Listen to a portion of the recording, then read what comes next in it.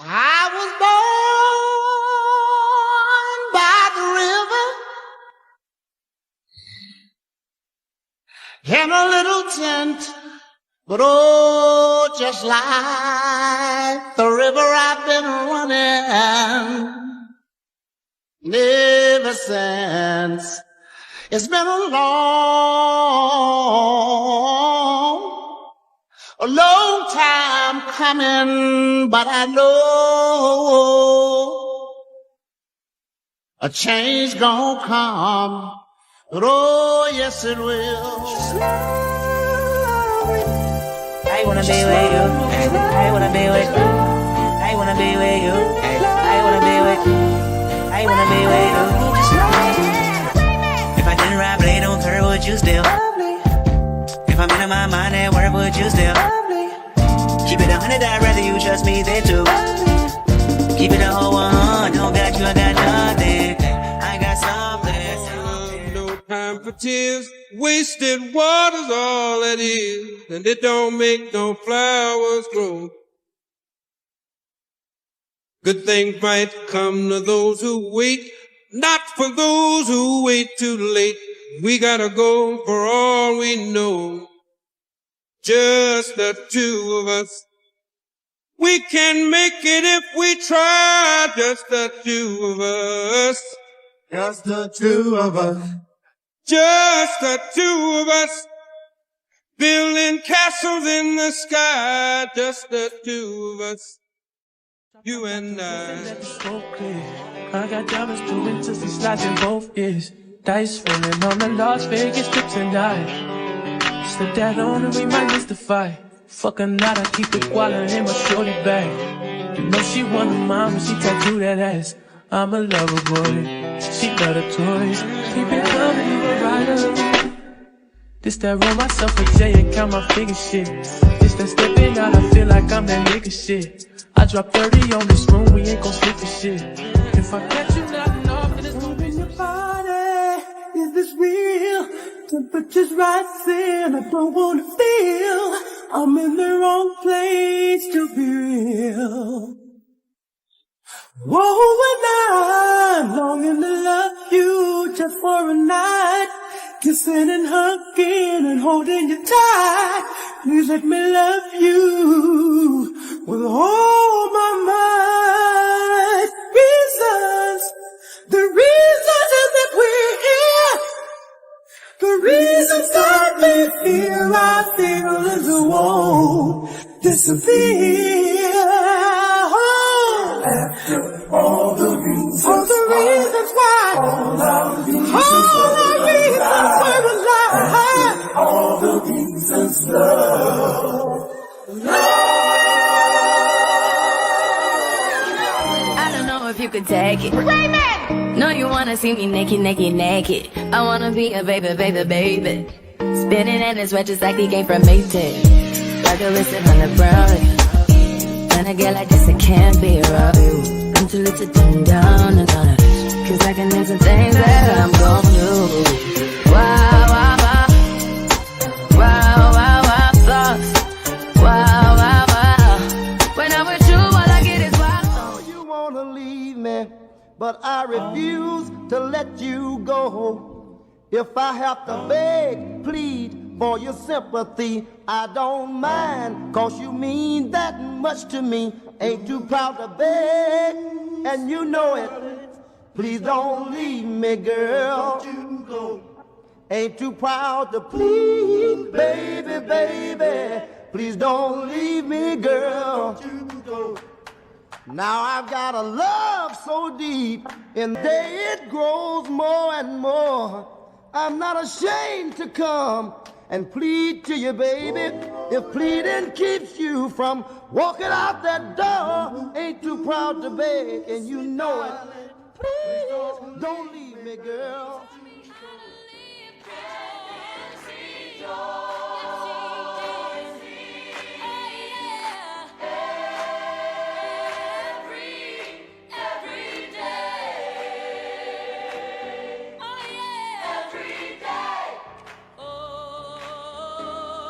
Happy day. Oh, happy day. Oh,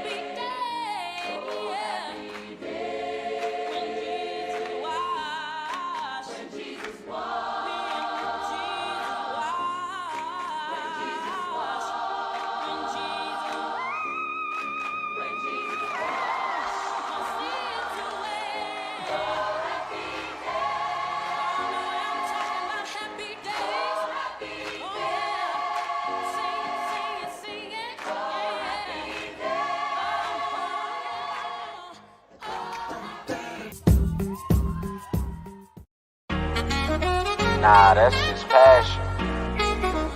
We love the game. You already know what it is. FYF. You don't got tough skin. You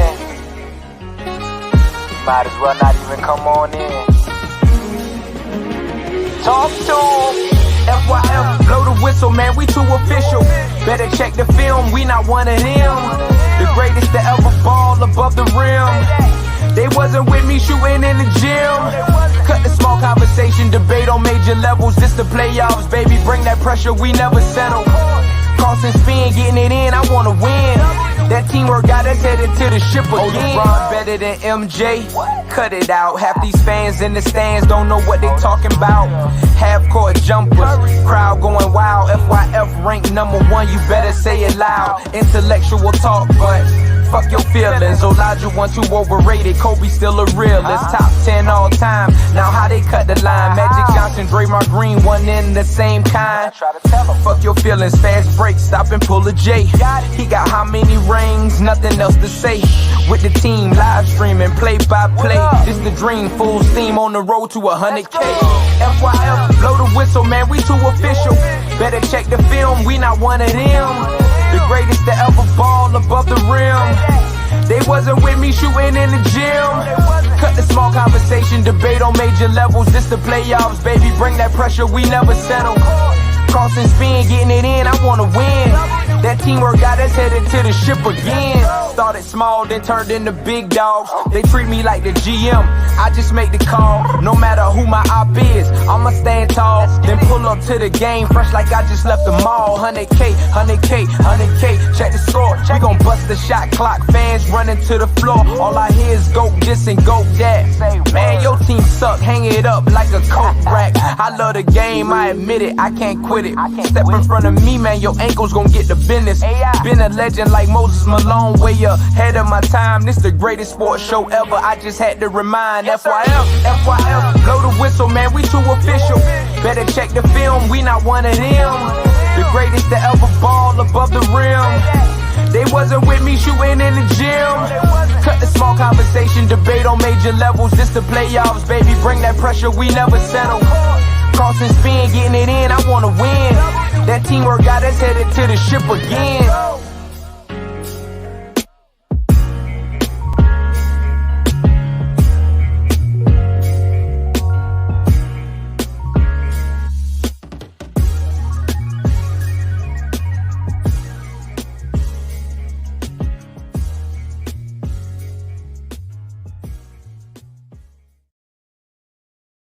FYF Sports, man. Appreciate you guys. And we back, man. Man, I feel like it's been a minute, man. Man, just been super busy, man. But we gotta start tackling these live streams, man. Salute to Cottage Boy in the chat, man. I see you going crazy in the chat, man. Salute to Creed Jackson. I'm assuming that's Action Jackson, man. All right. MC, Garnar, Black Bruce Wayne. Appreciate you guys pulling up to the show today, man. Mahari says, correct. Congrats on the championship. Yeah, man, that was big time. Man, I know we a few weeks removed from it, man. We kind of winding down from the season, man. It was a long grinding of a season, but now, I think it's just time, man. We get back to these shows, man, back to this NBA talk, man, because it's just like, man, when I leave you two for a couple weeks, man, it's just like, man, I can't leave y'all to y'all own vices, man. Salute to Khalil Burton in the chat, man. Also, make sure y'all see it. Pinned in the comments too, because I know a lot of you guys who've been supporting over the years. You guys have my old Cash App $FYF Sports. Something happened with that account. It was hacked. I got a notification from a Cash App saying that they had to close the account because the information got compromised or something like that. So somehow something happened with my account where Cash App basically had to shut it down. They said my information got compromised. They told me to set up a new account. I haven't done that yet. So in the meantime, I do have a new Cash App that you guys can use. just to support if you guys do want to support. And I'll be pinning that. I'll be posting that throughout the night in the chat. So I don't even think you can send a Cash App to the old one. I think they completely shut it down. So I don't even know if you can send it there. So if you guys see any FYF Cash App accounts out there, those are all fakes. I haven't created a new one yet. And when I do create a new one, you guys are going to be the first to know. Salute to Bees in the chat, man. Bees, man. Them Denver Nuggets looking serious, man. Bees, like I was saying it on another show. I was like, all these people front running with the Denver Nuggets. I didn't hear too many people on this Denver Nugget bandwagon before it happened. Bees was one of the only people. He foresaw this before it happened. And I had to admit, last year I just didn't watch enough of the Denver Nuggets. And I didn't know how healthy they would be this year with Jamal Murray. But it just seems like when teams play the Lakers, well, and it's not even because teams are playing the Lakers. It's really because of the Lakers themselves. But generally, because they have this soft coverage on the perimeter players just light them up. And teams that run intricate sets just seem to confuse them defensively. And so you see a ton of, this is why the Lakers could look really good against young teams that aren't going to go deep into their sets.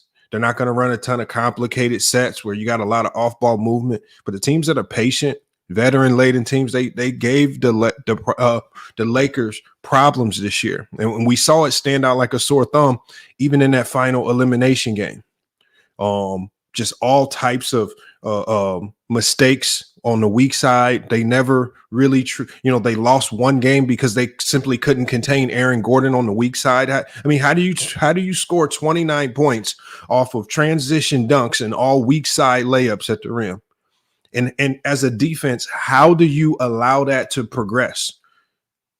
Play after play after play, and nothing's done about it. And, whether you want to point the blame at the coaching staff, whether the coaching staff delineated that message to the players and the players just failed to execute, somewhere down the chain of command, things did not get done, man. And the Lakers just, again, a year where they struggled.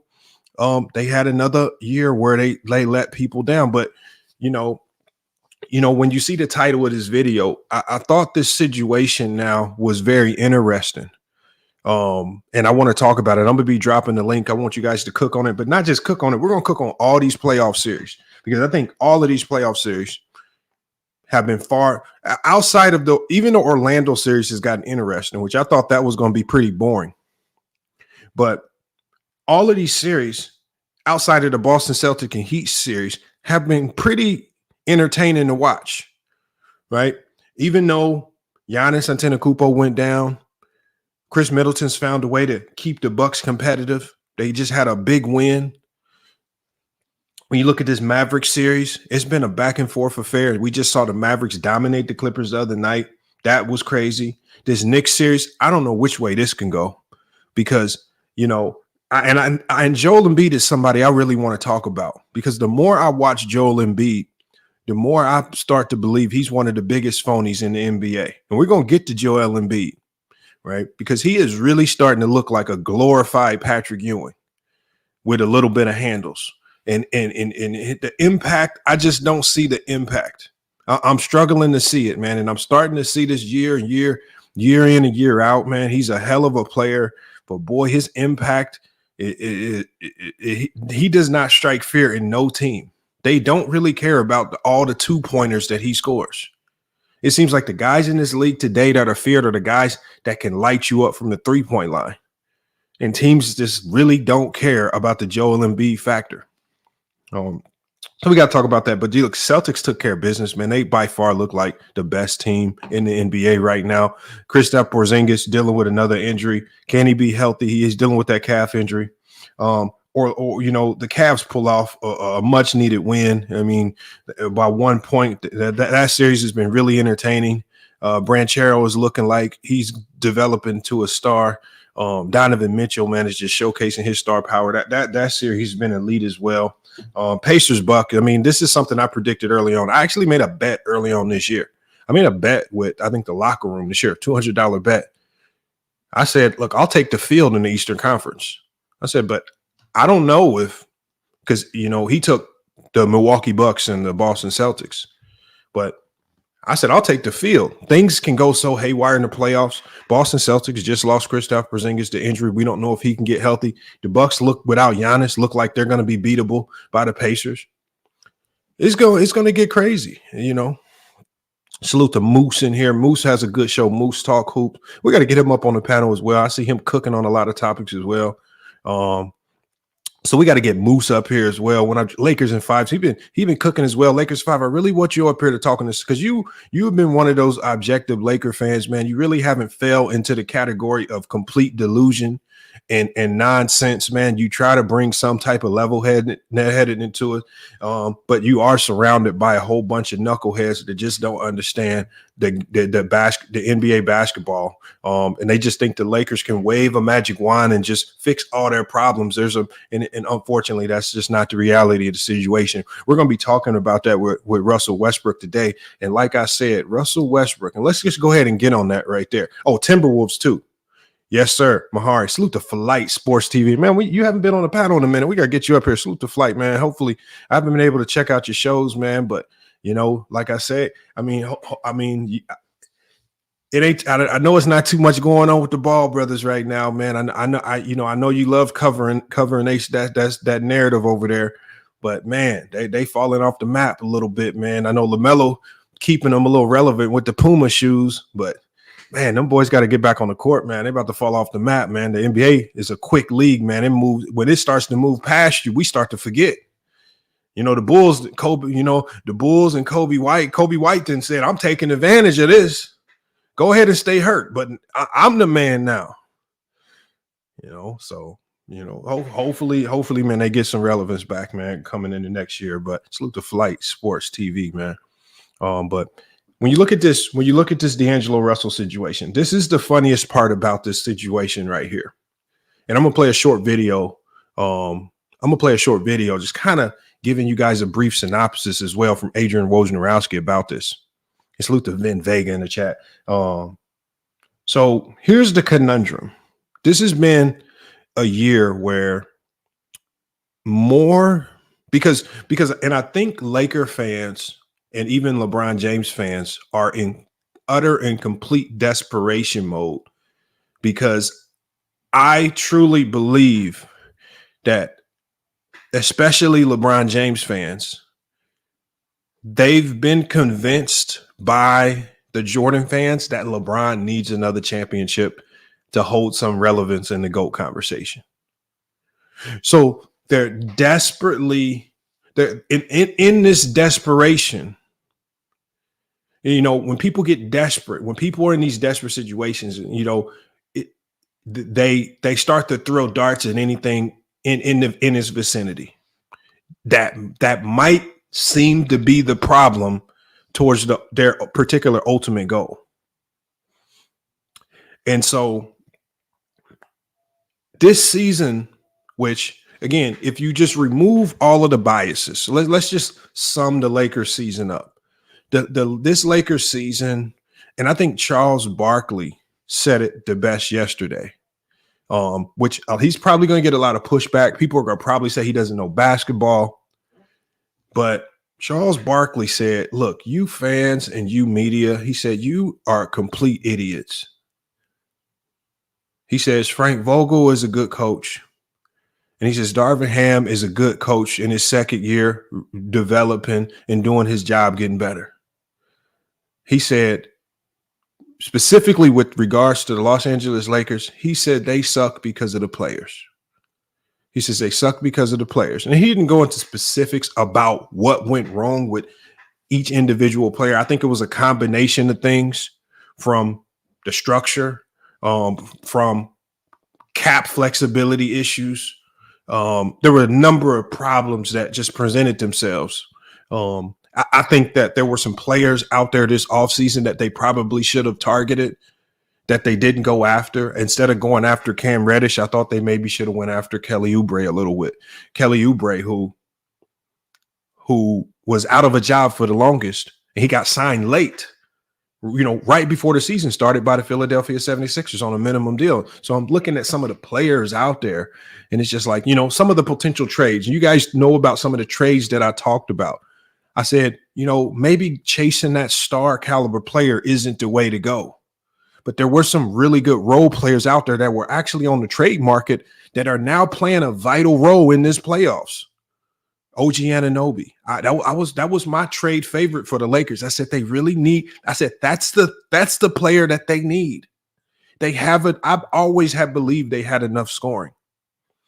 I believe that they needed to look towards the Toronto Raptors, or maybe look at some of the depth that they could get from that team. Bogdanovich was a guy. I was like, they need that type of shooting, a guy that can, he's not going to come out and give you 30 every night, but he's a threat. I mean, a lights out threat that really spaces the floor, and he's aggressive offensively. Do you lack a little bit defensively? Yes, but you have Anthony Davis, right? The ultimate mistake eraser as a rim protector. And so I'm not for sure what the Lakers' mindset was. Now, the Lakers probably could have very well went after all these players and just got turned down. But just if we just go off what the rumors were, and it was widely reported that they were going after DeJounte Murray of the Atlanta Hawks, which because of his contract, I just didn't believe making a 3-for-1, 4-for-1 type of trade to bring him in would have been the solution for this particular team. I'm not saying that he's not a good fit alongside Bron and AD. But on this particular team as constructed, I don't know if it was the best fit, especially at the trade deadline. Maybe in the offseason when you can go through a full training camp, when you can develop out your roster a little bit better, maybe. But at the trade deadline, I just didn't see that as the most productive trade. And when you look at what they would have had to give up to make that happen, the Lakers just had to be smart and say, look, that's just not worth it. Draft pick, Reeves, D'Lo, another guy, another young player prop. Nah, that's a lot. That's a lot you have to sacrifice to bring in another player who's ultimately what you would call an unknown. DeJounte Murray is another player who, he's really good. We haven't seen him do anything of significant value in the playoffs. He hasn't played in meaningful playoff games. He lacks that experience still. It sounds good in theory, but there's still a lot to be desired even when you bring in new players. So we saw a trade deadline where the Lakers did not make any trades. So conversely, during that same time, one of the players who just happened to be playing bad was D'Angelo Russell. And D'Angelo Russell was receiving complete and utter ire from the entire Laker nation. Right now, you combine that with, Austin Reeves was getting some flack, maybe not as much as Darvin Ham and D'Lo, but when you look at the two main focal points that really took the lion's share of the blame with regards to perception from fans and media, it was Darvin Ham and D'Angelo Russell. I mean, you consistently had Stephen A. Smith, people like Stephen A. Smith, blaming D'Angelo Russell, blaming Darvin Ham. And that's why it was kind of refreshing to me to hear somebody like Charles Barkley finally come out and say it. Because it was just crazy. I would go from channel to channel to channel, Lakers in 5, Empire Jeff. And I'm in the chat, and there's so many people saying Darvin Ham don't know how to coach. And the first thing I'm thinking to myself is, what do most people even understand about coaching? I don't think most people have the slightest idea what a coach actually does and what their job actually is, especially at the NBA level. And so I believe that fans evaluate coaching purely based on winning and losing.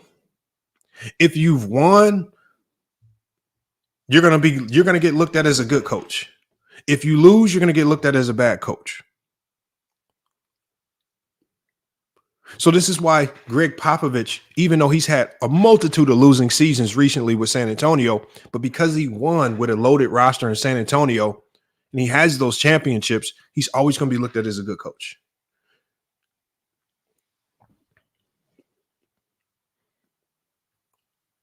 And that's the scary part of it, because coaches never get fairly judged. I'm a big believer in when teams win championships, you really want to look to that coaching staff, because when you look at Greg Popovich, even though he's gotten a lion's share of all the things that come with winning championships, he's had a host of elite assistants who've now moved on to become NBA head coaches themselves.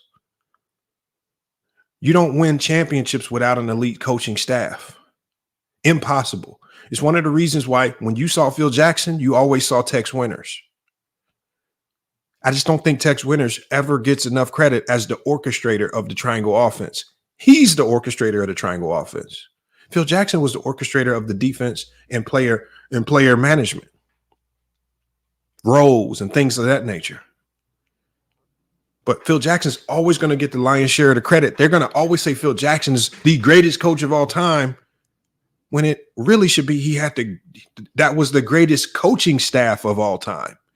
You look at Steve Kerr and some of the assistants he had, Mike Brown, who went on to Sacramento, doing an elite job with Sacramento, right? With the products that they have over there, right? Kenny Atkins, he's going to be a head coach. Kenny Atkins is one of the most elite assistant coaches in this league. You are your staff. And so me understanding the dynamics of what a coaching staff brings to a team, one of the reasons why I'm kind of in alignment with Charles Barkley is because when I look at the Lakers and when I look at the problems, there's so many problems on this Laker team that I can legitimately say that has nothing to do with coaching. There's so many clips that have come out this year, especially now that the Lakers season has ended. AD getting up, walking out the middle of the huddle because he doesn't like the play call. LeBron James getting up, walking out the huddle because he doesn't like the play call. And then that had a trickle down effect, because then there's video of even Jackson Hayes doing it. Then there's video of obviously what D'Lo did in the playoffs, but he also did it. So now there's a trickle down effect, because the leaders of the team lost faith or respect in the head coach. That leadership had a trickle down effect to the others, and it opened the door up for just complete anarchy in that locker room. MJ 3009 says, did you watch every game? No, I didn't watch every game, but I probably watched about 50 to 60 of them. And I probably watched about 30 of them twice. I can tell you about 70% of the Lakers ATOs. I can tell you about 50 to 60% of their slobs or sideline out of bound plays. I probably know about 100% of their blobs, baseline under the baseline out of bound plays. I probably know a lot more about this team than Laker fans even know. Right? Because a lot of people didn't even pick up on the fact that one of the biggest adjustments that they made against this Denver Nugget team, which is one of the reasons why their offense seemed just a little bit more competent at times, even though guys like D'Lo and Reeves didn't make shots, they changed up their offense. They changed up their offense for the Denver Nuggets. I didn't hear one person say anything about that, but their offense changed. They went to a more Princeton-style offense. But see, that Princeton-style offense, which was surprising to me, they ran it beautifully in the first and second quarters of every single game. But in the third and fourth quarters, they suddenly went back to that 5-out offense that left them stagnant. And they allowed Denver to creep back into every single game. The Lakers had a halftime lead in every single game of this series. The Lakers led the lion's share of the minutes in this series. If you look at, without looking at the final scores or the end results, If you just look at the numbers, the Lakers dominated the Denver Nuggets, yet they lost this series 4-1. When I sit back and when I see things like that, it tells me there was an elite game plan in place. What prevented the players from sticking to that game plan? Even with the defensive deficiencies that were there, they had the lead in every single game at the half. They had multiple double-digit leads, including that 20-point lead. Coaching will get you a 20-point lead. Players lose you a 20-point lead. A lack of discipline on the floor loses you a 20-point lead. But that's not necessarily something that I would expect people not highly involved or invested in a game of basketball to understand. I do understand the reality that most fans watch the game from a casual perspective, and they just want to see one thing. No matter how it's done, they want to see their team win the game. The People's Mix says, call a timeout. See, the People's Mix, I'm going to tell you something, because I coach as well, and my team just won a national championship. My team, we've been to 2 national championship games in the last 3 years. So I picked up this philosophy by watching Coach Don Staley of South Carolina. But the philosophy that I picked up was, my strategy, I don't like calling timeouts. Like, people say that calling timeouts stops the momentum. If you've ever been in a game, and I'm going to tell you, because we were a team this past year where we were beating a lot of teams, and we would go on 10-0 runs, 15-0 runs. And when that other team called a timeout, do you know what it would do to our bench and our bench energy? As soon as we forced them to call a timeout, the crowd, the bench, everybody goes crazy.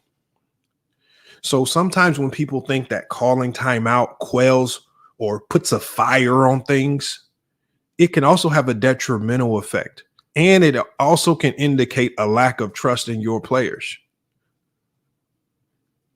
There was a game early on this season. We got down 17 points. 17 points in the first 7 minutes of the game. I didn't call timeouts. Couple subs, make a few adjustments, get the right rotation in. In 3 minutes, we make a run. We not only take the lead going into the halftime, but we had a 12-point lead going into halftime. And I didn't need to go timeout crazy to stop the run. So when y'all say timeouts or Darvin Ham doesn't call timeouts, some coaches like to utilize the timeout because there are some coaches that are elite with the X's and O's and can draw up a quick hitter play that can almost get you a for sure bucket coming out the timeout. Tay Deal said you made adjustments. Substitutions are substitutions. See, Tay Deal, I don't consider substitutions adjustments. Substitutions are just substitutions. That's not an adjustment. When I go into a game, I don't go into game saying that my starting 5 is going to play the entire game. I know that in every single game that we play, I have to sub. Now, my job is to do a couple different things. I have to get my team to understand that substitutions are not punishments. See, because what you guys think is, you guys think when a player is playing bad, you sub him out. I don't sub guys out based on if he's playing good or bad. I sub guys out based on my non-negotiable philosophies. So we have non-negotiable philosophies. We are a no middle defensive team. If my starting shooting guard is having an off night And he's had nights where he's dropped 30, but he's also had some nights where he's going 0 for 10 in the first half. I'm not yanking him because he's going 0 for 10, but I will yank him if he goes against any of our non-negotiables. Taking the ball out underneath the rim. You always take the ball out outside of the lane lines, right? Not defending the middle of the court, not being in help position. We have non-negotiables, but your starters are your starters. And so you guys think that substitutions, Darvin Ham substitutions, need to be punishments. D'Lo is playing. He's missed 9 shots. You have to sub him out. That is not how it works. That is just not how it works. Especially on this Laker team when you got Darvin Ham. This is what Darvin Ham is doing. Darvin Ham is looking on the court. He's watching. Sometimes he's watching Austin Reeves and D'Lo miss a ton of shots. But this is what I'm going to tell you what Darvin Ham does. Darvin Ham does this. He looks down that bench. I got Max Christie. I got Cam Reddish. All right, Spencer's all right. Spencer Dinwiddie, okay. This is the dilemma that happens. He has to look down that bench. Oh man. Oh, I got the youngster Hood Shafino. AD bumped his shoulder, but I got Jackson Hayes. Do I sub AD out for Jackson Hayes? You know, Rui's good. Rui wasn't playing the greatest, but do I even have a true substitution for Rui? Well, LeBron looked like he just tweaked his ankle. You look down that bench. Damn, what do I got? See, y'all be thinking substitutions is just that simple. Y'all say sub, see, y'all don't know that pressure. Y'all don't know that pressure of knowing you ain't really got subs like that on that bench. You looking down the bench. Well, Gabe Vincent, he's struggling offensively. I mean, he plays hard, but man, do I put him in for D'Lo? This is a dilemma.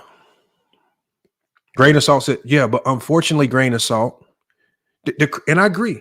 The Christian Wood AD combo was basically the best big man duo that the Lakers could formulate based on the personnel that they have available. But the unfortunate reality of the situation is that Christian Wood was hurt and he was no longer available.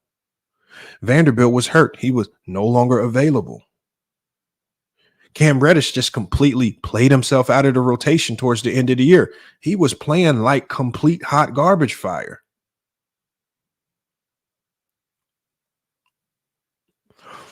With JT, Reeves plays 32 minutes because he's the best available that you have. That's all it is. It's just about what you have. I told you, as a coach, you have to look down that bench. I mean, because here's the dilemma, you guys. This is another dilemma that Laker fans now have to cope with. I'm not going to say D'Lo played his greatest basketball because we know in 3 of those games he played horribly. But even in the game where D'Angelo Russell gave you 7 threes, you lost.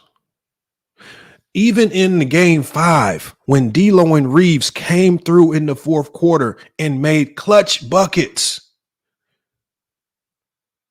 Reeves was unbelievable down the stretch in game 5. Big time 3, 2 clutch shots at the rim. I'm talking about must hit shots. D'Lo, the layup to tie the game, aggressively attacking the rim, scores on Jokic.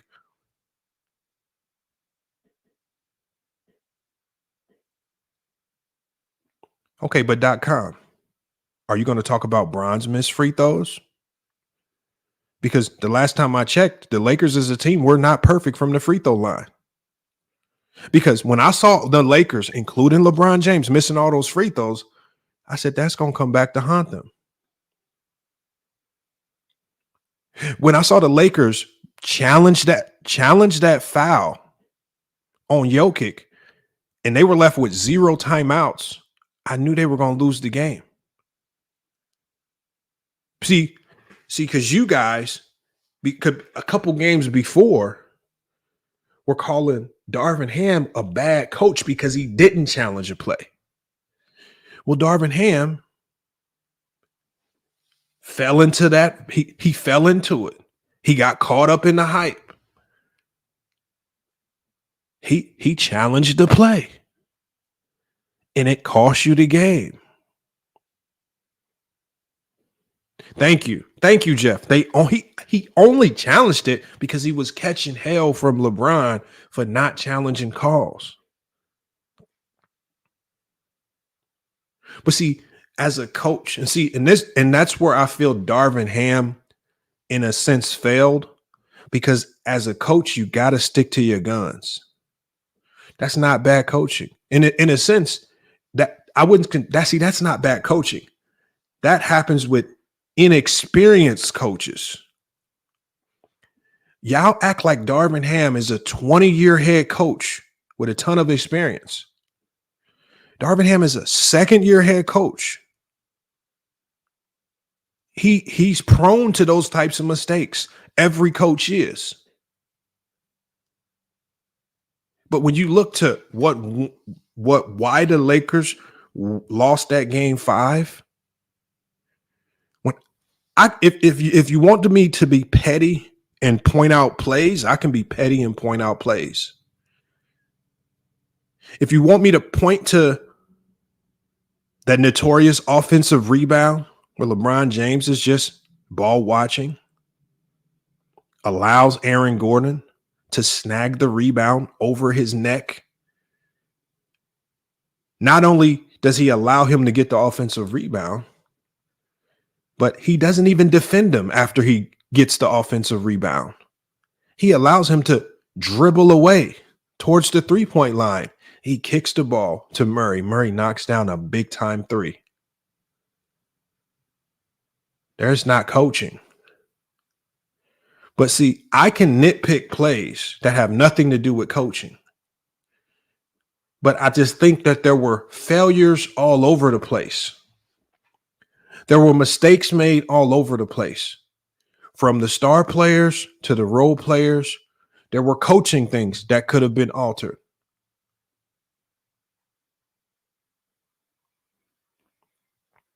But there's no single individual that deserves all the blame. And that's what takes us to D'Angelo Russell. That's why he's on the thumbnail. Because with D'Angelo Russell, he, again, took the lion's share of the blame. He's taking the lion's share of the blame. He's taking it from media. He's taking it from fans. Like everywhere you look, everyone, Stephen A. Smith blaming D'Lo. If D'Lo don't show up, they can't win. It's all on D'Lo. Stephen A. Smith, a guy that's played college basketball, you should know, of all people, it's a little bit more intricate than that. But again, that's not a conversation I expect casuals to really have. They're just going to say D'Lo needs to figure it out. Score 18 points. I don't care how you do it. Just go figure it out. They're not going to talk about some of the elements that stifled him. They're not going to talk about how the players facilitating the offense for the Lakers in the second half went away from the Princeton-style offense that got them leads and went back to the stagnant 5-out offense. Not going to point to the multitude of times where he was looked off wide open on the three-point line.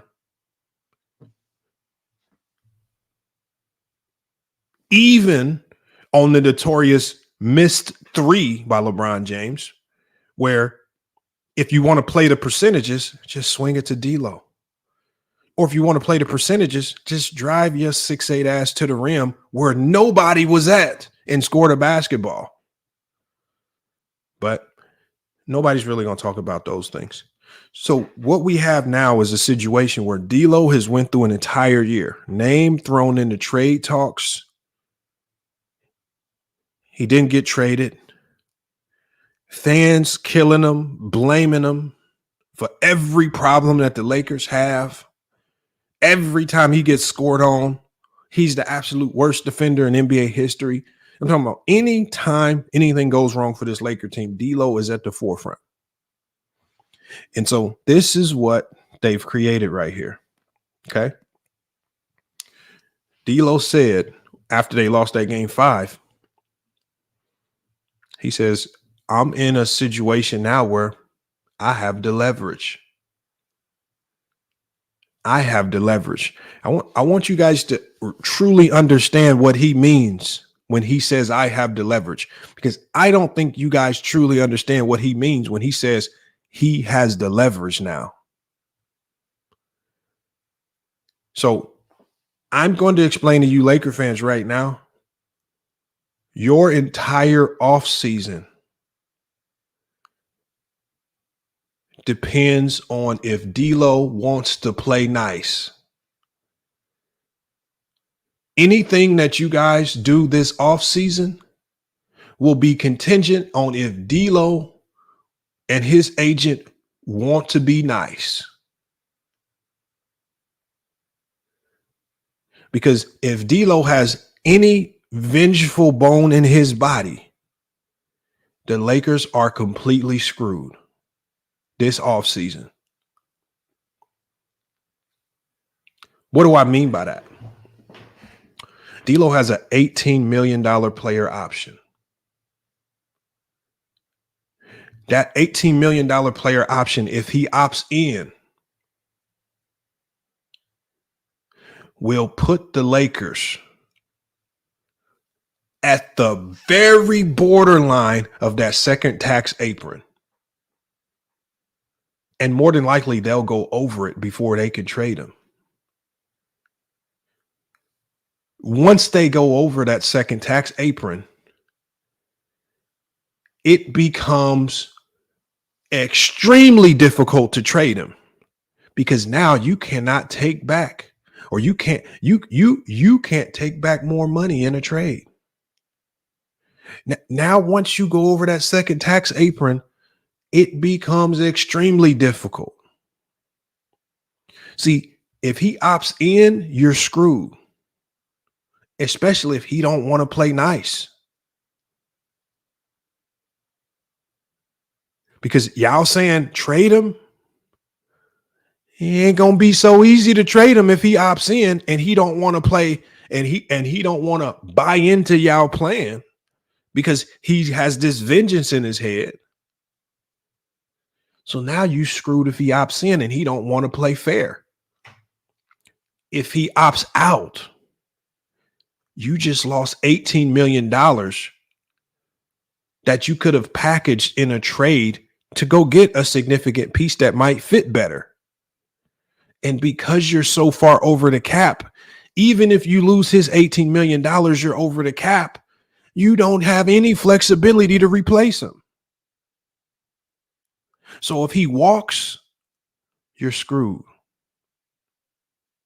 If he stays and doesn't want to play nice, you're screwed, because you have no flexibility to do anything. The only avenue that the Lakers have to improve this team over the offseason is if they can convince D'Lo and his agent, can you please go find a team that's willing to make a trade for you and also give us competent pieces in return? And what we'll do is we will renegotiate a contract favorable to the desired number that you're looking for, and then we'll do that deal with that trade. No, and it's not necessarily a sign and trade. because he would have to opt out, become a free agent, re-sign to a new contract, and then they trade him after he re-signs to that new contract to the team that he's designated and already worked out a deal with.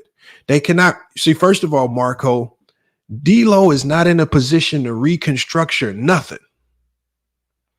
Because the one thing that I know is if the Lakers ask him to go, can you please find a team to facilitate a trade to? D'Lo's going to say, yeah, I can find a team.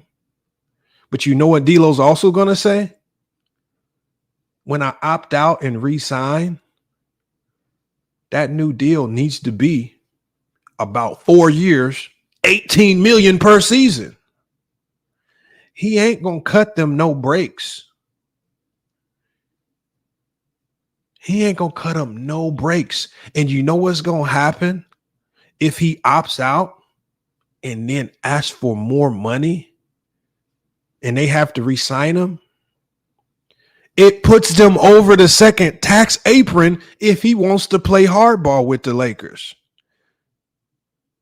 And so now, even if they facilitate the trade and they take exact money back, they still screwed because they over the apron. D'Lo controls every aspect and element of the Lakers offseason. And any opportunity for this Laker team to improve their roster, it will revolve around D'Angelo Russell determining if he wants to be nice or not to the Lakers.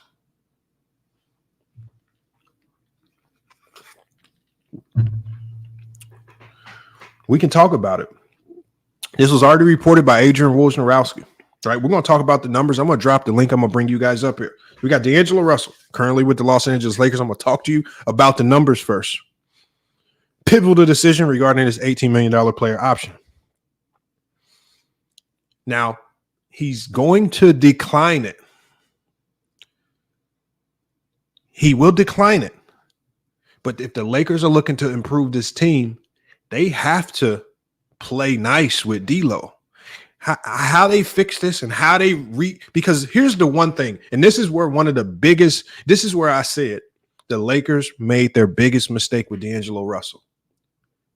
When D'Angelo Russell was getting slammed, when the trade talk was at its highest peak, even when he found a way to play great basketball for a stretch, no one in that Laker organization, no individual player stepped up and had his back. It was always D'Lo just talking. I always knew I could do it. It's in me, it's in me. There was no coach, no Phil Handy, no Darvin Ham. And Darvin Ham's tried to do it, but it didn't even sound convincing. No one in that front office, Rob Pelinka, Jeannie Buss, no one came forward and said, we believe in D'Angelo Russell. He's our guard right now. If we trade him, so be it. But right now, he's our guy and we trust him. No one came out in support of him. If y'all just look at D'Lo and how he's moved throughout his entire career, he's kind of an emotional player like that. He loves when teams invest and believe in him. The more you believe in him, the more you'll get out of him. And it's just like when he was going through his ups and downs, it's like he was like the Black Plague. No one wanted to be around him. The only person on the team that stayed close to him was Reeves. Might be their best friend. L.A. Ballin says, why would somebody have his back when he a snitch? All right, well, at the end of the day, L.A. Ballin, if you as a player run with that mentality, that means you've already just bought into losing. Because now you have a broken locker room dynamic. Championships get won or lost before you even dribble a basketball. Championships get won and lost based on the team dynamic and the locker room dynamic. If you have a broken locker room, you're not winning nothing. I mean, you can literally just watch how teams in this particular playoff are just playing, and you can literally identify which teams aren't connected in the locker room and which teams are. I can tell that Minnesota team is connected in the locker room. Tight-knit locker room. You can tell that they all respect Mike Conley and they all look at him as the leader and they all listen to him. They all respect the fact that Anthony Edwards is the man. They all respect that Karl Anthony Towns might be the most talented player on that team. And one thing you can definitely tell is they not allowing Rudy Gobert to fall into the nonsense that people are saying about him, that he's an overrated player. Because they were trying to throw that negativity at the Minnesota Timberwolves. Oh, he might be the most overrated player. Oh, this, that, and the other. All right. Well, look at him now. He ain't. You can't tell Rudy Gobert that. When you look at the Knicks, without one of their best players, that's a connected locker room. Why do you think they went and got 3 Villanova guys? You really think they got DiVincenzo and Josh Hart because they just the hottest thing smoking in free agency? Or did Tom Thibodeau know if these guys are all super connected before they even dribble the basketball, is only going to lead to good results once they start hooping? Now you got Jalen Brunson running around looking like a top 5 player in the NBA just because he got a hellified locker room behind him. I'm talking about every post-game news conference you got Josh Hart cracking jokes with Tom Thibodeau, coaches, that you can see the relationships. Now, you can literally see why they are winning. But see, Laker fans have forgot about that side of basketball. See, Laker fans have gotten so thirsty, and I'm not even going to say Laker fans. I'm going to say that the LeBron James fans that have filtered into the Laker fan base, which now they kind of dominate, and because they're the loudest voices, they've trickled into the Laker fan base. And the biggest problem is the LeBron James fan base, their confidence is wavering. Their confidence on LeBron James is wavering. They are buying into the narrative that LeBron James needs to win another championship to be of any relevance in the GOAT conversation. They've bought into that particular narrative. And now that they've bought into that narrative, they are supremely desperate for LeBron to win another championship. So this is why when one player plays bad, we got to trade him, bench him. Like, salute to the locker room. But man, his takes have started to fall into the garbage can. The man, when he sees Austin Reeves play bad, he says, bench him. Play Cam Reddish and play Max Christie. What? Max Christie? Cam Reddish? You what? No. I heard the man say Cam Reddish was a lottery pick. He gotta have more upside. What?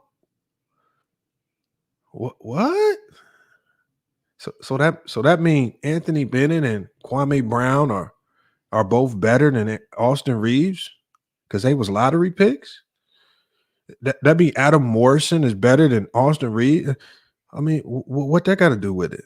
Because it's turning him in. Is because what's happening is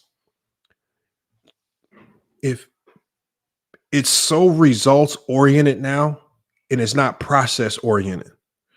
The Lakers no longer see. The Denver got to where they were because they went through the process. Denver just didn't wake up last year and become the Denver Nuggets that we know. This Denver Nugget team has been through years and years of growing pains. Losses in the playoffs, Jamal Murray being hurt. This was 6 years in the making. This is not, this is the Denver Nuggets just didn't wake up and trade a few guys and now they're the Denver Nuggets. It took years before they won anything. The Boston Celtics, for as good as that team is, 7 years, and they haven't won a championship. But is it a failure? Because they're willing to go through the process just to get one? We got something wrong. What's a wild name? He says, come on, Lamont. You the same dude that talking about the Lakers should get PJ Tucker. Okay. So see something wrong. That's because I'm consistent. I am about pieces that fit to win. When you look at PJ Tucker and what he does well, it's exactly what the Lakers were missing. Let's just do this. I want you to picture this in your mind. Something wrong. Let's move LeBron James, who was getting barbecued by Aaron Gordon, out-rebounded, killed on the weak side. Let's move him over to somebody else. And now we insert a physical defender in like PJ Tucker. Let's just put in PJ Tucker, physical defender that's going to move bodies and go rebounds. So if we swap LeBron and we stick PJ Tucker right there on Aaron Gordon,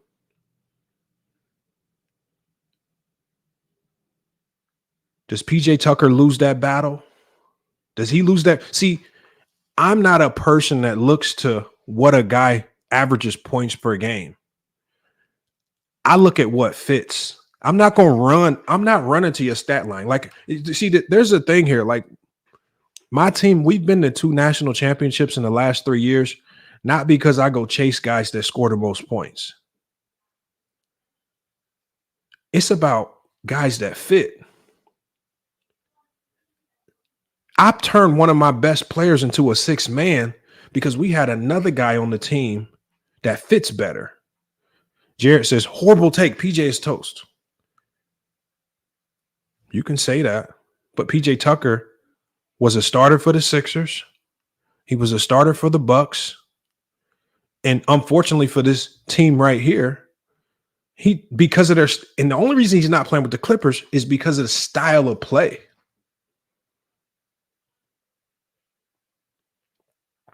But he even wanted out of that situation because he knows what he can do. You also have to take into consideration, because remember, we're trying to be logical. When we say PJ Tucker, well, the one thing I always take into consideration is, okay, what is the cap situation of the Lakers? Do they have the flexibility to go get a Clint Capella? Right? Do they have the flexibility to go get a really good young big, like the big man out of Washington that they could have gotten? They have no cap flexibility. They have no trade assets. They had no draft picks. So now as a GM, you have to say, we have absolutely nothing to go get some of the resources that we might truly want to go get.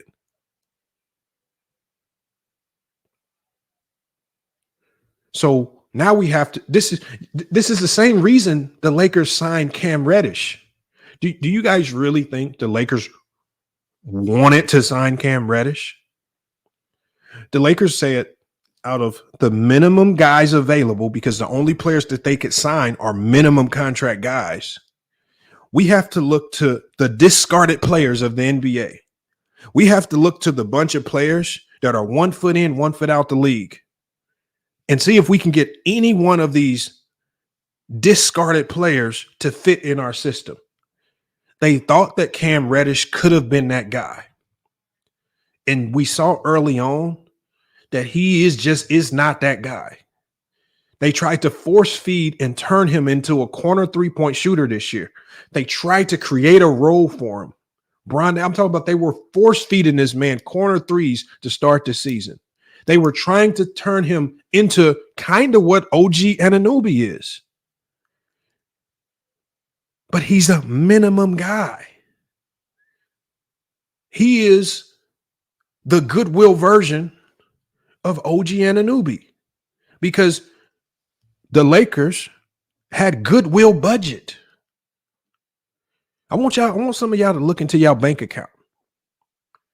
Do y'all have the bank account to go shop at the Prada and Gucci store? Or are y'all taking y'all ass to H&M and y'all getting the knockoff lookalikes? The Lakers opened their wallet up and said, damn, we got $65. We got to take our ass to H&M and create the best fit possible.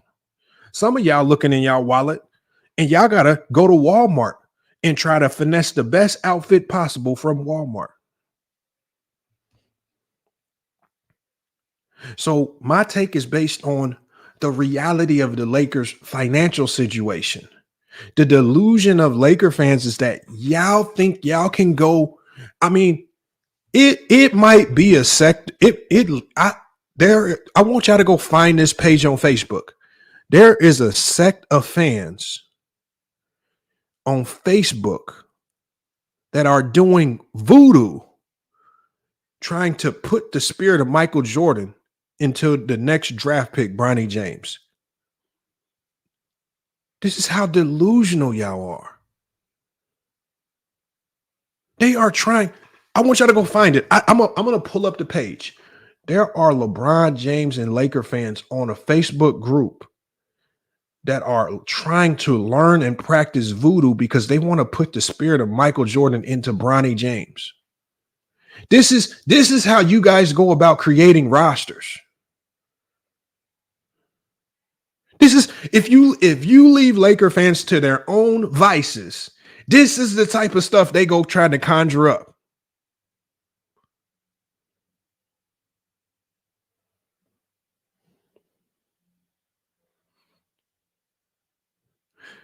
Something Wong says, PJ Tucker is a good addition. How are you about to say they should add him like he should be a rotation player? Well, because he's just a rotation player. He's not a starter. He will be in your rotation. Maybe some games he'll give you 10 minutes. Other games he can give you 20 minutes. Y'all acting like I said bring PJ Tucker in and replace LeBron James.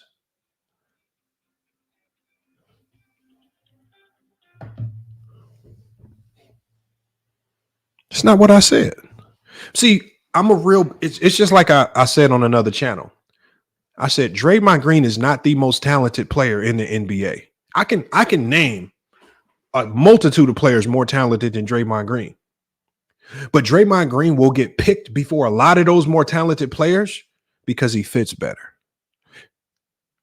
And as we know, Thunder, age don't matter because Kyle Lowry, is 38 himself, ain't he? And Kyle Lowry was starting for the Miami Heat. And so you need to ask yourself, why was Kyle Lowry starting for the Miami Heat in the playoffs? Because he was the best available. You guys really think if they had other viable options? Jared Thomas says Draymond can't shoot. I know Jared Thomas. He can't shoot, but he has 4 championships. He's a defensive player of the year. He's still one of the top 5 defenders in the NBA. You're right, Jared. He can't shoot. But he's one of the best playmakers at the 4 position, if not the best. He's one of the best defenders in the league, if not the best. And he's one of the best winners in the league, if not the best. And he's been part of the most recent dynasty in the NBA that we've had. And that dynasty would not exist without him. So if you want to be casual and say, oh, he can't shoot, Draymond Green's not in the NBA because he can shoot. He's gotten 2 $100 million contracts because of all the other things, Jared. So, Jared, I want you to think about it. Jared, he's gotten 2 $100 million contracts. Not 1, 2. So what you need to do is you need to go knock on the door. Some of y'all need to start DMing the Golden State Warriors, and you need to ask them, why did you sign Draymond Green to not 1 but $200 million contracts? What does he do so special on the basketball court where you guys are just giving away money, having them hit the lottery every 4 years? And just let them tell you. If you ain't seen it yet, somebody else needs to tell you. So I just think that the Lakers, I don't think they attacked the trade deadline, and I don't think they attacked the buyout market with enough urgency. Because I think there were players in the buyout market, and I think there were players at the trade deadline that they could have pursued that were within reach. But because they didn't have the urgency, because for whatever reason they got complacent, for whatever reason, they thought they were fine the way they were. See, remember, you guys, I want you guys to think back, because this year for the Lakers has been very odd, right? I've been on a lot of panels, Lakers in 5, locker room. I want you guys to think back and reflect back to October, November, December. I was very consistent in something that I was saying about the Lakers that was worrying me a lot. And see, it was odd because Laker fans kind of flipped course on what they felt the problems were. Back in November, and even early on, after like the first 5 games, I did a live stream and I said, these Laker team don't defend the 3-point line. I said, they don't defend. I said, they don't defend the 3-point line with any effort or energy. And then we proceeded to literally see on any random night, somebody is walking into a Laker game. Somebody was going to hit 7 threes. Dante Exum, Draymond Green hit 5 threes. I'm talking about when the Lakers play, somebody going to go crazy from the 3-point line. They don't defend the 3-point line with any intensity for whatever reason. And that potentially could be carryover from Darvin Ham being on that Milwaukee Buck coaching staff, because even when the Milwaukee Bucks won that championship, what was one of the biggest knocks on that team? They packed it in and they didn't defend the 3-point line. They just tried to contest with length. Luckily, they had players like Giannis, Middleton, Portis, Brook Lopez that could actually go out there and contest and make it hard if you did choose to shoot him. So it seemed like Darvin Ham brought that same philosophy with him to the Lakers, but because he didn't have the personnel that could go out there and play with that type of energy consistently on a night in and night out basis, some nights they will look stellar defensively. But then on other nights, they would get completely barbecued at the 3-point line. This was problems early on. And so as the season progressed, Vanderbilt comes back. And Vanderbilt's one of those guys that can kind of fix your problems at the 3-point line. And so they start to look better defensively. Rui Hachimura gets healthy. That length, they start to look a little bit better. And so as they improve defensively, now Laker fans completely flipped. So they went from complaining about the defense. Well, they went from early on complaining. So early on, it was the opposite. Early on in the year, Laker fans were all complaining about the offense. D'Lo needs to score more. Austin Reeves needs to score more. I was saying, look, guys, the Lakers are still scoring 115, 120 points. They're losing these games because they're not defending. Then they start defending. So the Laker fans who are desperately seeking somebody to blame, even when they start defending, they just reverse course. And so the second half of the year, Laker fans are all saying, oh, they don't defend. D'Lo don't defend. Reeves don't defend. So now they just swapped.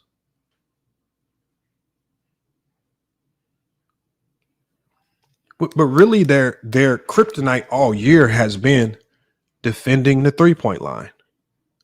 They don't contain the 3-point line very well. And they don't give much effort and energy in their assignments. You know, there was a game against the Sacramento Kings. Harrison Barnes goes off for 7 threes. Dante Exum, 7 threes. There was another game where Kyrie Irving got hot from the 3. They were playing the San Antonio Spurs on a night where Anthony Davis set out. They light them up from the three. It's a consistent theme. And that was just something that they never fixed. And so, you know, when I think about their inability to defend the three, is that coaching or is that just energy and effort? How many times did you watch guys just not close out? How many times have you guys watched AD? Just see, for example, a guy like Aaron Gordon in the corner for a three. He just kind of waves them off. I'll just play the percentages. And then Aaron Gordon messes around and knocks down a clutch three. That happened in the regular season and in the playoffs. They struggled to contain the three-point line, which is, again, one of the reasons why early on I said you need to get a perimeter defender. Somebody's that's just going to – I don't care. You need somebody out there that just basically says, we don't care about scoring. We can score if we need to, but I'm out here to defend first. But I'll be competent if you give me the ball. That's what I thought OG Anunoby was. OG was competent with the ball, but he's going to defend and rebound like no other. That's what he's doing with the Knicks right now.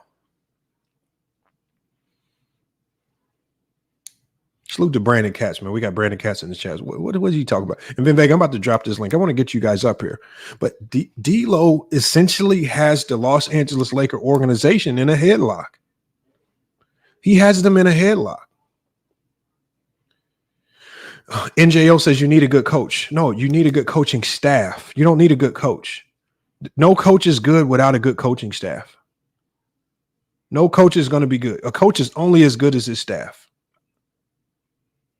Phil Jackson was never going to be Phil Jackson without Tex Winters. Popovich was never going to be Popovich without all of those guys on that staff that it ended up turning into NBA coaches all over the place, the Steve Kerrs and everybody like that. Steve Kerr, he's not him. He's not going to be Popovich without his staff. Coaches are only as good as their staff.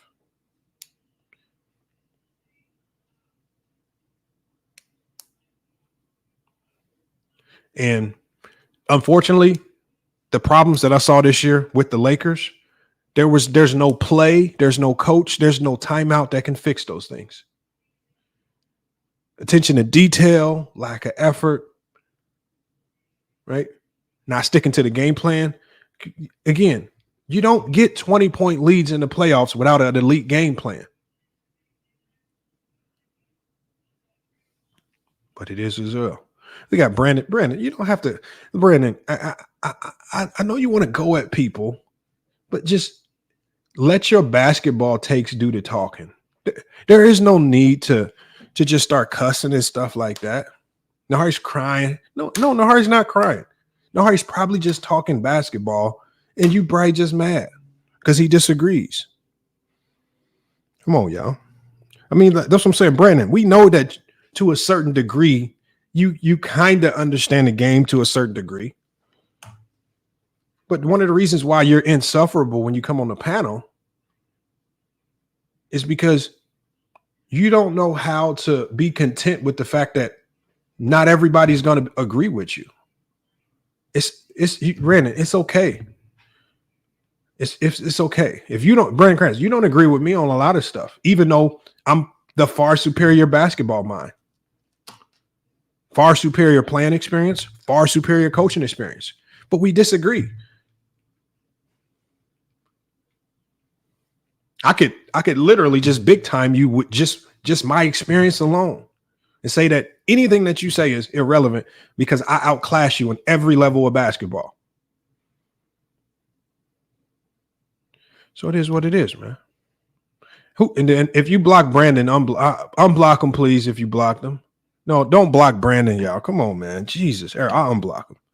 We don't do that, man. Come on, y'all. Don't block him, man. All right. We don't do that over here, y'all. I told y'all. That's not what we do. Please. Where's my hair? I'm gonna make sure. I gotta go to my YouTube studio. Come on, y'all. We don't do that. That's not our MO. Leave that for the other channels. I look, I invite opinions over here. This is not, like I said before, this is not FYF Sports Agree. I didn't create a channel to hear a whole bunch of people come up here and agree with me.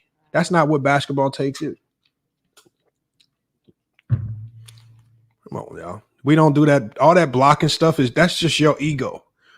Sometimes that's just people trying to show out, trying to play tough. It's like, I don't have to play tough with the block button. That's weak to me. That block button weak as hell. That's weak. Brandon, take time. I respect anybody that take time to see the video and click on the video and pull up and then engage in the chat. You gain a element of respect just right there. Now, if you get to saying crazy stuff in the chat, language being used as wild, okay, I get it. And I've had to do that a few times. But Brandon don't be on that. Brandon ain't came up here and thrown out the N-word to some of y'all. He ain't done no crazy stuff, man. I got you, Brandon. If you're listening, Brandon, I got you. I'm about to drop this link. We're going to get everybody up here to cook, man.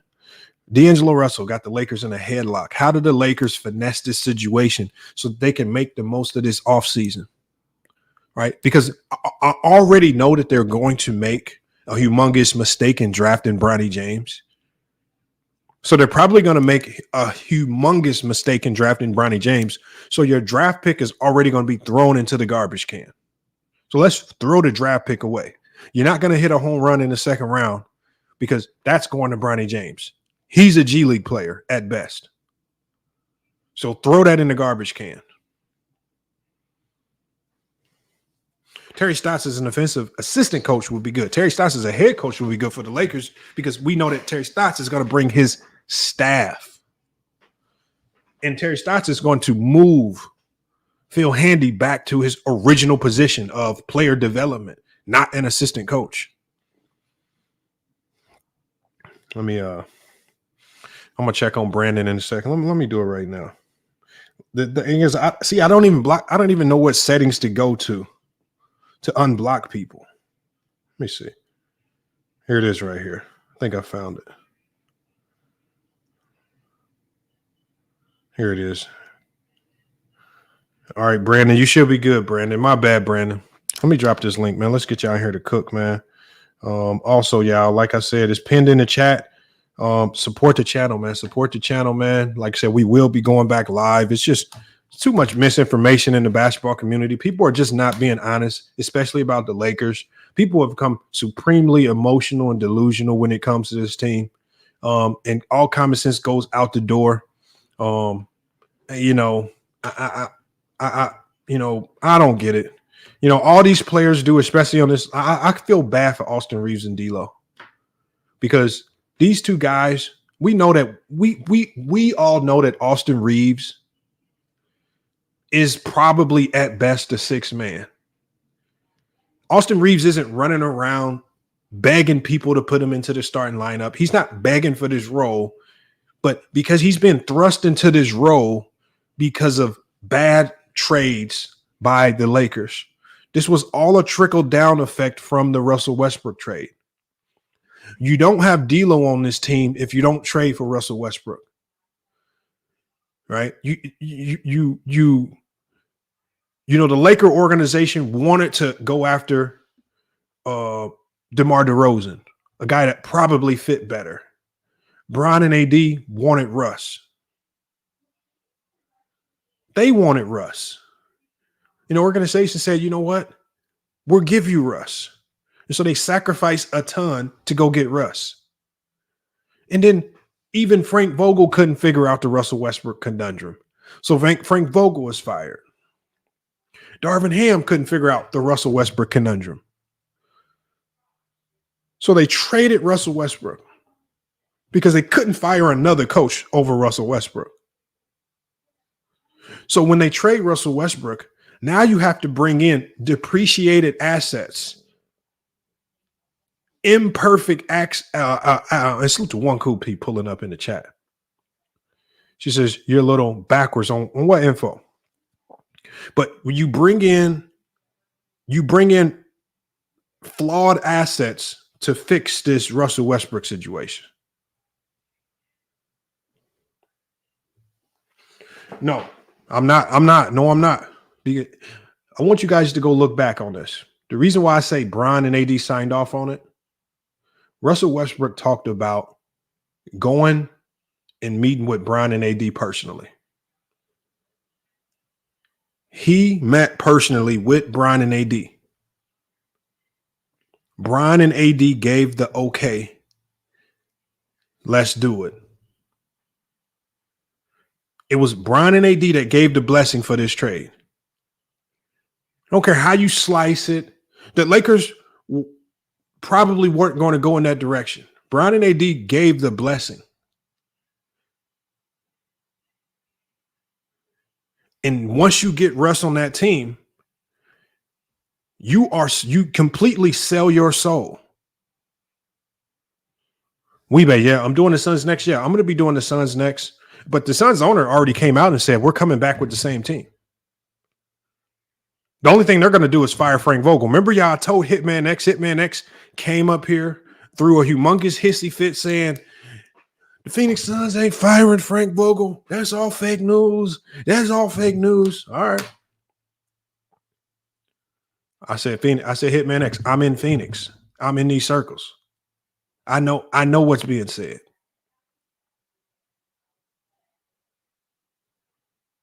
I said there's talks right now that this man will get fired. And you know what happened? The Phoenix Suns just scheduled a press conference. And you know who wasn't invited to that press conference? Frank Vogel. I wonder why. The man's about to get fired.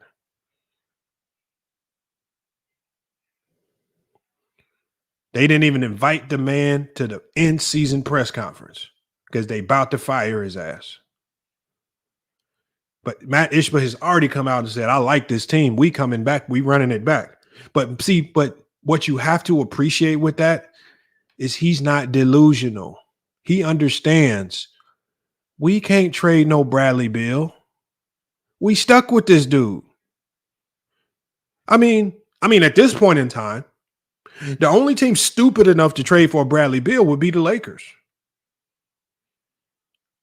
I mean, Laker fans have said they want another third star. All right. Give him to the Lakers. Have at it. He used to be a star. Have at it. But see, Matt Ishbia just understands once we make this bed, we can't trade our way up out of it. We just got to figure it out and fix it. And maybe they'll try to do a bit more developing with Bo. Maybe there's some things that they can do with Yusuf Nurkic in his contract. Maybe you can get some other pieces, get a little bit younger at the center spot. Maybe you can go into the draft and do some things if you have draft picks. Maybe you can trade for some second-round picks, and maybe you can try to find some hidden gems because, boy, there's some hidden gems in this draft. So he's smart because he just says, I made this bed, we gonna lie in it. And we ain't about to run around and try to trade our way up out of it. Because when you try to trade your way up out of it, well, just look at the Lakers. Because the only thing that happens is every trade you make, especially whenever you make a trade and then that trade turns out to be a bad trade, it's kind of like when you dub an audio tape or when you dub a videotape. Every time you dub a tape, you lose quality. So every time you got to make another. So these trades, Matt Ishbia understands is that, okay, Bradley Beal ain't working out. The only thing that's going to happen if we trade him, we going to get worse. And then if you get just like the Lakers, they traded Russ. So they brought in a whole bunch of pieces that maybe they got a little bit better in the short term, but in the long run, they got worse. So now they got these broken pieces. If they make another trade from this point forward, they're going to get worse. Because even if you trade for DeJounte Murray, you're going to have to give up four players. You're going to get worse. So there's trade-offs to everything that you do. And I just think he understands that. And I'm not going to, the Phoenix Suns, there was a lot personally, I would have done differently with coaching philosophy, and structure and utilization of players. For me, I probably would have had Bill coming off the bench, and I wouldn't be trying to start him. So I would have immediately put him in a 6-man role, even coming back from injury. And you would have had to get the most out of somebody else. You would have had to find a hidden gem. And I don't think they really chased that hidden gem. Do I think KD stand? Yes, I think KD stand. So it is what it is, man. It is what it is. Let me drop this link. Let's get you guys up here to cook, man. FY Sports. Hitman X, I see you in here. I told you, Hitman X, Frank Vogel getting the axe, man. I told you. Y'all think I just be look, man, I told you. I said I hear the noise, man. Man, the noise wasn't sounding good for that man.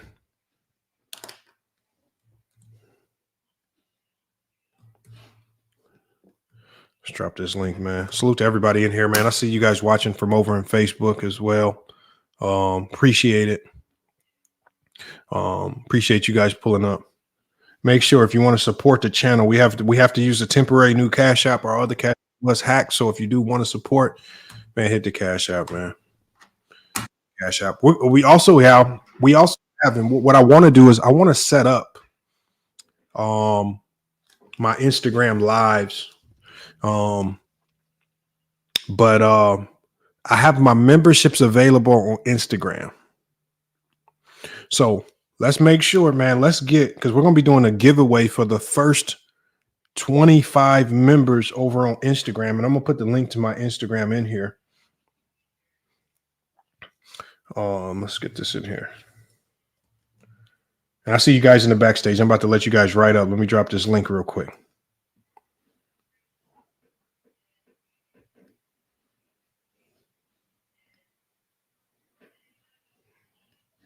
All right, it is right here. Make sure you guys go follow me on Instagram if you haven't done so already. And you can join my memberships on Instagram, man. Follow on IG, please. And we're going to be doing special live streams over there on IG. And those live streams are really going to be catered towards one of the show sponsors, Profit Duo, man, a new service that I want to introduce to you guys, man. He says, besides Cash App, man, how can we support, man, even though you shit on me? Jason Kidd, I don't be shitting on you, man. You know, your debate skills aren't up to par, but I don't kill you, Jason Kidd. Jason Kidd, right now, I do have Venmo as well. So I'll be dropping that Venmo link in the chat as well. I'm about to pull it up for you as well. We got Vin Vega, man, in here, man. Vin Vega. What's up, my brother? What's good, man? Hello, gentlemen. Hello, gentlemen. Salute to everyone. Salute. You're the guy I want to see too, man. Oh, that's awesome. Yeah, man. About a couple of weeks ago, man, you dudes was laughing at me when I said Nuggets in 5. You know, I regret not taking that bet, but you know, you might just call me the prophet from now on, man, until next season, man. I told you. Nuggets in 5. I gotta eat crow. Let me be the first one to give you your props. You were accurate. One thing about me, I stand on my takes, and I'm human, and if I'm wrong, I will be the first one to admit it. So big salute, brother. You should have took the bet because you would be a few dollars richer. So congratulations, my brother. No worries. All we know, Lamont about to give me that 20 soon. So I'm still. Did we make a bet? We made a bet, didn't we? Yeah, man. You betted me and True the King. All right, hold on. I'm gonna have to I gotta send it to you from my other Cash App. So you just gotta put your Cash App in the backstage because I don't have my old Cash App, so I lost all those contacts. So I gotta get them all in my new one. So just put your Cash App in the backstage, man. I'm gonna shoot it to you. Solid. Thank you. But Vin Vegan, what's your thoughts, man, on this Lakers situation? What's up, Mahari? But I'm gonna start with Vin. Your thoughts on this Laker offseason. And it's just how ironic it is that D'Lo of all people has put he has the Lakers in a full chokehold, man. They can't move unless he say they can move, man. How do you get about this jam? So contrary to popular belief, I do believe that you are correct. And as maligned as he was this entire season, it does seem like he's going to have the last laugh. It's so difficult for Laker fans to kind of relax, you know, because we have we have created a space where, you know, it's everything's a 9.5 or a 10, and there's a lot of panning and there's a lot of anxiety being a fan. So I think everybody just needs to kind of relax, man. LeBron said it best, and he said, "Listen, man, I'm gonna go and hang out with my family and try to relax and just try to calm the temperature down, man. It's just unfortunate the way things went. You know, I think injuries played a major role. We were of the mindset that we would be fully healthy, and I think you know, loss of confidence in the coaching staff and in the game plan, you know, made players kind of check out, man. So that's what we saw. I mean, here's the thing: LeBron's to me I'm 51. Like Michael Jordan's the greatest I ever seen lace up, but you know, I'm of the mindset like I grow with the league. LeBron's the best player. But if the best player doesn't support the message, then the other players are gonna follow him. So LeBron will get fouled and he'll stop and talk to the refs, and other young players see that and they do the same thing. So I kind of got to hold LeBron responsible for a lot of that stuff. I know it's not popular, but I'm seeing it just like everyone else. You know, he's watching the ball. He's not watching man and ball. So that behavior kind of trickles down through the team. And you know, I'm gonna be the guy that kind of holds him responsible. As much as I love him, as great as I think he is, I think he plays in spurts. So other guys see that and they do the same thing. And as far as the offseason, you know, it's tough, man. We gotta see what D'Lo's gonna do first, and then from there we do have the 3 first rounders. You know, I don't know, man. It's difficult. You know, we're not gonna take our time. We never do that. We're gonna try to go all in. I really want to see if they're gonna put Rob Pelinka on a short leash. Like, no one's really talking about that. Like, all the mistakes that he's made. You know, he had an opportunity to bring Caruso back. Nobody talk about that. It's a laundry list of things that I could talk about with Rob Pelinka. And you know, I've been kind of paying attention to him lately because I'm tired of people trashing the coach. Yeah, I know he's not a great, but who else you gonna go get? Like, and then I'm tired of people trashing all the players. I mean, I know they're not the greatest pieces, but we don't have the purse for it. So, man, let's start at the very top, man. I think Rob Pelinka has done a lot of questionable things, and I don't think he's being held to the fire enough. And I'll step back and allow someone else to come in and counter what I'm saying or add. Yeah. So, and my thing is real quick before somebody else goes, just before I forget, I want to make sure I get to it. Salute to True the King for pulling up too. I did a community post 6 days ago, and my community post was scathing, primarily based on how the Lakers have been closing games and the lack of discipline and the lack of effort. It seems like I'm watching a lot of guys from the top of the rotation down to the bottom. They treating it like from D'Lo with some of his casual passes, where turnovers are magnified in the playoffs, to you can go to LeBron, even AD on some possessions. It's like, do we got to remind y'all this the playoffs? We going home after this if we don't get it done. It's over with. Like, this ain't the in-season tournament. You don't get to pick up and we keep going. This is over with. And so I made a post and I said, LeBron James failed the Los Angeles Lakers this year. And I'm going to explain to people what I meant. It says, no, it does not mean he cannot be in any GOAT conversations, but rather this year specifically, because I don't relegate the GOAT conversation to one individual year. He has a career body of work that's put him in the GOAT conversation. That's rightfully so. But I'm talking specifically about this year and the things that I've seen. I said he's shown how toxic a LeBron persona, not player, I said persona, can ruin a team to its core from the inside out. I said the LeBron James superfan channels are struggling with this reality. which is why they are blaming bench players and coaches. Unfortunately, the answer has been very vivid in the film all season, and the film does not lie, which makes sense why LeBron James superfan channels stray far from it. I say this because LeBron James superfans are not going to pull up the film. The film just does not do the film does not help. If you're a LeBron James superfan, the film don't help LeBron this season, especially in this past playoffs. Unless you're just going to clip up all of his scoring, the true film don't do him justice, if you're being honest. I said this is arguably the most disappointing season for LeBron ever. I'll explain that.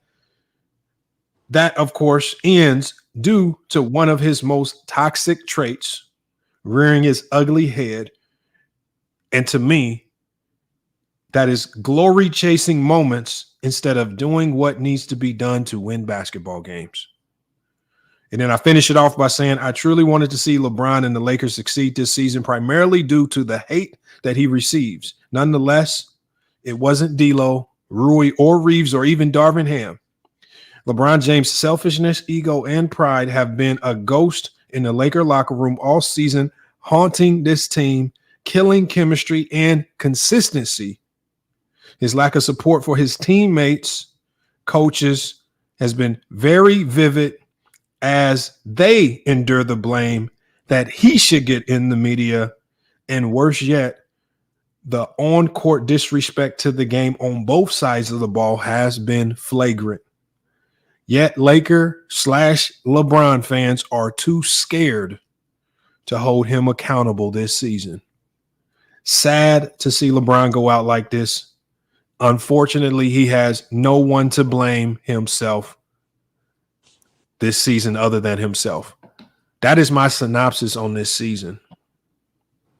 And this is from watching a ton of games,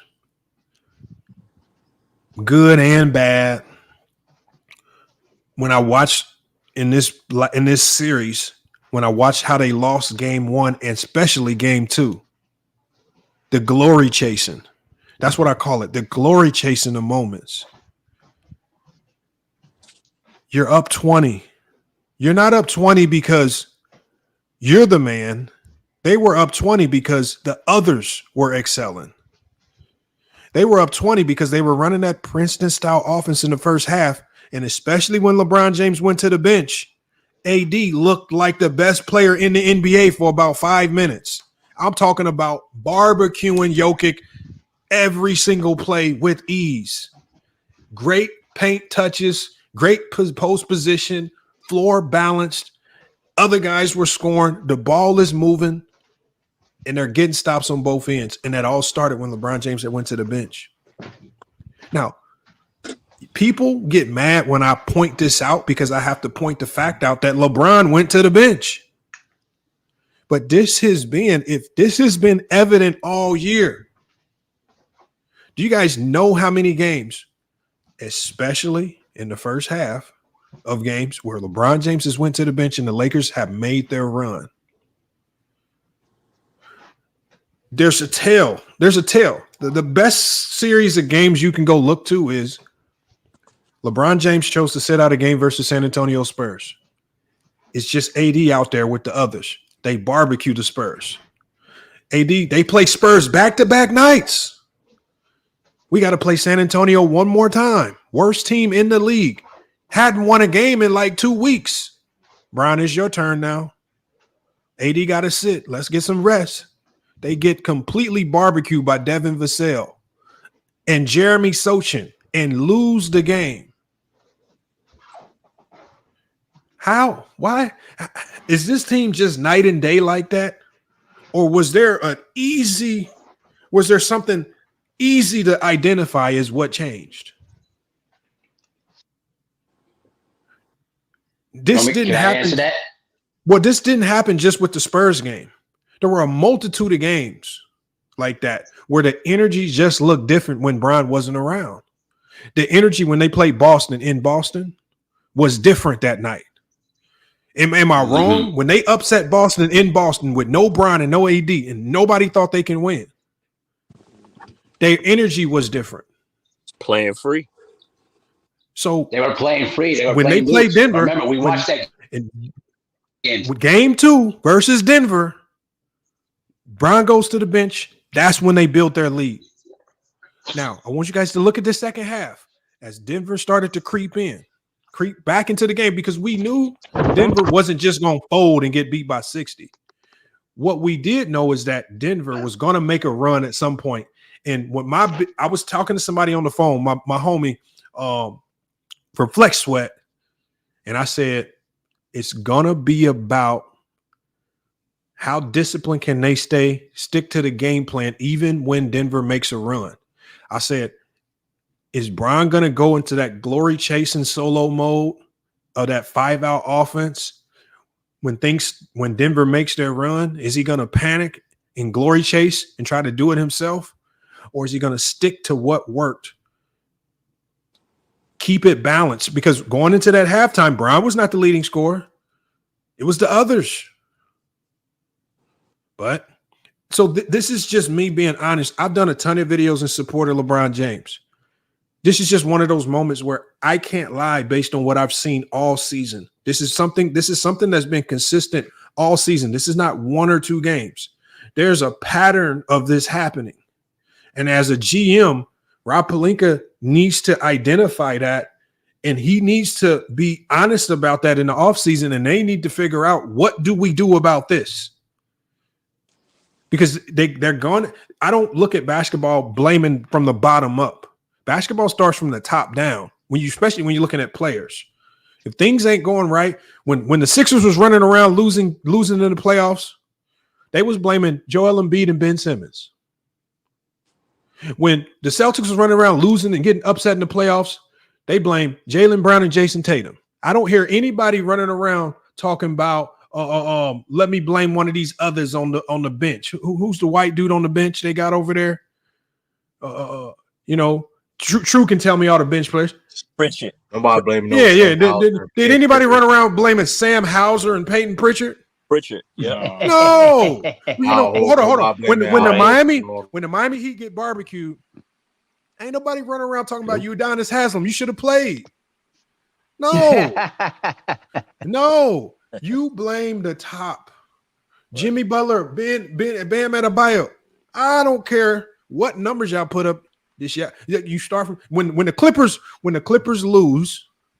Do you think anybody's not going to blame Kawhi, PG, and James Harden, or are they going to go to the bench and blame PJ Tucker? I know y'all don't. I know in the chat y'all don't like PJ Tucker, but are they going to blame PJ Tucker? Are they going to blame Mason Plumlee?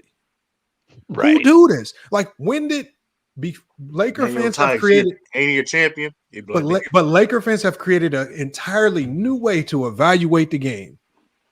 Don't blame the top players. Go find the most marginal role players and bench players and blame them.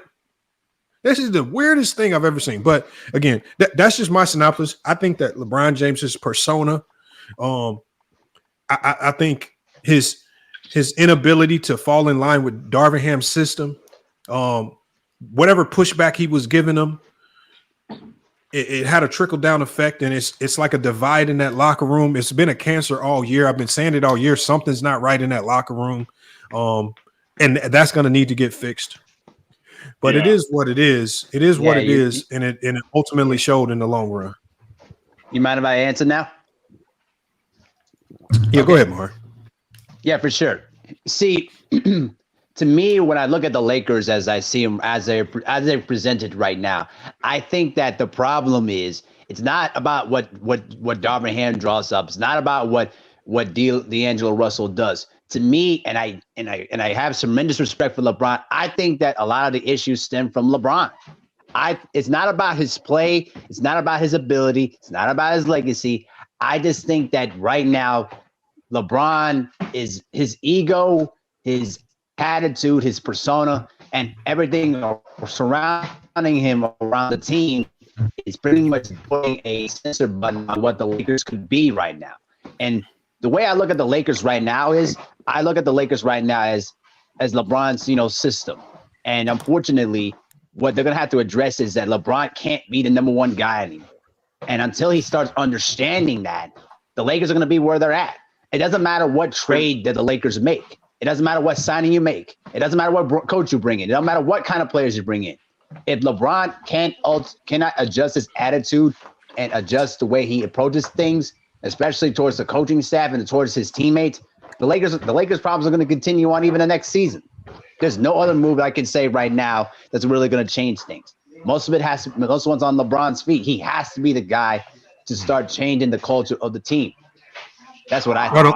Let me get to this real quick. Let me get to these two. I'm going to come right back to you. I got two comments I want to respond to. We got Martez Barbie. He's saying, and somebody got some background noise. If you can mute it. Oh, yeah, it was this guy. So Martez Barbie says, check the stats of the role players in this series. See, that's what I need you guys to do. I need you guys to stop. That's the most casual approach to this. Because just like I said, in this series against Denver was a tale of two versions of the Lakers. The first and second quarter version of the Lakers and the third and fourth quarter version of the Lakers. The first and second quarter of the Lakers was a lot of ball movement. Whether guys were making or missing shots, the ball was moving. The ball had energy. It was encouraging guys who normally don't defend at a high level to defend much better. If you talk about a guy like Austin Reeves, if you don't give him any credit at all, his defense was much improved in this particular series. But you got to give him credit, but you got to be honest. Are people going to be honest about that? So the thing is, the first two quarters where the Lakers in every single game had the lead, they were playing that Princeton style that Darvin Ham implemented, and they had the lead. But the ball was moving. Now, when you talk about guys in their stat lines, well, what impacts a role player's stats? Well, if a role player's job is to score, that means he actually has to get the ball. So when you look at what D'Lo does best, which D'Lo had to mold himself into a catch and shoot shooter, and he likes playing off the pick and roll primarily with AD. In those third and fourth quarters, they weren't allowing him to operate in that particular manner. They really tried to relegate him to most times a corner three-point shooter. And even at the end of one of those games, I think it was the game where LeBron missed the wide open three, they were just looking him off. In a game where he had hit 7 threes, why are you looking him off at the end of the game? If I got a dude next to me that then barbecued and hit 7 threes, and I need a 3 to take the go-ahead lead, I'm swinging it to the man that just knocked down 7 threes. But you know what you do? In that fourth quarter, he got looked off wide open about 6-7 times. He didn't get those touches. He didn't get the ball. So his stats, obviously, from the first half, everything he did in the first half kind of just stopped. His production just lowered off because the style of play changed. So when you look at some of these others, some of these guys need the offense to function a certain way so that they can actually get to their numbers. If you're going to judge them by numbers, judge them fairly. They were not running the same offense. They ditched it in panic, whether it was Darvin Ham or whether it was LeBron just ditching the offense like he did a numerous amount of times in the regular season. And he went to a style of play that only favored him and AD. Lamont, pick and roll heavy offense. Offense wasn't the issue, Lamont. Like everyone that watched these games intently, offense was not the issue. The issue was not blowing up that give and go, that pick and roll, not icing those screens, not playing up. And the reason why is because you gotta get an earful in timeouts.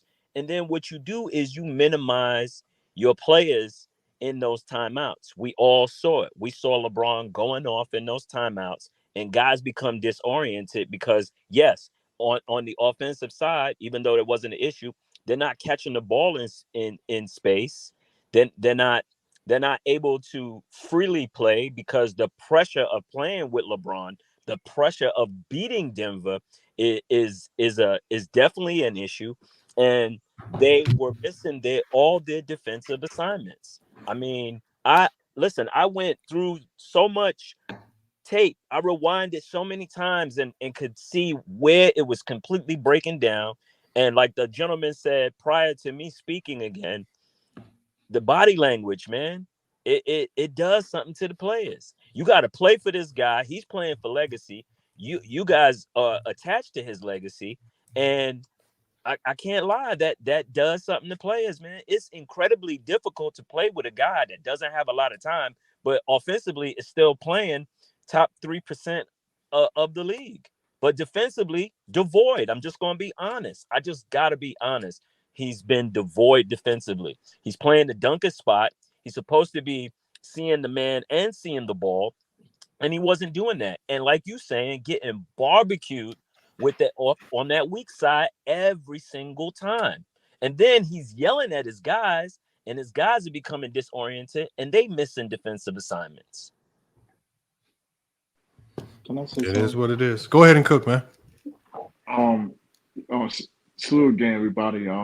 Salute. I mean, this series was probably the toughest series to watch because all these games was close, but it was just so many missed assignments by the Lakers, especially that 20-point comeback. Like, that shouldn't have happened.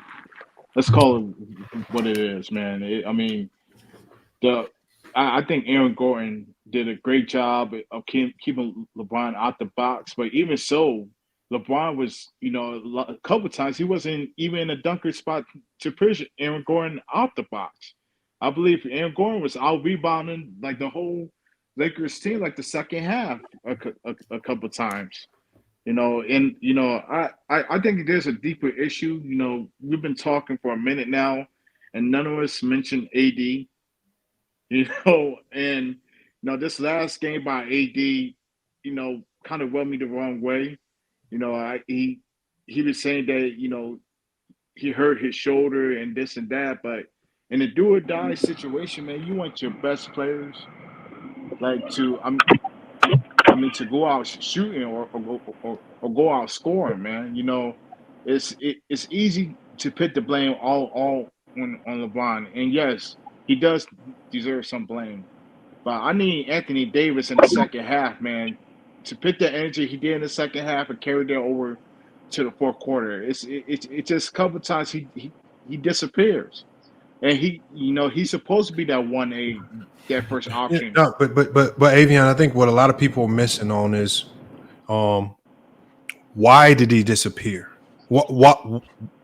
So the thing is, as a big, you rely on the offense being facilitated correctly for you to get your touches. What happens is this right here.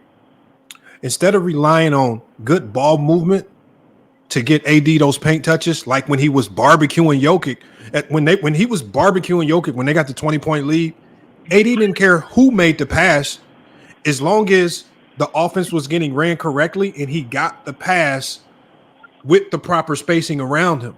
What happens in the second half of those games is the reality is when LeBron James dribbles that shot clock down to about 10 seconds, he becomes the only guy that can make this pass to AD. It can't be a simple pass to a corner. AD seals his man, bounce pass towards the baseline, and he can make a move there. Opposite side drops to the low corner three for the bailout. It can't be as simple as that.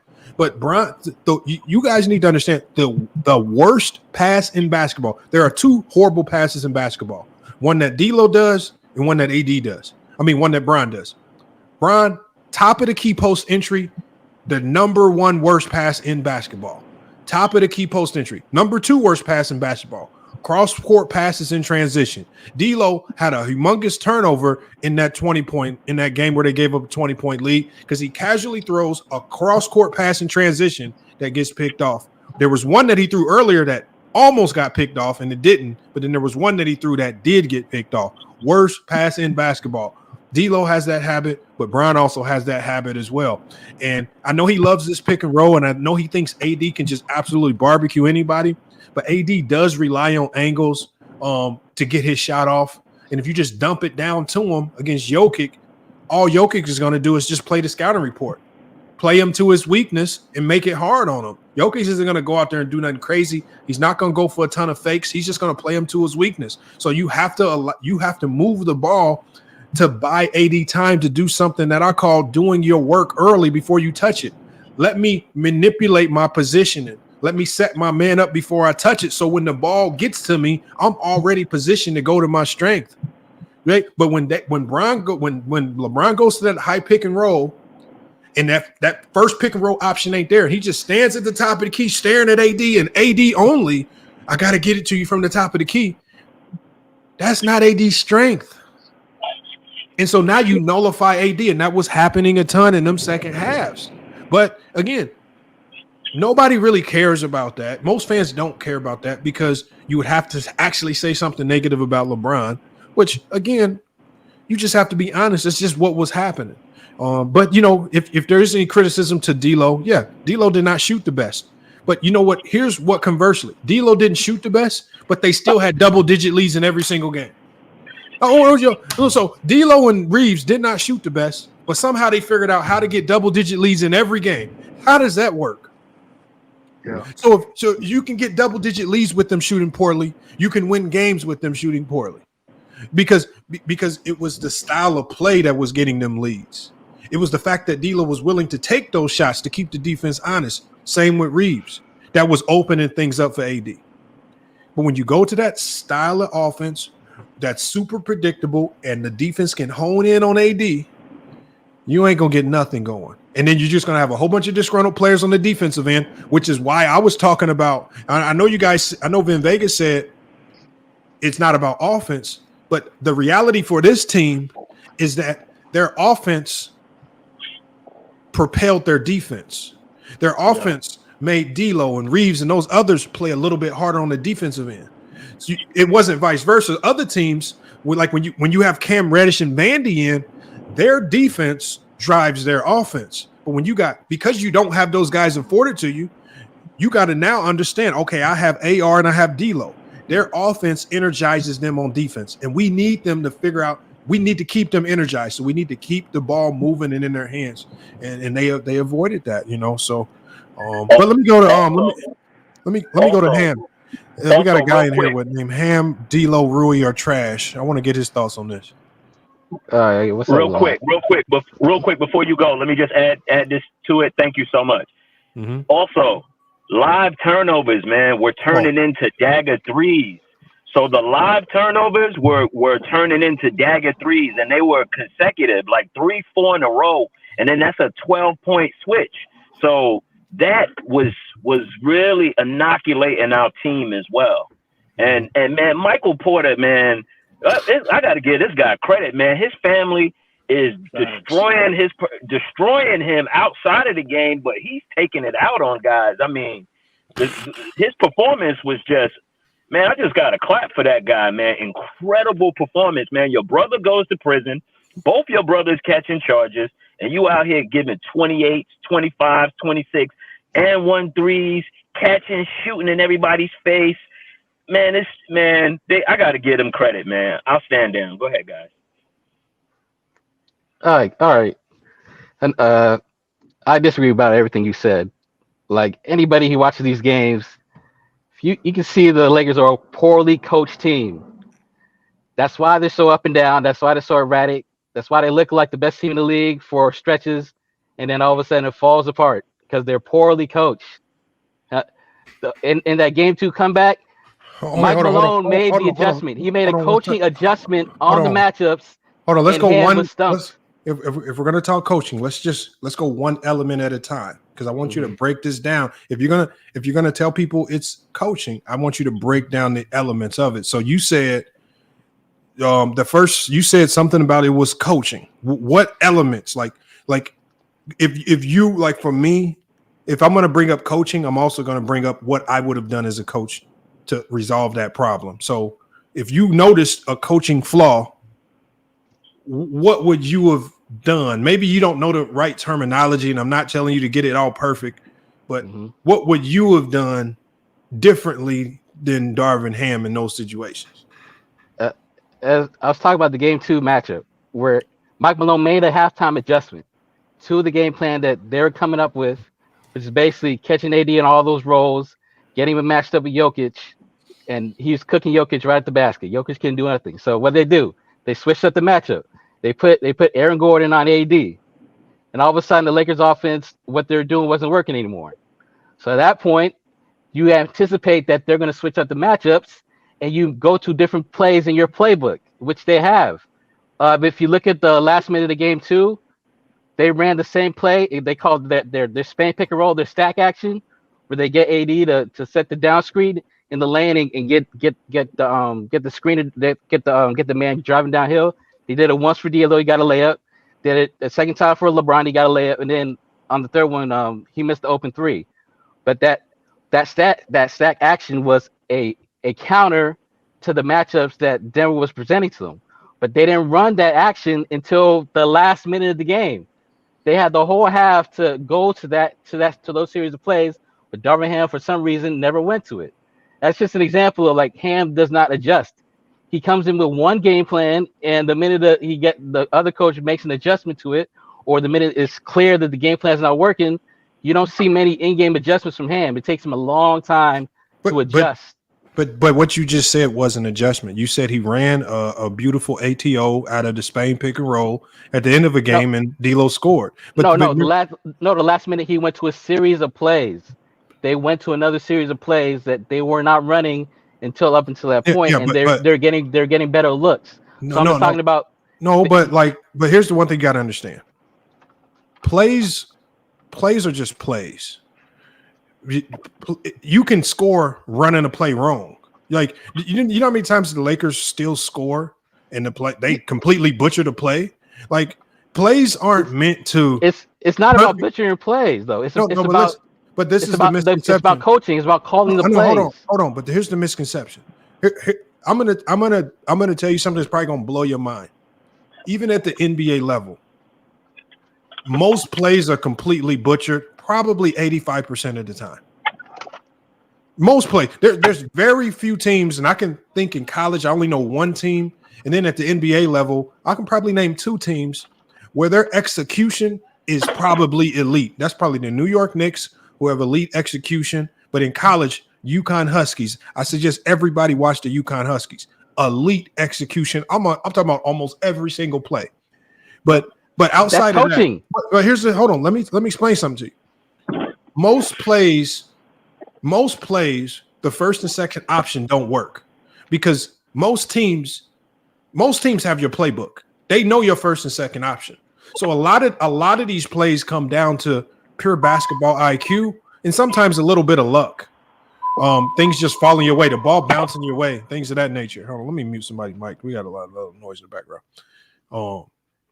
So when you say he needs to run a different player, the thing is, what I'm trying to tell you and what I've been saying this whole time was the plays in the second half weren't being ran effectively because you have one player consistently dribbling the shot clock out. No, I don't believe that. Okay, no. But I don't believe that. I think that's a cop out. I think. Hold on one second. Hold on one second. This is not about what you believe. The film is not about what you believe. The film is what actually happened. I don't want to believe that Bron, with his high IQ, was dribbling the shot clock out. You remember late in the game where he dribbled the ball out to the end of the shot clock. He backed his man down in the post. He turned towards middle, loses the ball, rolls to half court. Reeves picks it up. Shot clock violation. That was not the play. That's freelance offense. That's what they do a lot. Listen to what I'm saying. That's not freelance offense. That's freelance offense. What they're doing. No, that's not freelance offense. That's Bron calling his own number.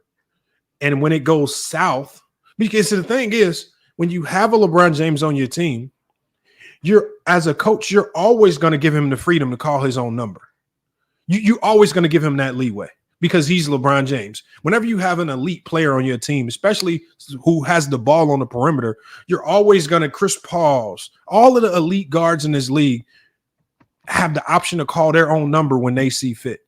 And then it's just all about IQ and reading. See, and my biggest thing was when Bron calls his own number, now you have to make the right read. And there were far too many times when he did call his own number where he held on to the ball too long. He didn't make that necessary extra pass to the open guy, and it led to live ball turnovers. It led to dead ball turnovers, or it just led to missed possessions. LeBron is not the head coach. As Darvin Ham, you're seeing the freelance is not working. You call the timeout. You reorganize the team. Hold on. But what you're saying is not true.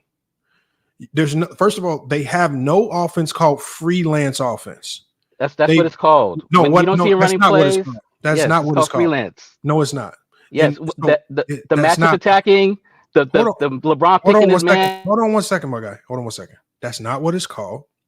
And so there's another element. See, what y'all have to do is there's elements to the game that you don't. When you're in a shot clock game, you're not just fighting against the defense. You're fighting against the shot clock. And so the best defenses in the league, they love it when they can force you to operate at the end of the shot clock.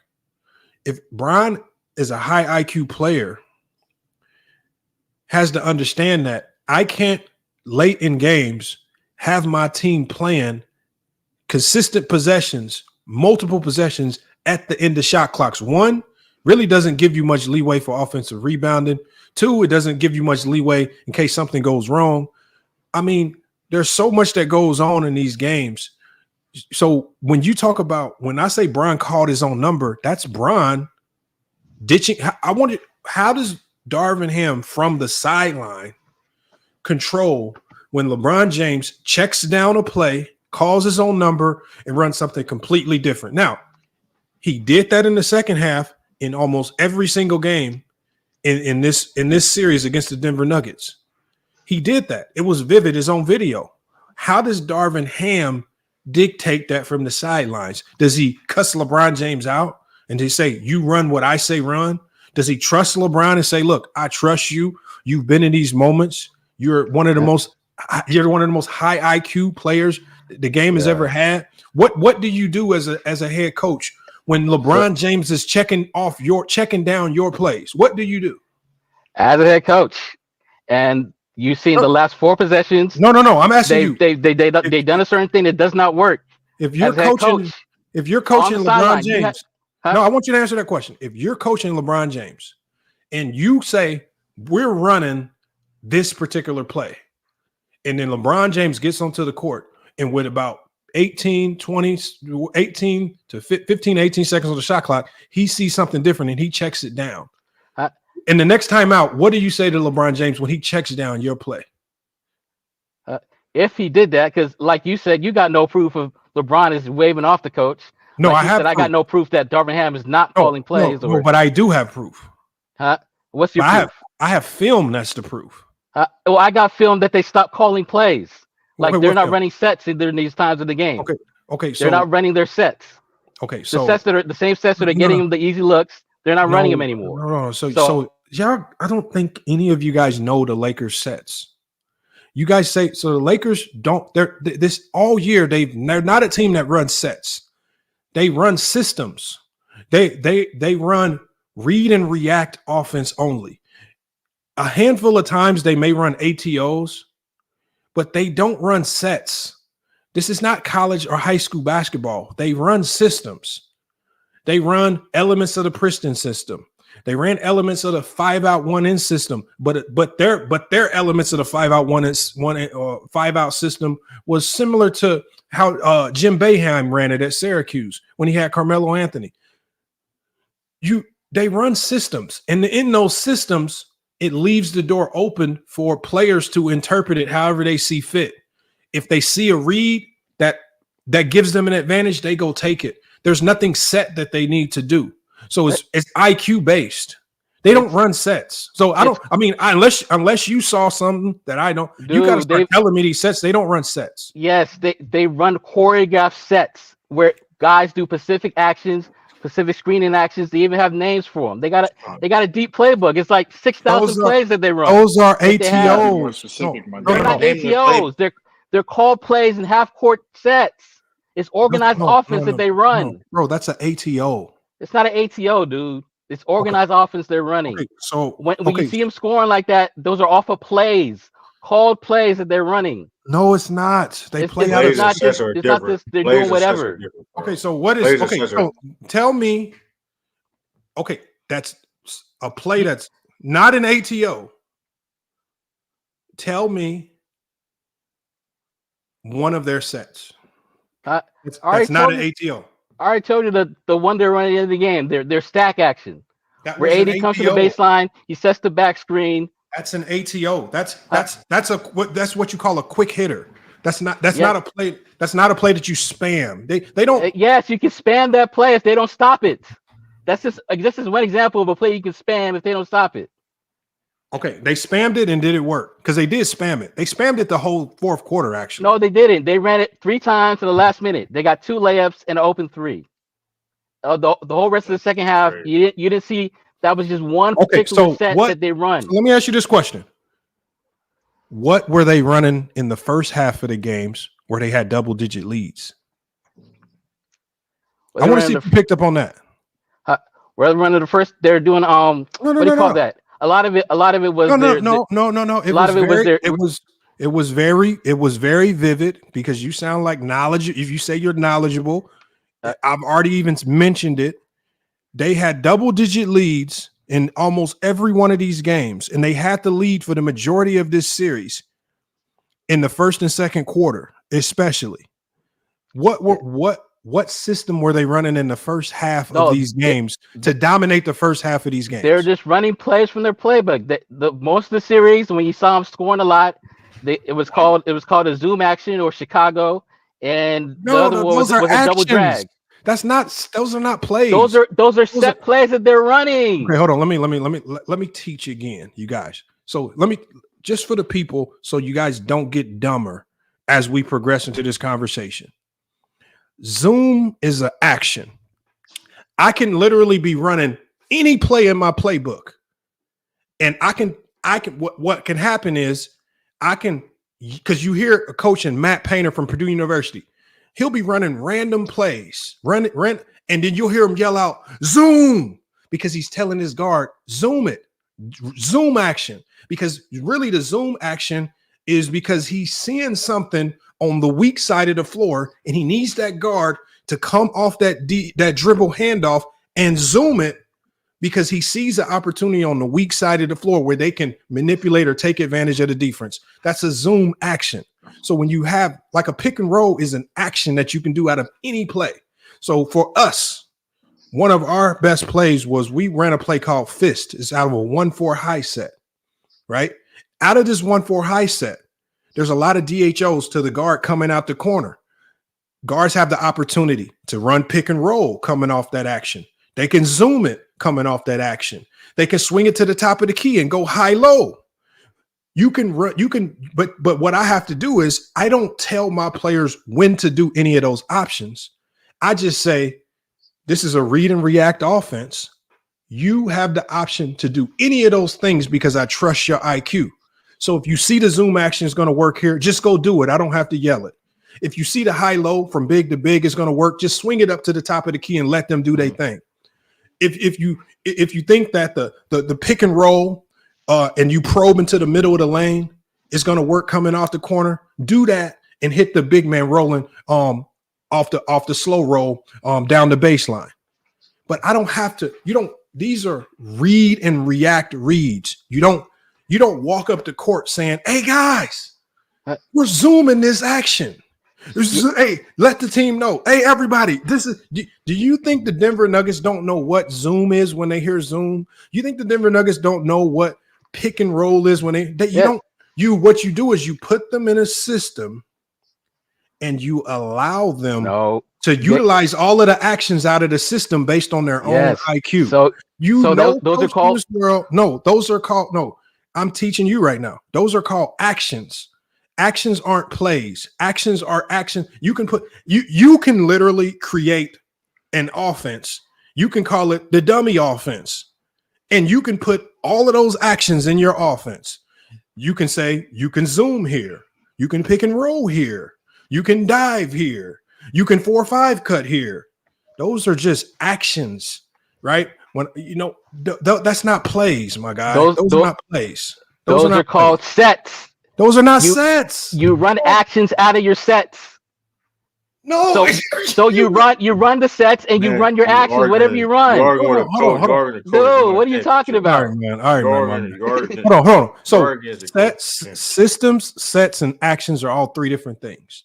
They all correlate with one another. Systems correlate with sets. for sets to work perfectly, you need to know what actions you can run out of those sets. So I do agree with you there. But the thing is, in today's basketball, there's no team that just runs sets without read and react actions, because teams are too good defensively. If you just run basic sets that, like you said, are choreographed, you're going to get stopped on every single possession. So again, you gotta.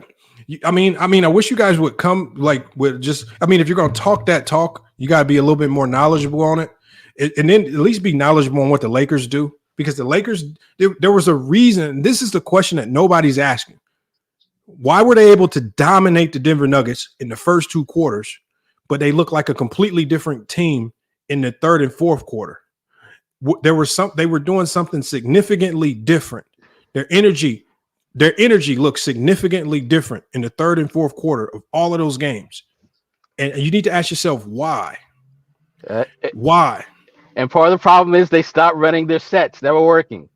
Okay, so why were they not? They made the adjustment. And you're right. Hold on. They weren't countering. Hold on. Let's slow roll it for you. You're right.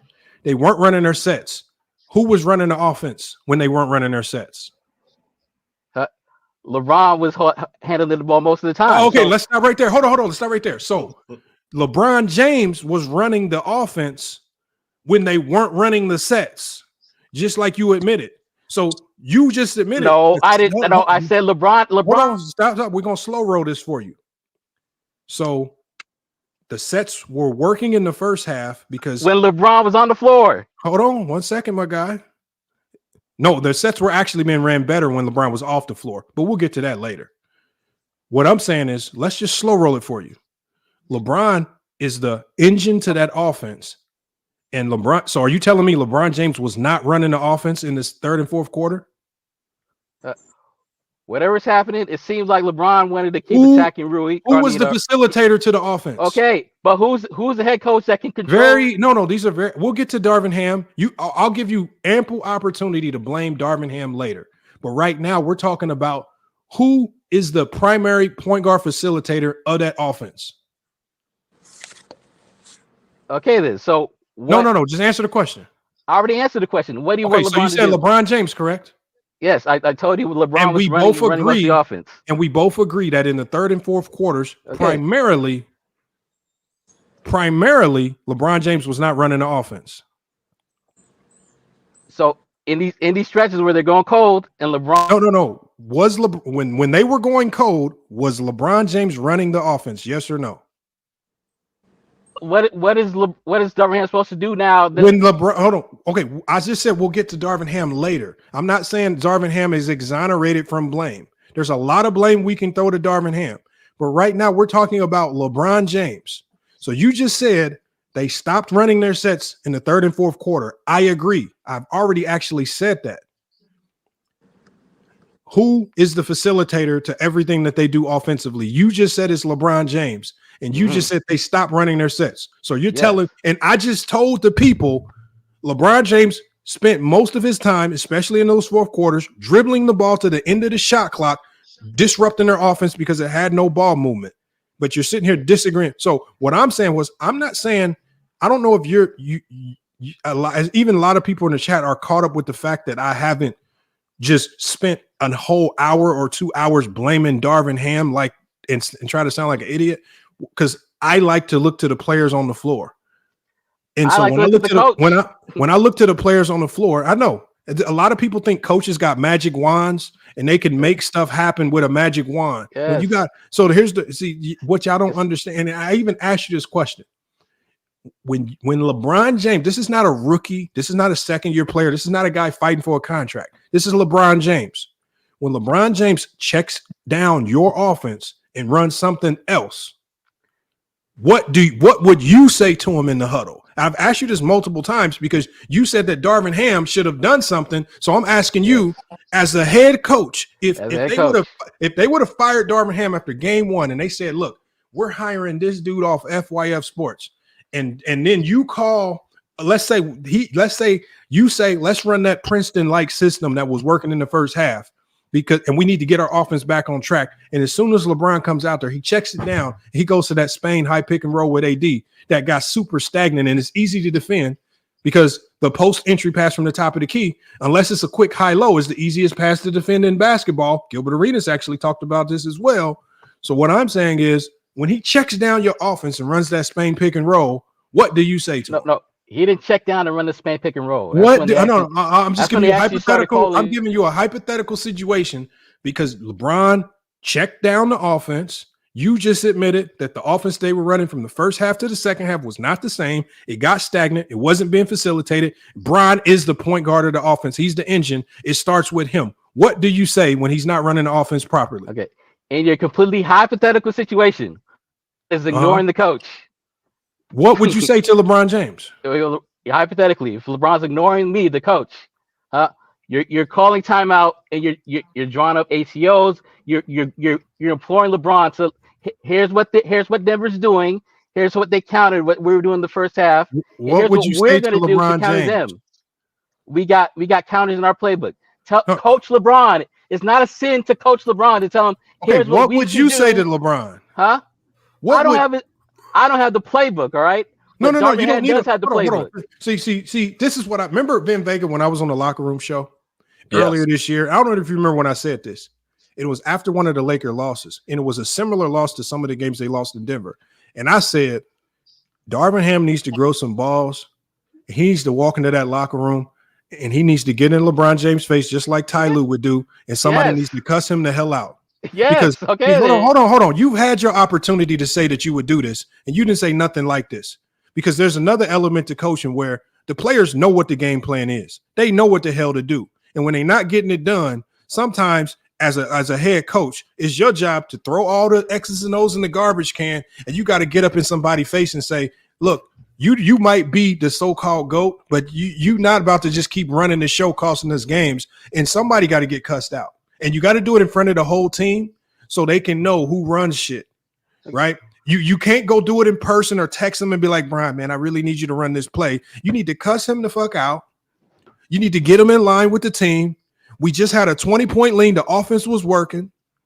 And we got to get back on track. So what I'm saying is sometimes the element of coaching is just cussing somebody the hell out because you had your opportunity to explain this and you failed miserably because you're talking about you would have went into a huddle and drew up another ATO that he's going to check down. See, Darvin Ham didn't never do this year as a second year coach. I'm not making nothing up. All I'm saying is Darvin Ham's biggest failure was not checking LeBron James this year. Ty Lue's number one attribute. The best thing about Ty Lue is nobody cared about any play that he drew up.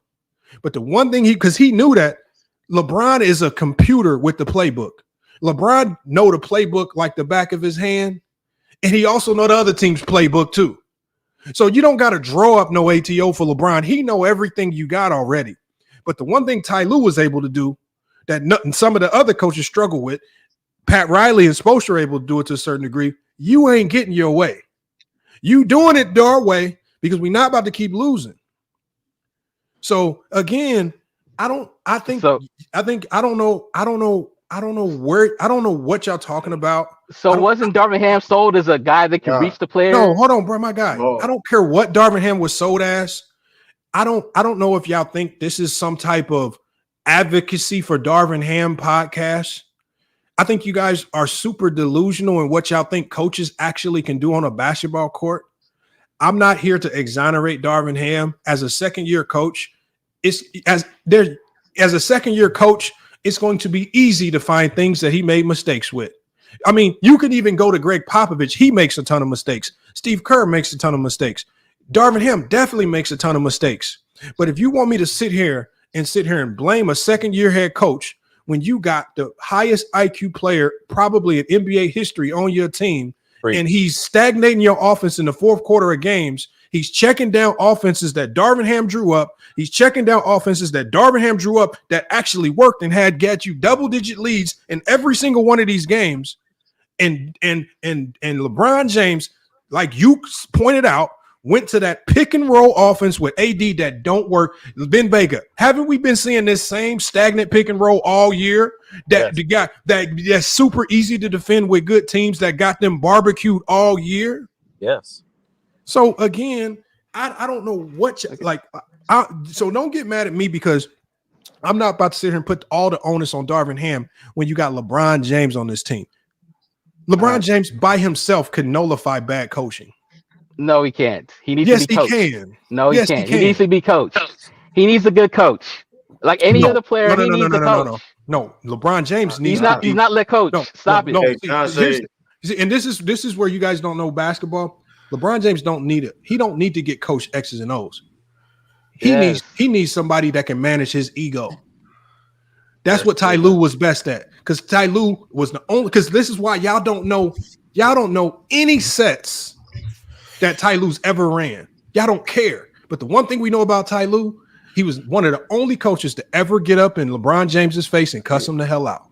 I mean, this is one of the reasons why y'all remember Mario Chalmers. He was the only player. Brian, quit bitching. You the best player in this league. He'll get it done.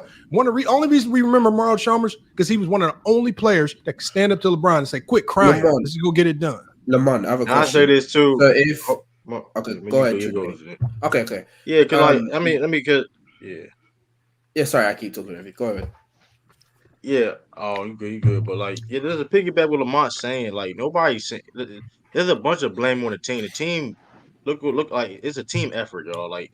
You can blame a lot of different things, but it's we gotta keep it real about the situations, right? And I said this when Darvin Ham got hired. Be prepared for a young coach. This is just be prepared for that. And I said, hey, don't sit up here and turn your back on them and start putting the blame at them when things get tough. And fast forward, this is what they're doing now. Y'all know they've experienced Darvin. Y'all knew Darvin Ham was a rookie head coach coming into the situation. Let's not forget, Darvin Ham wasn't even the first choice for the job. Ty Lue was. Other coaches turned down that job for a reason because, listen, go to your point, Lamont, about Darvin Ham holding people accountable. I think also the issue is too about doing that. The organization has to have your back as a head coach. You know what I mean? And that's the thing. So, all right. So, how do you feel about Darvin Ham's rotations? How do you feel about how he allocated minutes? I clearly said, listen, hold on. I clearly said, Lamont, listen, nobody's saying. See, y'all have selective hearing. Nobody saying Darvin Ham did not make mistakes. Nobody said Darvin Ham did a good job. But being said, you didn't care that Darvin Ham got hired. Y'all believed in him when he got hired, but now it didn't work out. It's come on, stop it. He's a bad coach. Hold on, but True, you got to remember this. They did this same exact thing to Frank Vogel, and they won a championship with Frank Vogel. Remember, it was the fans that were calling for Frank Vogel to get fired because he couldn't figure out the Russell Westbrook situation. Even though Frank Vogel got you guys a title, and y'all blamed him. Y'all blamed Frank Vogel when the Russell Westbrook situation occurred. See, I'm not even comparing the two. No. Laker fans. It's not even comparison. Laker fans are just looking for somebody to blame. See, the thing is, especially I said now with the LeBron fans who've infiltrated the Laker fan base. Their only objective now is to make sure none of the blame goes to LeBron. And the thing is, all of the things that because the thing we can talk about D'Lo's bad defense. You can talk about Reeves' bad defense. You can talk about both of those guys missing shots. You could talk about Rui being a bit soft and settling for too many jumpers. You could talk about AD being weak mindset, weak mentality, getting injured too much. But when it comes to LeBron James, he's exonerated from any criticism. Because the one thing I haven't heard this guy say, he's talked about Darvin Ham. He's talked about everything else. But I haven't heard him talk about any of the intangible things that we can clearly point to. Remember, LeBron had the easiest job on the floor. Protect the weak. You know, weak side defenders. Kyle Lowry takes care of. How many times have y'all seen Kyle Lowry on the weak side matched up with a big? You know what Kyle Lowry does? Even if he gets a foul, he's digging into that big's legs. He's backing him out so that dude can't get a lob dunk over him. Kyle Lowry is the master of it. The man's the same age as LeBron. He's just as old. He's slower. He's not athletic, but he defends the weak side much better than LeBron James because all he does is just do a little effort. And so nobody said nothing. Nobody said nothing about LeBron James when he completely got barbecued on the weak side by Aaron Gordon to the tune of 29 points. That was one game. That was one real bad game. Hold on 1 second. That was not offense, right? That game. That was nobody said anything because LeBron James actually all year has been getting barbecued on the weak side. I mean, he let Draymond Green hit 5 threes on him. He let Harrison Barnes hit 7 threes on him. He's let everybody barbecue him on the weak side. He's given up lob after lob after lob on the weak side all year. I have plenty of film to support it. I have not heard one Laker fan say anything about it. Y'all complain about defense, right? All he has to do is see. The thing is, LeBron needs to understand as the weak side defender, it's his job to go help. The one thing a weak side defender can never do is play in between. And what Bron does is I can't say it's because of age, because when he gets the ball on offense, he's damn near dunking on people, putting people in the basket. That's why I want to ask you. So I know he has the energy and the energy to go get it done, and it's not very hard to do because we still see Kyle Lowry doing it. So wait. You can't. My question to you then is: do you believe that the reason why Kyle Lowry is able to do what he does on defense is because he doesn't have as much he doesn't have to manage a lot of load on offense because he's usually around. It has nothing to do with how much you do on the offensive end. That's just a cop out. See, the thing is, they see what happens is they hide. So when they put LeBron James on the weak side, they're essentially hiding him on defense. But even when you're getting hit on defense, there are still things you have to do defensively. So all your job is if anybody creeps up. So you got 2 jobs. If anybody creeps up on that weak side, you need to go engage him, but you need to stay attached to him. You need to get attached to a body. Number 1, that means you get into his legs, just like we see Kyle Lowry doing, and you also need to see ball. LeBron James' 2 biggest flaws: he turns his back to the ball a lot, so he doesn't always see man in ball, and he plays in between too much because he's trying to play those gaps to get live ball steals as opposed to just doing his job. And so guys like Aaron Gordon, so what was happening was Jokic knows this. So what Jokic would do with his big lumbering body, he would lumber his way down into the post after scoring maybe 6-7 points on AD. And what Bron would do is Bron's playing in between. Bron needs to make a decision. He needs to go all the way over and help off on Jokic. When you go all the way over and help off on Jokic, it allows the high side to drop down and do your job. But if you're just playing in between, nobody can come help the helper. So he's just in between. So what happens is 1 or 2 things is happening. He's not going to help, or he's not going and getting. You got to allow AD just to defend Jokic straight up, but you got to get into Aaron Gordon's body so he's not catching lobs, and you're just going to have to make Jokic score 50 on AD to win the game. They weren't going to win the game if Jokic had to constantly go down and try to score an AD one-on-one. They won the game because Jokic had targets to pass the ball to on the weak side. Absolutely. That's why they won the game. No, that's not true either. That's not true either. Aaron Gordon drops 29. You cannot beat the Nuggets. Absolutely.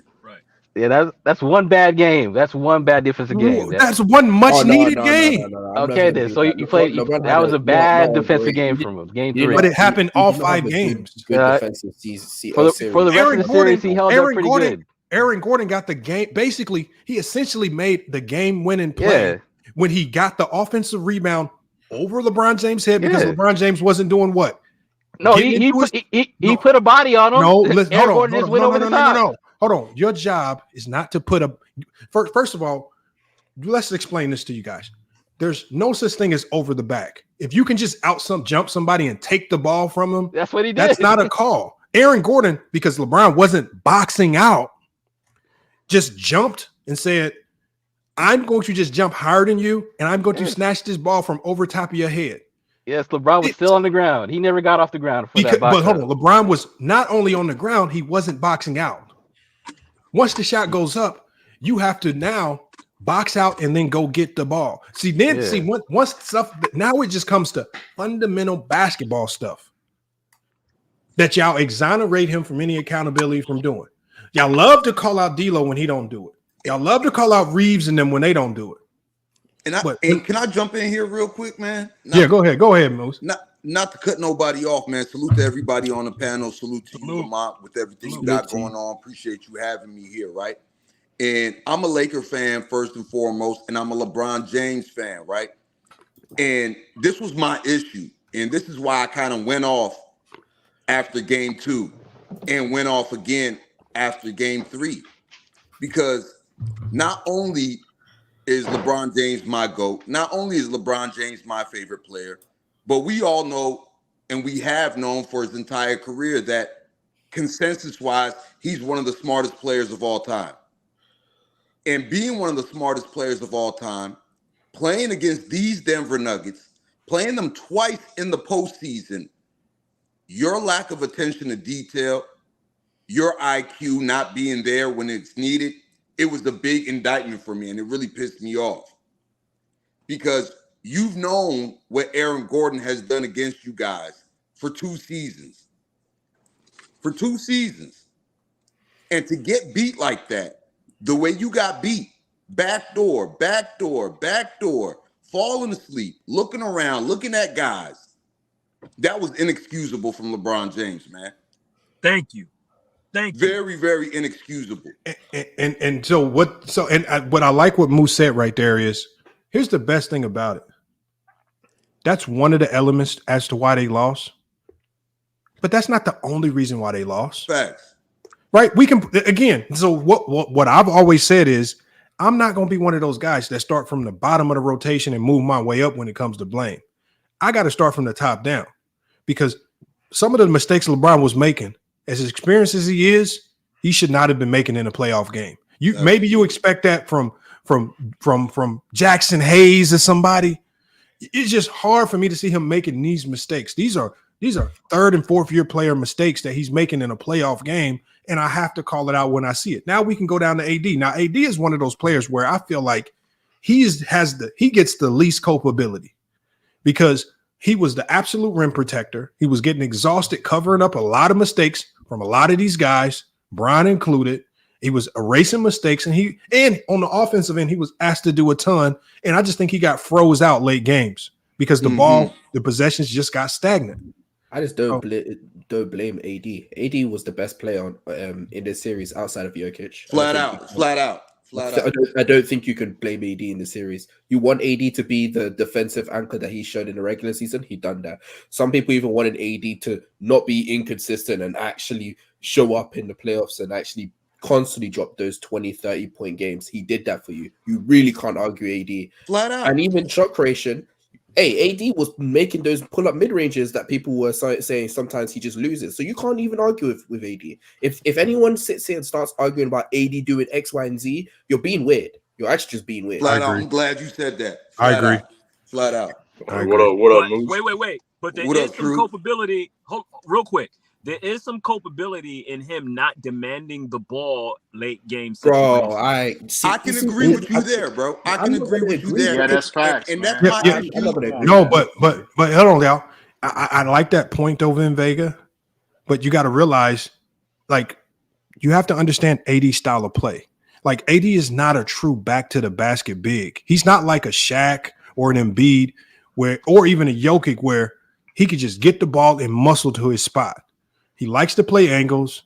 He likes to get positioning early. He gets quick shots off at the rim. He's not one of those slow, methodical scorers because he can use his girth and size to create the baskets at the rim. So it requires ball movement to get him effective touch. Yes, it requires a coach.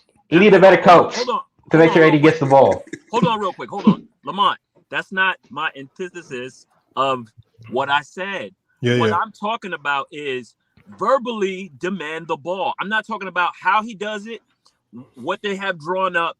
I didn't see that attitude. Like, yo, listen, give me the effing ball. Yeah, I get you. See that? That's what I'm You're talking right. And about. I thought I was going to see that more in game the only thing you can because say. of the way I know, but y'all look. But then it takes me to that same element that I was telling you before.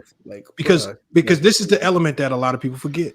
Because for him to demand the ball, that means somebody has to man up to LeBron James, because that's who you have to be confrontational with if you're going to demand the ball. Exactly. So that's why I said, if Darvin Ham don't do it, AD got to do it. But this is why I said they should have tried to keep Rasheed Wallace on that coaching staff. Because Rasheed Wallace would have been somebody saying, fuck you. You need to get that ball down there. Like somebody would have got in his face. With the baggy jeans and everything. And Lamont, you brought up a lot of points. You brought up a lot of points that I wanted to touch on while I was up here just being quiet and stuff. So it's like I feel like I don't really got to say that because you already said it. But this team, this past summer, when they went with the younger minimum type players, I kind of had a feeling how the season would end up. Because when I looked at the roster, I looked, okay, you have Darvin Ham, who's in his second year. Who else on this roster is going to be able to hold LeBron James accountable if it's not Darvin Ham? You know, in Cleveland, he had the second stint in Cleveland, you had Ty Lue. You know what I mean? But you also had James Jones. In the championship year, you had Jared Dudley and Rondo. You know what I mean? 2020, when you had Frank Vogel, the Lakers picked his staff. They picked Jason Kidd. They picked the Lionel Hollins. You have a Jared Dudley there. You have a Rondo there. You know what I mean? This team was void of that. So it's like LeBron James can run them up. So what the hell was Phil Handy doing? Wait, we got to. Isn't that Phil Handy's job now? We got to get Phil Handy teach y'all how to dribble, man. Okay, so there's a assistant coach that's the lead assistant coach. His name is Chris Dent, I believe. Absolutely. Chris Gent. Listen, he's highly respected, guys. Like you guys need to do a deep dive on who's on that. There's another guy named Orr. He's highly respected. Jamar. Yeah, he works with KD. I know exactly. Jabari Carroll. Like, go and do your. And Chris Jent's been around LeBron James for a long time now. Yes. So when you when we throw this around, right? Yes, I agree with you, my good brother. They are not the likes of those other guys that we're talking about. But there are some highly respected assistant coaches on this staff. This was another reason why they allowed Ham to bring those guys on, because these guys are revered around the league. Look, check this out. When you need to check LeBron's ego, there are certain words that need to be utilized in that sentence that Chris Gent just can't get across. True. Right? Like, so the thing is, like I said, basketball-wise, there's nothing you really – like, LeBron has all the answers in his brain, but sometimes his ego disrupts all of that.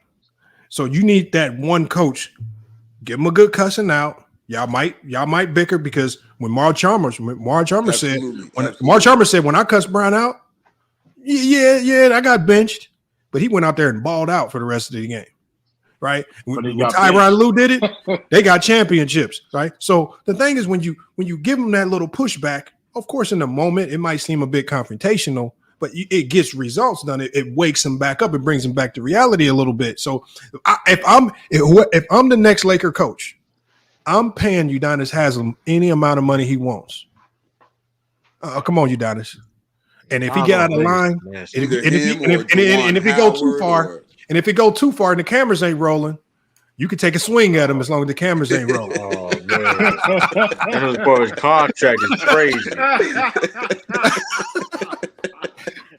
Look, bro, listen, I'm not saying. Listen, I mean, I'm not going to sit there and listen. When that comes to that Laker coaching staff, I ain't saying who's not respected. I think we all can agree to that. Nobody's saying he's soft or whatever, but at the same time, though, you need something got to give to. Like, I mean, people are too buddy with LeBron in a sense, I guess. You know what I mean? They want to be more friends than the coach. You get what I'm saying? If that makes any sense. Yeah, they're respectful, but in a like maybe in a more of a friendly way. But sometimes, listen, you as a coach, hey man, like we cool, we can. But listen, we got a job to do though. I got a question for everybody. I need you to do this. I got a question for you. Yeah, it's year 21. This is reminiscent of Kobe's like last 2 years. You can't really say nothing to this guy, man, because he's on his way out, and that is a big stickler for what's going on. It's really difficult to tell that guy with all these accolades. I mean, I'd be number 1 or 1B. Excuse me, guys. I'm sorry. 1 or 1B ever in the history of the game to coach. It's so difficult. to look that guy, like we said, the basketball encyclopedia, like the smartest guy to ever play the Facts. game, to try to like coach him up? Really? Absolutely, So Facts. absolutely. That's a good point. But I'm gonna say this. With all that being said, you know better. So Hey, I'm gonna can I hold say you something? accountable. You've been in the league. You gotta No, my go. bad. Let me say something to Brandon real quick. So, Brandon's been saying consistently in the chat, LeBron doesn't want to be coached. What you need to understand is you can't coach every player the same. So the type of coaching that you give to LeBron is going to be different from the type of coaching you might have to give to another player. Like if you're talking to Reeves, okay, Reeves might be more receptive to your adjustments. He might make them on the fly. Bron already knows the adjustments. Your type of coaching with him probably needs to be, hey, wake the fuck up, man. Let's get back to the game plan. You bullshitting out here. Like, so your coaching, so you can't say he wants to be coached as this is one of the things that Phil Jackson mastered. Phil Jackson knew how to coach each player. Like Scott Williams came on this very show and talked about it. Phil Jackson came to him and said, man, if you shoot another three, I'm fining you. But he might coach Horace Grant different. He'll treat Jordan and Pippen different. Y'all see the leash that he gave Dennis Rodman when he coached Dennis Rodman.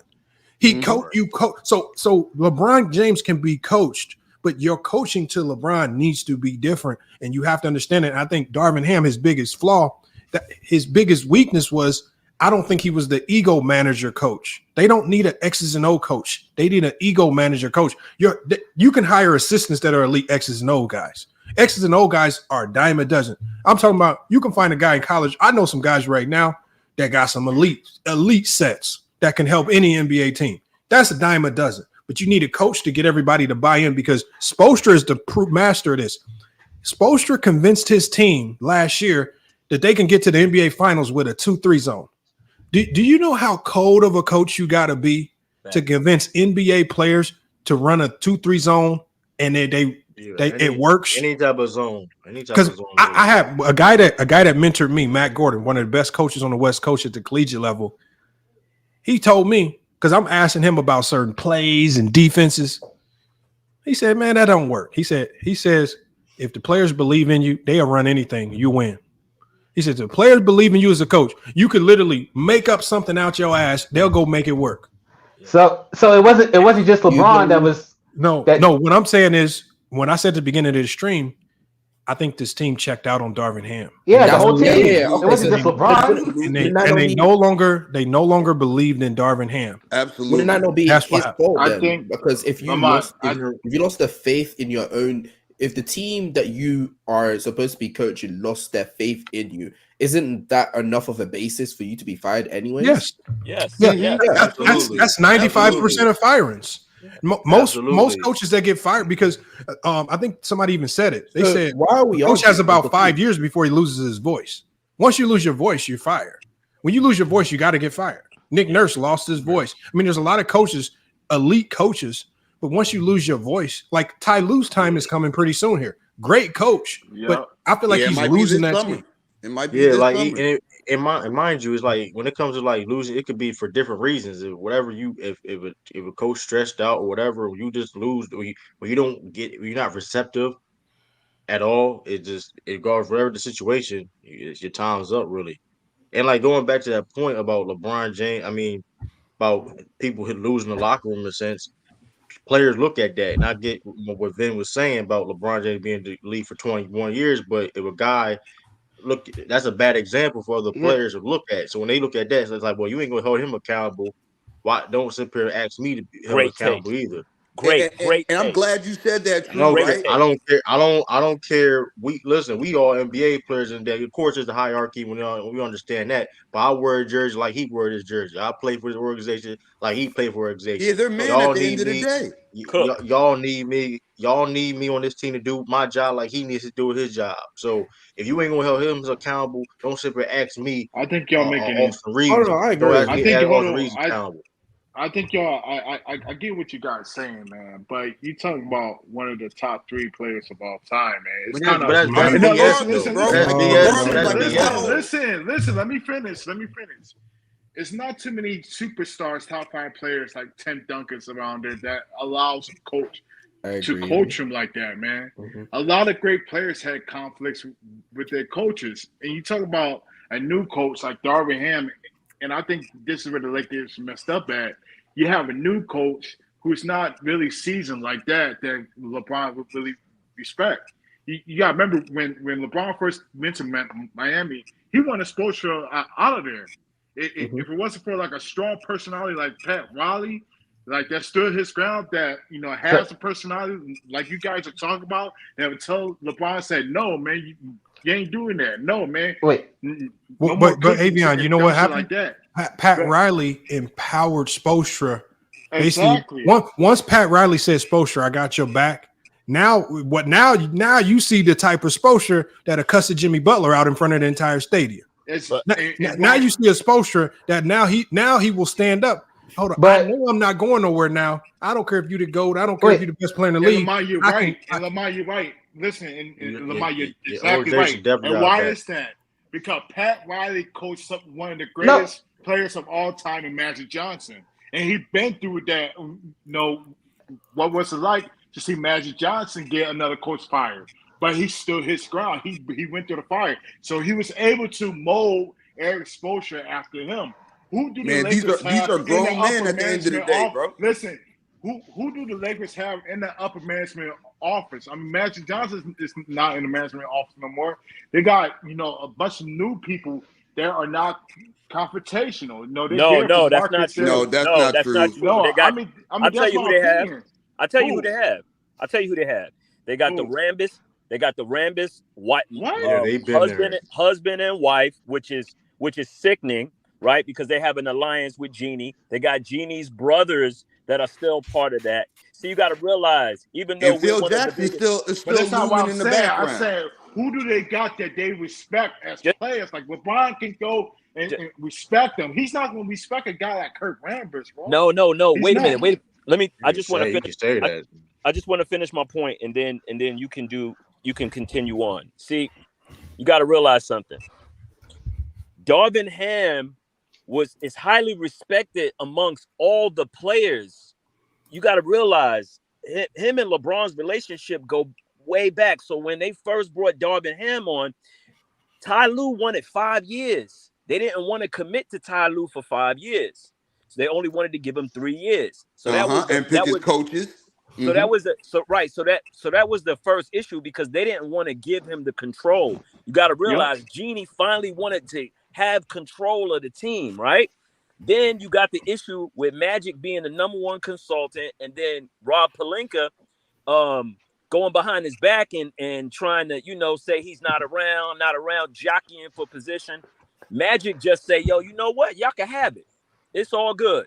They let Rob come in and do his thing, and they gave him the reins because of his relationship with Kobe Bryant, man.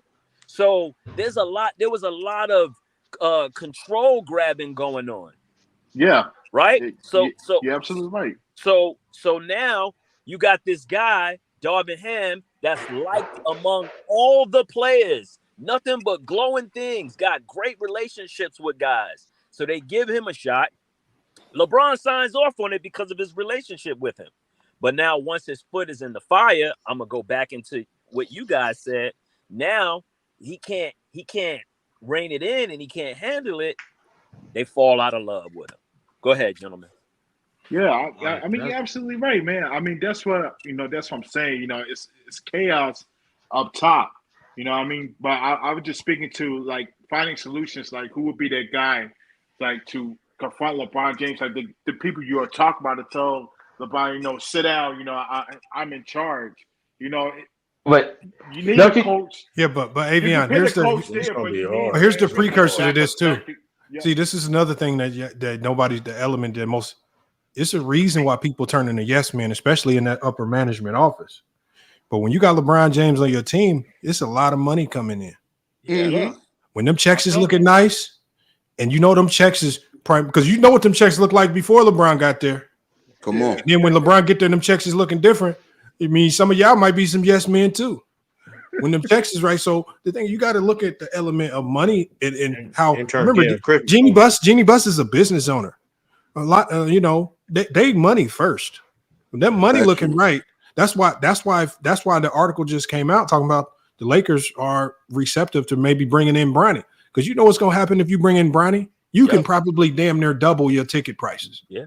Factuals. I just don't want them to become another Knicks situation. Don't matter. They don't care. The money gonna be good. The money is good. So hey, if they ain't winning, long they making money. Okay, well we ain't winning. At least we gonna make money. Right? I mean, they did it with Kobe. That's why they was able to milk that whole. You know what I mean? The final years. But the Lakers ran the center look, about winning. Though. They hired me. If they hired me, yeah, 900. They told me my check gonna be. If they said I'm gonna get 5,000, they said, well, if we lose LeBron, you only making 5,000 a month. But as long as LeBron here, you getting 25,000 a month. Shit. LeBron, what you need, LeBron, man? LeBron, you need some snacks today, LeBron. Hey, LeBron gonna be dancing. Practice. Hey, LeBron gonna miss three. Right, man, it's Darvin Ham assignments on defense. Hey, Lamar gonna miss LeBron gonna miss 3 different assignments on defense in a row. Brian, you need me to do a podcast, man, talking about them, Brian. Speaking of podcasts, man, that's the next. And it's funny, right? It's funny because I asked myself watching this. Watching Game 2, right? As soon as Game 2 ended, the first thought in my mind was, what does Darvin Ham show in film session? Does he call out LeBron in front of the team? Yes. All right, man. He gonna get fired the next day. He does. Hey, for real, that was the first. Yes, I am curious though. Honest to God, y'all, that was my first thought. Y'all see what happened to Adrian Griffin? Man, that was my first thought. As soon as Game 2 ended, I was they like, they doing some editing jobs to that film. They splicing that film up. Exactly. So we got to hold this out. That was my first thought for real. Like, what is that film Cam session Reddish? gonna be Cam like? Reddish didn't play. He blamed Cam Reddish. Cam Reddish like, nah. Cam Reddish, you wasn't clapping hard enough here when LeBron made this mistake, man. And that was gonna tell me everything about Game 3. And then when Game 3 came and the energy and the effort wasn't there, it was like, okay, I know what goes on in the film sessions. Nah, they started out on fire in Game 3, and then the second half rolled around. Quarter, man. Yeah, I'm talking about the remainder of the game. You at home after jacking off a 20-point lead. But that was the point. They could have sustained it for 4 quarters. Right, and that's the thing too. Like whoever going to be this coach, that's the thing too. If whoever going to coach this team, the organization gotta be behind this person. Even if you want to be held up, like, that gotta be behind the coach, because it's going to continue to happen. We're going to keep blaming coaches that come with. Listen, it's the reason why coaches turned his job down. It's the reason why Juwan Howard got in. They asked him for the job. He turned it down. Now fast forward, he's on the Brooklyn Nets. Yeah, JJ Redick. Listen, if people are turning down, people are. I don't think JJ Redick will turn it down. I think JJ Redick. That would be a terrible. Bro, if you listen, I said this before. If you listen to the whole LeBron podcast with JJ Redick, it just sounds like a big ass interview. Yes. Yeah. Is he grooming, bro? It's not like he's interviewing for a job, because he's already he just entered for the Charlotte job. But like when they're talking so hardcore about basketball, and they're focusing in. If you listen to a lot of things they talk about, they're focusing in on a lot of things. He almost that got the Lakers could do job. different. He almost got that. Last job. year he did. Yeah, he was so close. Bro, the podcast is just a ploy to show people how much he knows about basketball at the coaching level.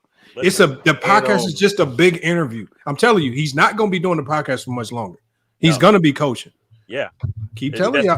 Yeah, because I don't think LeBron sticks with the podcast in the long run. Well, I think they keep it, but use different people to like be on it. Yeah, they'll probably do that. But could they do make money? Because that's a profit. I mean, Brandon Cass said AJ would never. You are lying your ass off. He would take the job, but that's to the point. Which is a good point, Lamar. But I'm just saying the point is though. Listen, I mean, with that, you got an organization regardless still has to be behind you, especially in that situation. I mean, that's for any situation, right? If you want to do your job, if you want to coach and legit do their job correctly, the organization gotta be behind you. You know what I mean? They can't. But when have they done that though? I think Phil Jackson. Last time really was Phil Jackson, honestly. I mean, but yeah, because that's Phil Jackson. You know what I mean? It's like Even like how but even Frank Vogel, okay, for got back, even Frank Vogel helped him win a championship, and like he did. Like my point is this though, yeah, like they didn't stand up if for Frank him. Vogel, but the fact that Frank Vogel won a championship in the circumstances they did, and they still didn't like back him or defend him that much, that should be concerning. That's why But I think this is the reason why. but the whole thing changed. Wait a The minute. whole team changed on him. Wait a minute. But still, though, No. Y'all He wasn't forget how coaching the same bad- team. Y'all forget how bad Frank Vogel was. He wasn't playing guys. Like, come on, guys. Y'all really people forgot. did get hurt, that's though. true. Hold up. That's true Hold up. too. That Y'all being forget. said, though, Y'all forget. Listen, that being said, that the injuries did play a part of Yeah. of that But- also. But they Injuries do. did play But a they part. do every year. They do every year. We can lean And I'm- into that. Listen, the loss of Vando is so significant because he was the Jamal stopper. Like that's a significant loss, man. That guy could play 1 through 5. So we can lean on that every year. The bottom line, No, you're right about that. And I allude to what Lamont said. Preamble to this is, listen, man. We lost the game from the defensive prowess, man. Live turnovers turning into dagger points and disinterest after you get hit with a long 3 or and 1. This is how we lost the game, man. Now, if you saw most of the games, like when the game turned is when the offense got stagnant, and then they started taking bad shots, and that led to transition. I mean, who was responsible for that offense getting stagnant? Darvin Ham, shit. Oh, He's the coach. See? Hold on. Keep it real. Hold on, bro. Hold on. I'm I want not you a to really Darvin think about Ham this. supporter like that, but let's keep it real. Coaches, hold on. Did y'all see when in the college championship game when Bobby Hurley's trying to get his point guard to move the ball? Yeah, he pushed him. Bobby Hurley damn near got a tech because he ran onto the court and pushed him. his point guard, moved the ball. So unless Darvin Ham starts running onto the court, oh, you can at least show some kind of life. Darvin Ham is standing there with the hand in his pockets, just watching the game. Listen to the tune. My whole point is that we understand, like you've already said that Darvin Ham had the system and game plan in place that was good enough. He didn't use it. Hold on, that was good enough to get them double-digit leads in almost every single game. And then the offense got So then the offense got stagnant and the ball stopped moving. And he does nothing. Hold on. Listen to what I'm saying. Okay, so hold on. So if we go off the philosophy of what these traditional LeBron James fans like to do when players play bad, should he have benched LeBron James? Because when D'Lo played bad, y'all say bench him. When Reeves played bad, you say bench him. Should he have just benched him and got somebody in that can run the offense? He's too good to bench, but hell, you gotta do something. You gotta implore LeBron. So again, the question is, outside of going onto the court, physically pushing him, making him move the ball, how do you make him move the ball? I would at least like to see Darvin Ham just, if he doesn't call a timeout, just do something. It's the same way Kuzma pushed him to play defense. That's a non. Listen, the head coach spends his time in invoking trust in players. Okay, so when a player is playing bad, right, it's the head coach that come up to you and be like, "Listen, I believe in you. I'm not gonna bench you. I'm gonna stay with you, right?" And then we turn around as fans and we excoriate coaches for having faith in players. You can't have it both ways, my guy. Like you can't. So yes, I do believe Darvin Ham has seen his last days. It's time to move on. I agree, right? But in the same vein, it's not all on him, man. No, it's not all on him. No, this is what this is what I cannot wait for. See, this is what's gonna happen. They're gonna fire Darvin Ham. He's gone. Yeah. And they're gonna bring in some new coach. Yes, bring in a better coach. And D'Lo is going to flex his muscle on the Lakers and screw you in the offseason. And you're gonna have essentially the same team going into next year. And I'm going to laugh when these same problems start to rear their ugly head. And I want to see who y'all gonna blame next. Is it gonna be this new coach? Because first it was Vogel. Vogel got the blame. He's fired. Russell Westbrook got the blame. Now he's out of here. Right now, D'Lo, Reeves, and Darvin Ham are getting the blame now. Which D'Lo's probably going to be gone, and Ham is going to be gone. I'm Trust me. curious. Yeah, now it's just become. Now I just need to start taking bets on who are Laker fans going to blame next. If Darvin Ham didn't suck as a coach, the Lakers wouldn't be in the play-in. They would have a better seed, and they would have missed the Nuggets in the first round. At least. Well. They gonna blame Jeannie Buss next. The Lakers. The Lakers. Can I answer that? If the Lakers were healthy, they're not in the play-in. Can I? Let me cook them for that. Darvin Ham was a better coach. Okay, listen. So Darvin Ham has been coach of the Lakers for 2 years. We've been a play-in team for the last 4 years. What are you talking about? For the last 4 years. Wait a minute. For the last 4 years, even 2020 was the even before Darvin, we was in the bottom. We was in the bottom tier. I'll talk about this year with a healthy LeBron. I wonder why. I wonder why he was in the bottom They tier. underachieved this year. They should have been a high. They should have had at least 4 or 5 more wins. Wait a minute. Like your logic, right? Although I agree with maybe 20% of it, you know right? George is going to pull up for this topic. Your logic, although I agree with maybe 20% of it, I just think that you are overly emphasizing that Darvin is just the largest part of the pie. That's not the case. No, because he's the number one thing they got to fix. Let me they just got say- other problems, but Darvin Ham's number one. Let me just say one thing. Darvin Ham is not the number one thing. Let me just say one thing. Man, y'all been struggling before Darvin Ham. I better figure y'all need to be kissing D'Lo's ass. Listen. We outside of playing bad after the play-in, I think we went like 4-13. Somebody can correct me, right?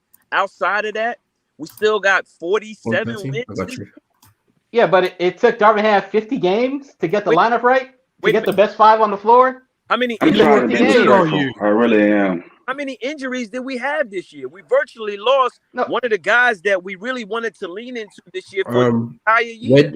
When do you want me to stop? You said post in season tournament. I want to know who's the guy that said Vando was a Murray stopper. Who said that? Yeah, he's played excellent defense on him. I'm the guy that said that. He's played great defense. Nobody's gonna stop him. So he stopped them. He stopped them last year too. No, he plays great defense on them, and we were going. No. You said he was a Murray stopper. Am I correct? Murray's a bad matchup. All right, you hang on words. That's not what I meant. What I'm saying. Let me get Legend of Winning up here too, man. Salute, Legend. Salute to Legend. What I'm saying is this: the guy that we wanted to put on Murray for those closeout moments to provide length and to provide discomfort was Vando. He showed it last year. No one's gonna stop. He showed what last year? Where was you at last year? He can't guard him. He can't guard Murray. I just said to you, nobody's gonna stop him.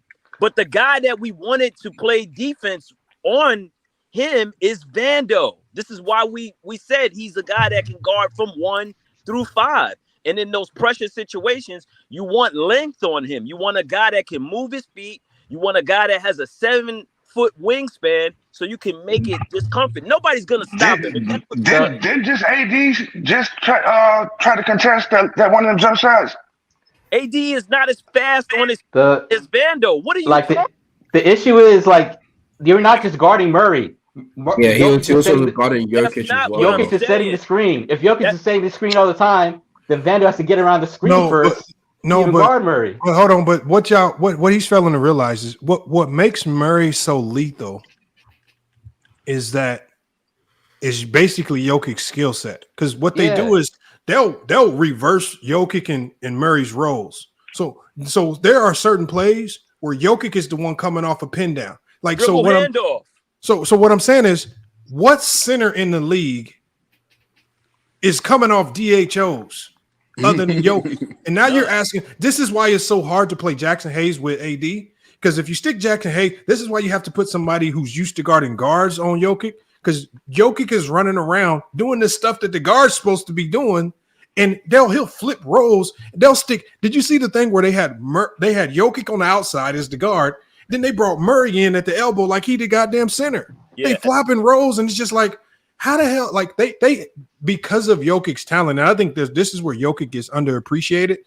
People don't realize how good he is. That they can completely just be his skill set alone and his versatility can throw your whole game plan in the garbage can. And that's essentially what he does. Like he came off a DHO versus AD, and I'm just looking like I feel bad for the coaches that got to scheme this stuff up because really the only team in the league with the personnel to defend them is 2 teams, Minnesota and Boston. To me, are only 2 teams with the personnel that can defend it. I don't even think. But we played good defense in this series, bro. What series did y'all watch, bro? When the Lakers made them miss, we couldn't get a goddamn rebound.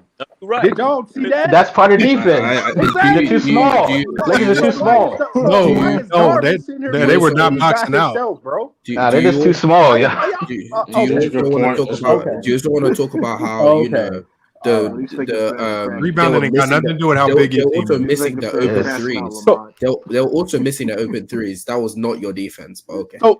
So getting pounded on the boards has nothing to do with you being small, nigga. Offensive rebound. No, it's boxing out. It's boxing No, out. they're too small. They hold on. basically the Lakers have three smalls and then LeBron and AD. That has nothing to do with getting rebounded. That has nothing to do with it. Hold on. Warriors. Yes, it does. So Jackson Hayes getting 5 rebounds in 7 minutes has nothing to do with that, huh? Oh, okay. What basketball do y'all watch? I'm gonna destroy that point. The Warriors was one of the best rebound teams this year. They're the smallest team in the league. So like, what's your well? Because they sent all 5 to the backboard. All right, you just made an excuse. You just moved the goal. And their guards can rebound. The Lakers guards cannot rebound. D'Lo's not going to battle you for boards. Y'all just said that. This is the problem. You guys don't want to admit that Denver was playing bad all series and still beat y'all. Exactly. I gave you a team that was small, that rebound. It's all about boxing out and effort and things of that nature. It's not about listen. You could be, bro. Look at Josh Hart. All that being small, bro. Listen, rebounding is effort and skill. Too small. Like boxing I out. have to respect that, man. Rebounds has nothing to do with it. Denver played a bad series and you guys still lost to them. Because of Darvin, bitch ass. That's why. No. That belongs to the guys on the court. That goes to the guys on the court. The coach of the year that Lamont said got his ass dogged the whole fucking 2 years he was there. You done seen this team for 2 years. Let me ask DJ in a question. Season and playoff season. DJ, and you still can't beat them. DJ Killer, can I ask you a question? Go ahead. Who was your preseason coach of the year pick? It wasn't fucking Darvin. No. I'll tell you that. No, let me ask you a question. Who was your preseason coach of the year pick? I didn't have a pick, bro. You picked Darvin. Hey, hold on. Let me ask you this question. Give me any prediction that you made before the ball was bounced.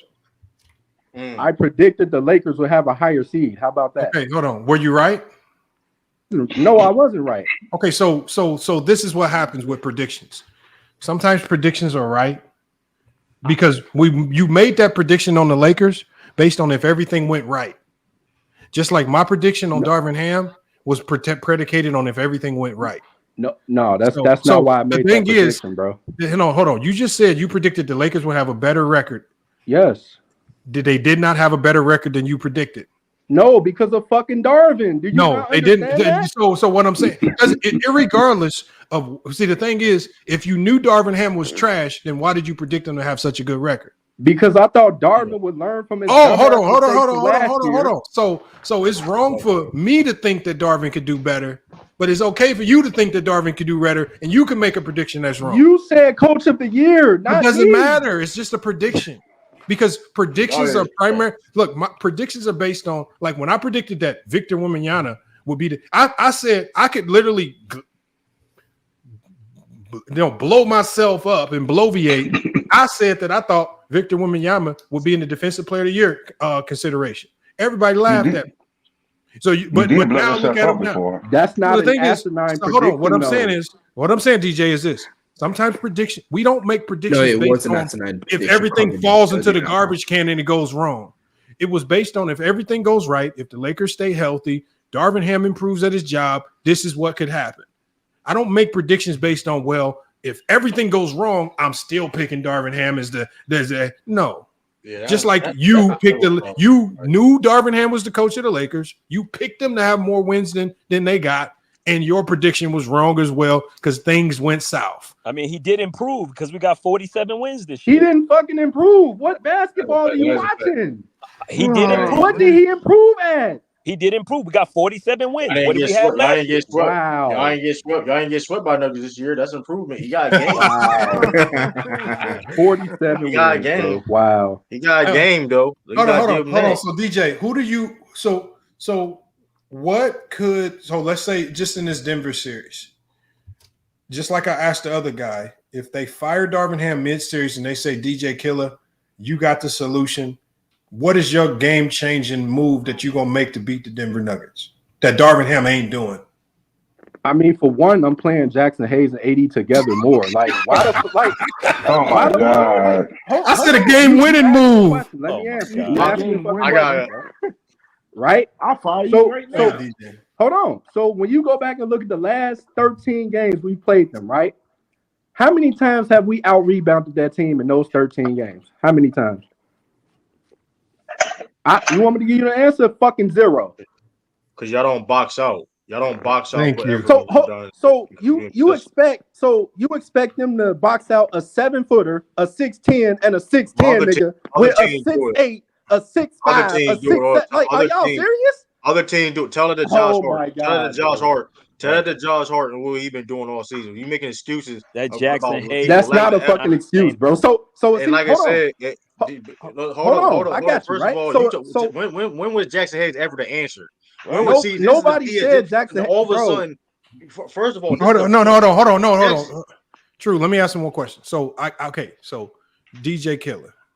So I actually said to somebody, I think I was on the locker room channel when I said this. I said I actually like the concept of starting Jackson Hayes, but here's the dilemma that you also now get pitted with, because you no longer have a Christian Woods at your disposal, right? Because you don't have the Vandy or the additional size on the bench that you thought you would have. Now, what do you do with regards to size when you need to go to your bench? When Jackson Hayes needs to get subbed, who's coming in for Jackson Hayes? How do your substitutions look? How do you deploy and keep some type of size out there when you have to sub them out? Jackson Hayes will be the first man to be subbed out, Lamont. You don't have to play. I get you. But what I'm saying is, who's the first sub, bro? I didn't say that. What I'm saying is, how do you balance? Because the only reason he didn't start is because they don't have much size on this team. Everybody's hurt. Vandy's hurt. Rui now has to play the 3 position a little bit. They were undersized. They were kind of a bit undersized.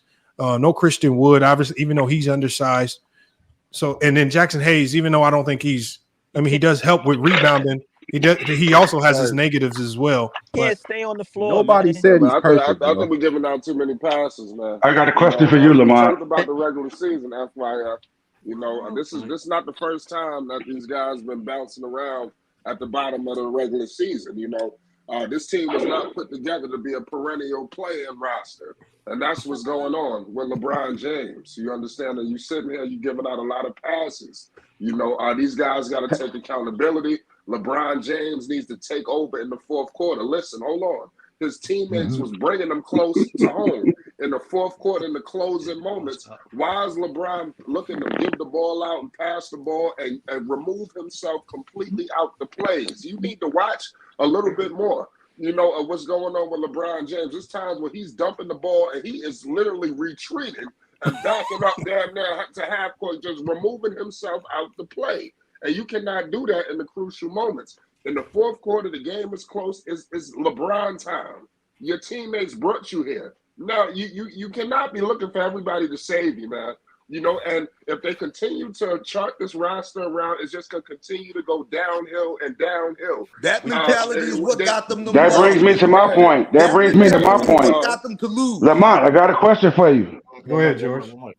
This is the Kobe Shaq situation all over again. Is Jeannie Buss gonna make the right decision like her dad? Well, this is my synopsis on this, George, and I think this is something that the media and most fans got this wrong. AD has been saying some peculiar stuff all year, and a lot of people have been saying that he's been throwing shots at Darvin Ham. I interpret it as him throwing shots at LeBron. Because he even said something earlier this year, like probably back in January or December. He had made a comment after they had lost the game. And when I'm just sitting there thinking about it, I'm saying he got to be talking about LeBron, but everybody interpreted it like he was talking about Darvin Ham. And where he was like, go ask coach. That's why I brought that up. And so what I'm saying is, I think there's a rift on this team because somebody was telling me a guy that's at every Laker game. He says before every single game, He said AD and Ham got like a special like handshake hug that they do. He said they cool as hell, right? And so it's hard for me to believe that there's a significant rift there between AD and Ham. I think the rift is between Brian and AD. That's where I think the rift is. And I don't know how you fix that. As if you my biggest thing is with Jeannie Buss is business wise, you can't let LeBron James walk away. I mean, you talk about the worst. Like if you in the business of making money, you can't let him walk. But if you're in the business of winning, you got to let him go. And that's the dilemma, right? Because I kind of gave LeBron James on my channels. I kind of gave LeBron James an assignment this summer. He's got to look in the mirror, which I doubt he's going to do, but he's got to look in the mirror and tell himself he's not that LeBron James. At this stage in his career, that's not what's going to win them games. And the problem with LeBron James, as much as I love him, is when he looks in the mirror, he sees Miami Heat LeBron James. And not only does he see Miami Heat LeBron James when he looks in the mirror, he thinks he's smarter and better than that. But his body is not that. I agree. Nah, because he's the same guy. He's the same guy. He's the same guy that says, I'm definitely at the back end of my career. I don't have much longer. So I disagree with you there. No, but I'm talking about ego. That's him talking to the media, bro. That's him talking to the To media. his minions, to his paid minions. But when he look in the mirror, when he look in the mirror, he see Miami Heat LeBron James, but he tells himself, I'm better and I'm smarter than that version. So that's why he cannot get out of his own way. LeBron James is his own worst enemy at this stage in his career. He's his own worst enemy. That's why in game 2, when his team was going on that run and he was on the bench biting his nails and he checked himself back into that game, he can't hold himself. I saw that. He can't hold himself. No, he definitely cost the game too. I could agree with that. At the end of the day, like LeBron, listen, and that's the thing. LeBron James, listen, man. I mean, he got realization, man. You finally take that step back. You can't win on your own terms no more, bro. Facts. I mean, it is what it is. You had to sacrifice. I mean, like I said, bro, you 45 years old, dog. Like you too old. Listen, you still can play. You can listen. LeBron one is still coaches in the game. Yeah. But guess what? He cannot affect the game like he used to in the past, and he has to understand in order that. for this team to win, in order for this team to get where they need to go, he has to take a step back. But who? But don't the coach got something to do with that too? Hold up. But unfortunately, though, the fact that he made, I mean, I don't know how long, maybe one more year left, couple years more left. He's going to retire after 23. The Lakers going to pay him that money, and they going to they all about the Lakers at this point is all about the profits more than winning. Yeah, why y'all stressing y'all? That's the whole NBA. That's the whole NBA. Nobody worried about winning. They worried about the money. They worried about getting the bag. LeBron's not worried about the money. But like, I'm just saying, what a Herm? Y'all worry about looking in the. Hold on, y'all. Hold on, y'all. Look out for LeBron, man. Yeah, man. Salute the FYF, man. Salute the True. Salute to everybody on the panel, man. Crossover the building. Why the hell y'all stressing yourselves out, man, over this shit, man? This shit, y'all just enjoy the last years of LeBron. Hopefully LeBron does a farewell tour this upcoming season, man. Y'all enjoy him while y'all can see him. And there's that on that. Him winning the title again, that's not going to happen. You got all these. Build a championship roster. Give him a championship coach. It don't. The Lakers can't. The dream's still alive. The Lakers knew what they're doing. Man, ain't no damn dream, man. The dream's still alive. The Lakers knew what they were doing. Joey has a terrible coach. They built a bad roster. But LeBron, the whole strategy failed. Hey, let her talk, bro. Let her talk. Yeah, shut up for a second. Stop being emotional, damn it.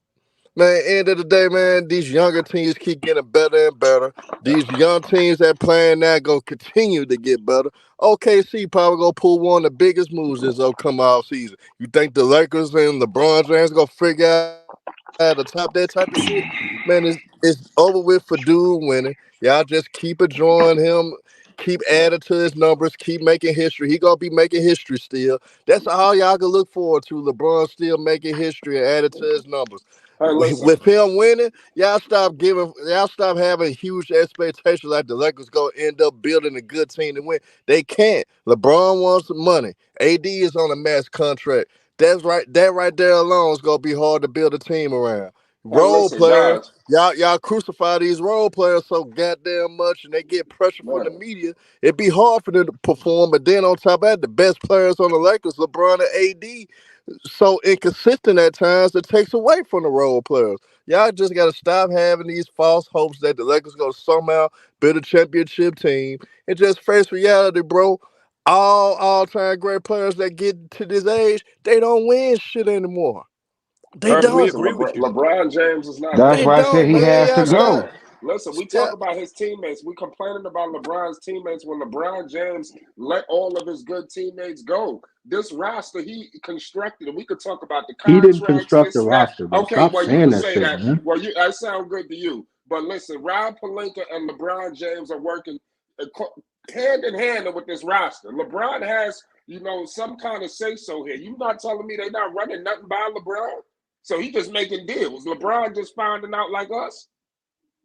Bro, LeBron is not the fucking GM, bro. Like y'all do this shit all the time. LeBron is the one who LeBron is the one who wanted Westbrook. And the point you're missing is the Lakers can't win a title paying LeBron $45 million a year. Unless LeBron takes less money, the Lakers won't be contenders. And LeBron doesn't care about winning titles. LeBron just wants money and stats. He wants to build his legacy. If LeBron was serious about winning a title, he'd take less money. He'd do what Duncan and Brady did. He'd take less money. He'd bring another star in, and he'd be in the role he could be in on a contending team. LeBron's a third option on a championship team. He's not a first or second If you option. don't give him credit for being a GM, then you might as well fucking give him credit for being a GM in Cleveland then and winning a championship, nigga. Yeah, and then he destroyed the roster in Cleveland. He destroyed the roster in Cleveland. Kyrie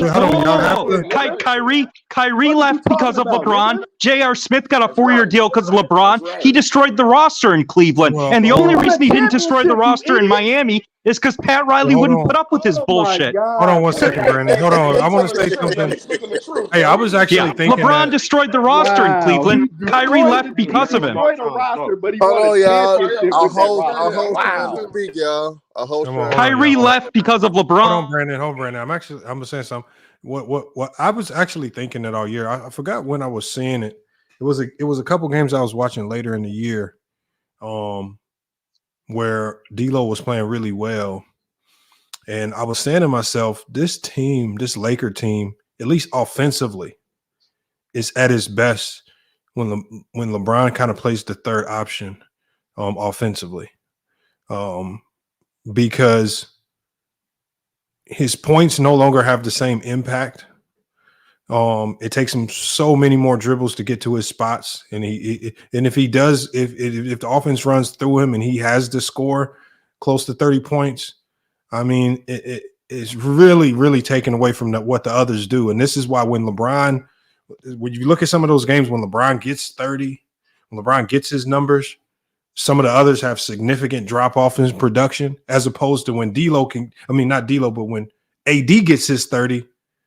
But there was a couple games when AD got his 30, but then also Reeves and D'Lo both had 25, 22, big nine numbers as well, because he gets his points in a different manner. So I don't disagree with Brandon when he says that, because that's what the film kind of shows. But that's the dilemma that I was telling the other guy as a coach, especially as a second-year coach. How do you broach that topic how do you broach that in the locker room when you have to say, LeBron, we need you to take a step back on the offensive end? So when D'Lo's ineffective and he's scoring 0 points and he's affecting the game at all, but D'Lo wasn't getting any shots. He was getting shots. He got 20 in game 1. He wasn't getting shots. LeBron and AD weren't passing the ball. Hold on one second, y'all. Hold on. But it takes us to the same conundrum that I said before. D'Lo is effective when he has the ball in his hands. If you're asking him to stand around and be a catch and shoot shooter, which if LeBron's facilitating, that means you're asking D'Lo to stand around and be a catch and shoot shooter. Which what my thing is why LeBron fits into that role better is because LeBron is much better off ball than D'Lo. He's much better in that role, and even better than most people give him credit for. He's one of the better off ball players. So why don't you allow him to play that role? Because as this team is constructed, you need D'Lo to be optimized. Yeah, but the problem with D'Lo is he struggles against bigger guards. Hold on one second. Now, what I'm saying is this. D'Lo, when you give him the ball, like you can look at the last regular season matchup versus the Denver Nuggets. When they said, we're going to give you the ball, D'Lo. D'Lo went in attack mode. They went into halftime with the lead. They were barbecuing the Denver Nuggets. They come back out in the second half, just like in the playoffs. They let LeBron James facilitate and run the offense. D'Lo got far less touches. The Denver Nuggets walked him down slowly and then beat him at the end of the game, just like they did in every single one of these games. Because when they went up 20 points, that was D'Lo being involved. That was Reeves being involved. That was the others being involved. They didn't get these leads on the back of LeBron James's offense. They got these leads based on Anthony Davis' productivity in the post and the ball moving and everybody else being involved. And I said, at least for that particular series to beat the Denver Nuggets, that's the role that LeBron would have needed to play. Exactly. Hey, can I say one thing? FY have to follow that up. Could we be jumping out and in defense of LeBron James? Because I don't want to make it seem like we just being overly critical, or at least myself. Are we jumping the gun? Because what if the Lakers didn't face the Nuggets? You understand? Because how far off are the Lakers? Because we could just be, oh, wait a second. Why are you trying to avoid a team? No, I'm not saying avoid. They've lost 9 straight to Denver. I'm trying to say one thing. Can y'all let Flight finish, y'all? Maybe the Lakers are not as far away from serious contention as we think. You know, they lost to the Nuggets. 9 times out of 10, everybody might lose to the Nuggets. You know, yeah, but they got swept. I don't think that's what the you think case about that, this year. FYI? Are people jumping the gun? Well, I think obviously when you got a matchup against the Denver Nuggets in the first round, that's just a tough matchup. I mean, they're a tough matchup for anybody because Jokic has a strong case to be the best player in the league, and he shows why every time he touches the ball. I mean, the man just looks like unstoppable at times. I mean, he lumbers and he loafs around, but he gets the job done, whether it's facilitating or scoring. And he's super efficient at everything he does. And he's a much better defender than people give him credit for. And then you just got to hand it to him. Like some of the shots he was making, he just got it right now. And so when you can try to avoid it, but at the end of the day, like with this, as the Laker fan base showed you last year, get into the Western Conference Finals ain't good enough. You can avoid Denver all you want, but you're eventually gonna have to have that matchup with them. And I just think I think they had the winning formula in the first 2 quarters. And my buddy called me. I wish I can get him on here, Flex Sweat.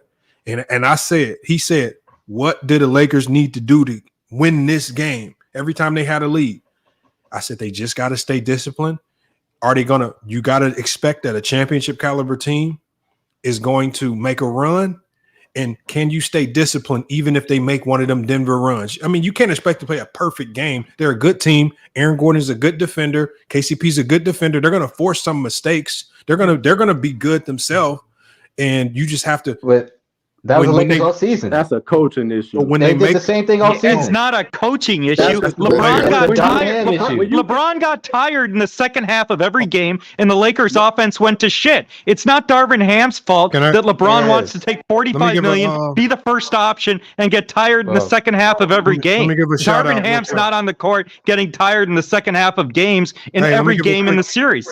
Let me give a quick shout out real quick to George, man. Appreciate George coming through in the Cash App. Salute the Bees, man. Bees just reminded me, man. Salute the Bees, man, coming through super. He's always been supporting the show, man. Salute to Bees, one of the only people that believed in the Denver Nuggets before they won a championship. Not some of these. Wait a minute. I'll give George a little credit. I'll give George some credit too on that too. And salute to Vin Vega, man. Always coming through, man, supporting the channel as well, man. Appreciate you guys. Yeah, but Denver didn't play that well in this series either. Murray didn't even shoot 40% from the field. So the idea that the Lakers would have done better if they avoided Denver is a bad take because Denver didn't even play that well in this series. They're not as good as they were last year. They're not as good. Yeah, they don't have Bruce Brown, and they didn't play as well either. And they had Gordon, Caldwell-Pope, and Murray were all dealing with some injury issues too. No, but the Lakers made it difficult. No, what y'all need to understand, look, what I saw in this series is I think there's a supreme underappreciation for Nikola Jokic. Because when it mattered most, Nikola Jokic just went to work. Like when it came winning time, Nikola Jokic hit a switch. Davis cooked Jokic all series, Lamont. Jokic played no defense. Hold on. Listen to what I'm saying. First of all, AD is one of the best players in the league. You're not going to stop him. What I said was he shot 65%. What I'm saying is this. I don't care what he shot. I said when it came down to winning time and the game needed to be won, it was clear who the best player on the floor was. And it was no doubt about it. It was Nikola Jokic. Anthony Davis was better than Jokic in this series. Hold on. Yes, he was. Jokic played no defense. Brandon, listen to what I said. As the Lakers clearly showed you, what you do through quarters 1 through 3 don't mean nothing. I just said when it came down to winning time, it was no doubt about who the best player on the court was. When I'm talking about the fourth quarter, in them fourth quarters, when Jokic would struggle all through the third, lumbering around, only taking one shot, when the fourth quarter hit and they needed to mount them comebacks and get points on the board, Jokic was taking AD down to the post, barbecuing them, getting the rebounds, putbacks, and ones, crazy passes. He did whatever he needed to win. I said winning time is showed, and that's where the Lakers, that was the separator between the Denver Nuggets and the Lakers, because when winning time mattered, but Denver won with defense, not offense. The main reason Denver won the series was because the Lakers offense went to shit in the second half, and the main reason the Lakers offense went to shit in the second half was Brandon. There's nothing special that Denver was doing defensively. They were not. They were right. Not. No, LeBron shot the Lakers out. Hold on, let me finish what I'm saying, Brandon, because I don't want you to misconstrue the facts. I'm not. Let's not act like Denver has some stellar defense that just shut them down. If we're being honest about it, the Lakers went away from what was working offensively, which was ball movement. And we got to put that blame on, if you want to put it on Darvin Ham, I choose to put it on LeBron, who was the facilitator. They went away from what was working. They went into this ISO style of play, which is easy to defend, and they worked late in the shot clocks. Denver held them to one shot because the other guy said they rebounded the ball well. They kept holding LA to one possession. They didn't let them offensive rebound the ball. But conversely, on the other end, when they missed shots, they kept getting offensive rebounds. Aaron Gordon, you always saw. Michael Porter Jr., key offensive rebounds. And then not only did they get them second chance points, they usually capitalized with a big time three. Just like Aaron Gordon with the kick out for the three. Michael Porter Jr. in, I think, game one, offensive rebound, kick out to Porter Jr. for a nasty three. They rebounded. That was the separator. Right, they rebounded the ball well on both ends, and they made timely shots in that fourth quarter. They were more disciplined and stuck to the game plan. Sometimes I think we spend so much time talking about the Lakers that nobody's giving the Denver Nuggets any credit. And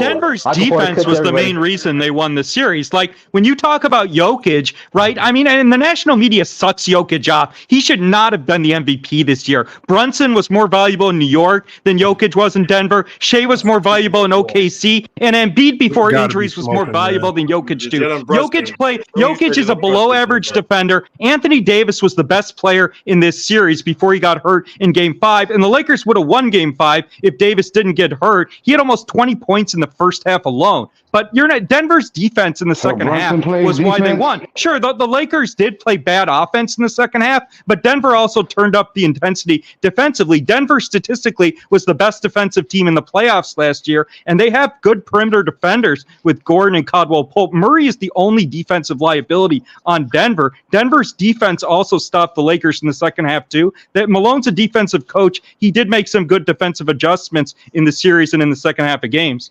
Oh, so coaching so before matters you- now. So Brunson plays defense. Oh, coaching matters now. They were not doing anything special. Yeah, but Denver has the roster. The Lakers don't. Coaching don't. only matters if you have the roster. The Lakers don't have the roster. That's They a don't. Brandon, I didn't see Brandon, anything the Lakers- defensively special. Brandon, the Honestly. Lakers defensively, in the end of the game, we were devoid. We didn't stay attached. We didn't stay attached. We didn't blow up pick and rolls. We didn't blow up the dribble pass offs, and that's where the Lakers became deficient, and that's where we lost it at. Denver didn't come with their best game, and they were still able to beat the Lakers, and it had a lot to do with our defensive breakdowns. That weak side help wasn't there. LeBron was watching the ball instead of staying attached to Gordon, and a lot of live turnovers, 3-4 turnovers in a row that turned into dagger threes, destroyed our morale, and they were able to beat us at the end of the game, late game heroics. I give Denver all the credit, man. Hey, you said late. No. Wait. So hold on. I don't know. Let me cook that take by Ben. Because what you're missing, Ben, is the reason the Lakers defense was so bad in the second half was because their offense fell apart. When the Lakers aren't scoring the ball and they're not efficient offensively, they have to defend in transition. And as bad and Reeves and Russell are defensively in the half court, they get fucking obliterated in transition. So the reason the Lakers defense was falling apart in the second half was because their offense wasn't good enough, so they couldn't defend in the half court. They had to defend in transition. The Lakers lost the series because their offense in the second half, not because their defense. This is still repetitive because we already established earlier, and I said earlier that this Laker team as designed is a team that thrives off their offense, and their offense propels their defense because it allows them to get back and they can defend as a team as opposed. So I think we've already established this. We already talked about to a certain degree. This is a different Laker team. Right, but the Lakers defended fine when their offense was efficient. The Lakers defense exactly what was we just only said, an issue when their offense struggled. Brandon, this is repetitive. We established that already. You're not saying nothing new that we said. We said that. I'm giving my take. I don't know if someone else said it or not. I don't care. All right. No, we got it. So no, we know that this Laker team has it. That's why one of the reasons why I said they need to keep D'Angelo Russell involved in the offense. So at least you get a motivated defense, D'Angelo Russell on the defensive end. Well, maybe the next coach can do a better job. I agree with everything. Yeah, the next coach isn't going to get LeBron to be 34. It's not going to work. LeBron's fine. Yeah, LeBron didn't score in the second half of half the games in the series. He's not fine. You can't win with a 40-year-old player getting $45 million a year. Hey, just like what Vin said. He's going to get more than that. He said, Vin says yeah, and that's why you're not going to win. These guys not closing, the game being very close at the end. You have to think about it. Who closed? LeBron didn't close. It was Murray. On two of those events. The game that close in that situation, I would have liked to see LeBron take the mantle and just shut it down at least one time. They didn't even get the last shot. Denver got the last shot both times. Yeah, I know, but leading up to that, it was a lot of. He missed the three. He missed the shot. Three. Okay. He had a chance. He missed one shot. All right, bro. Good. We was making them miss, bro. We scored like 30 points in those two games in the fourth. LeBron had we didn't have 16 in the fourth quarter in game 2. He was the only one scoring the basketball. Yeah, that was literally the only fourth quarter he showed up in. I mean, when you're playing at altitude and you're almost 40, you're not going to have legs in the second half of games. Hey, and LeBron wasn't willing to defer to Russell and Reeves. He wasn't willing to take a step back. Hold on, y'all. Look, this is the problem with this series is when LeBron played good in the fourth, they lost. When D'Lo dropped 7 threes, they lost. When AD went barbecued everybody, they lost. Yeah. Sometimes you just got to concede. They just a better damn team. It don't matter what they did. Reeves and D'Lo played well. Yeah. That's game 5. Late in the fourth, you lost. The Lakers were leading for 70% of the series. The Lakers could have played with Denver if they were smart. They lost. But they lost because LeBron wouldn't pass the ball in the second half, and the Lakers' offense went to shit. It don't matter. They lost. When you lose a 7-game series, you generally lose. It does matter because it matters for what the Lakers should do moving forward. No, they lost to the better pay team. LeBron. Pay the Yeah, max. pay LeBron and keep getting your ass kicked in the first round because the West is going to keep getting tougher and LeBron's going to keep getting older and you're going to keep getting your ass kicked in the first round if you keep paying LeBron $45 million. Well, yeah, you're right. He's gonna have to take a pay cut if they want to get better, but Yeah, but LeBron's he gonna won't take a pay cut. He will never take a pay But right cut. now they got bigger fish to fry because like because they got bigger problems if they don't figure this D'Lo contract situation out there and barbecue situation anyways. So I don't think D'Lo got a lot of leverage. Yes, he does. Got a shit ton of leverage. All right. I don't think there's a big market for him. No, it don't matter. If so, here's the problem. If he opts in, you're well over the first apron. You're teetering along the second apron, and so now you can't make any moves because if you go over that second apron, trades are completely in the garbage can. So yeah, but they don't have anything to trade anyways. I know. So all I'm explaining to him is just the detrimental situation. So if D'Lo opts in, you're in trouble, right? And teams are going to know you're in trouble, and they're going to try to do what they did last year. They're going to finesse you in any particular trade because they know you're trying to get out of trouble. And you're trying to get talent from other teams that looks better. So if D'Lo just leaves, well, now you're out D'Lo and you have no way to replace his talent because you're already over the cap. You don't get that money. There's no way you get that money back. So the only way they can make this work is if they play nice with D'Lo, they agree to terms to a new contract that he can facilitate that trade to another team and they can bring back viable pieces that actually works. Now the hope is that how do you convince D'Lo to do that? The only way you can convince D'Lo to do that is if you pay him more money because you have done nothing for D'Lo to do you any favors. I mean, technically, like he played better this season than last. He did improve. Doesn't matter. Not in the playoffs. He played his best basketball this season. And when he not in the playoffs. D'Lo played very. D'Lo was the Lakers' second best player in the playoffs before the conference finals last year. Hold on, Brandon. When he goes to the team and negotiate, right? It's not going to be based off of emotion. It's going to be based off of statistics, off of what he did. Mm-hmm. And technically speaking, D'Lo had his best season ever, and that is solid. So he does have the bargaining position to determine the fate of the Lakers. What Lamont is saying is truth. Because but again, hold on, I heard what you said. Brandon, can I finish? Brandon, let me just finish. And then go you can ahead, have it, brother.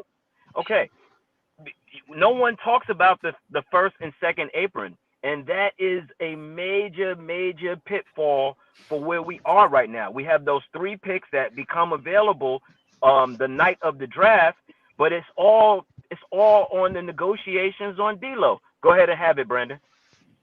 Yeah. So first, it doesn't matter that Russell's coming off his best season because everybody in the NBA knows what Russell is. They know he's one of the worst defensive players in the league. They know he's a capable offensive player, but only when he can initiate. He's not anything special off the ball, which is what his role would be with most teams. Okay. D'Lo was a complete failure in That has Minnesota. nothing to do with his.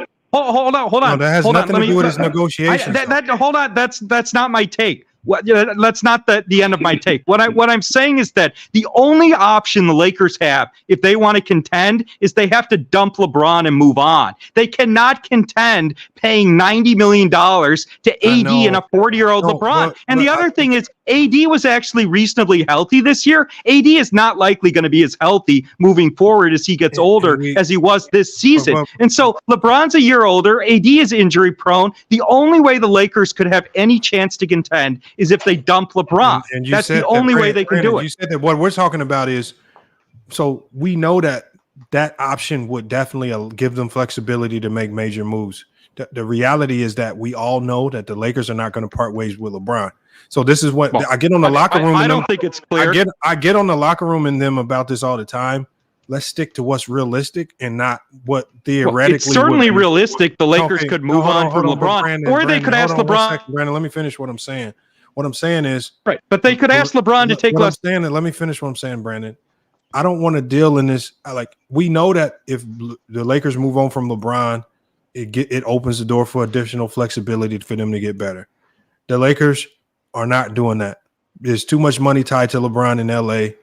There's just too much money associated with Bron being on your team. They're not letting him go. So what we're talking about is the realistic situation, because going forward, it's still going to be Bron and AD. He's still playing next year. So when we stay realistic with it and not these theoretical situations that are fake, and because if you think it's going to happen, I'm willing to make all bets. I'm taking all bets if you really think it's something that can happen, but I don't think I'll get any bets on that.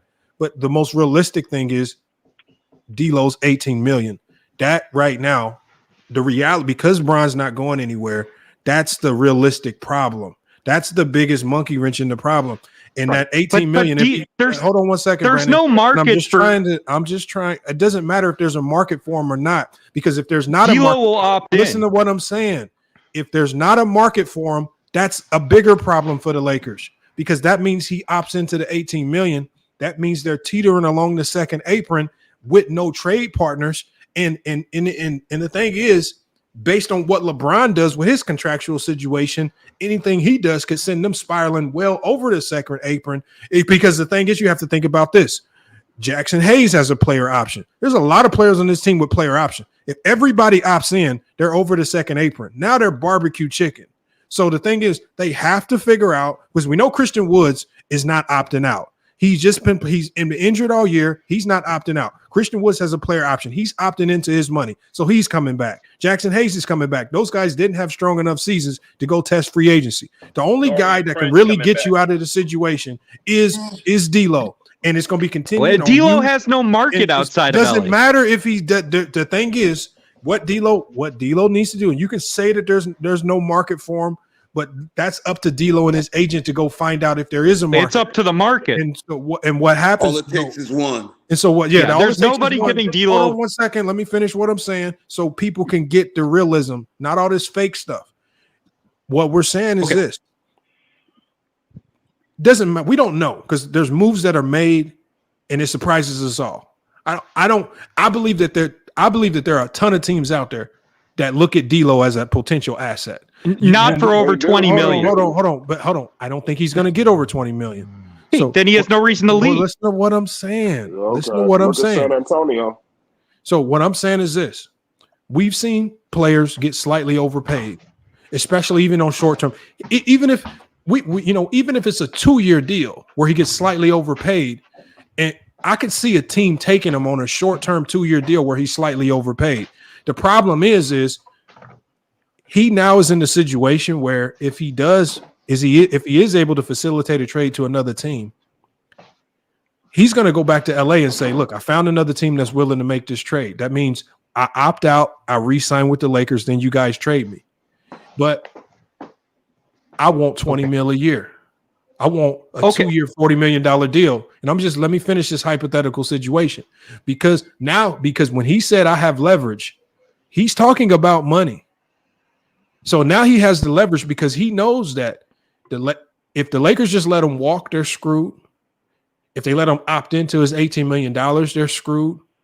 They have to facilitate a trade to another team.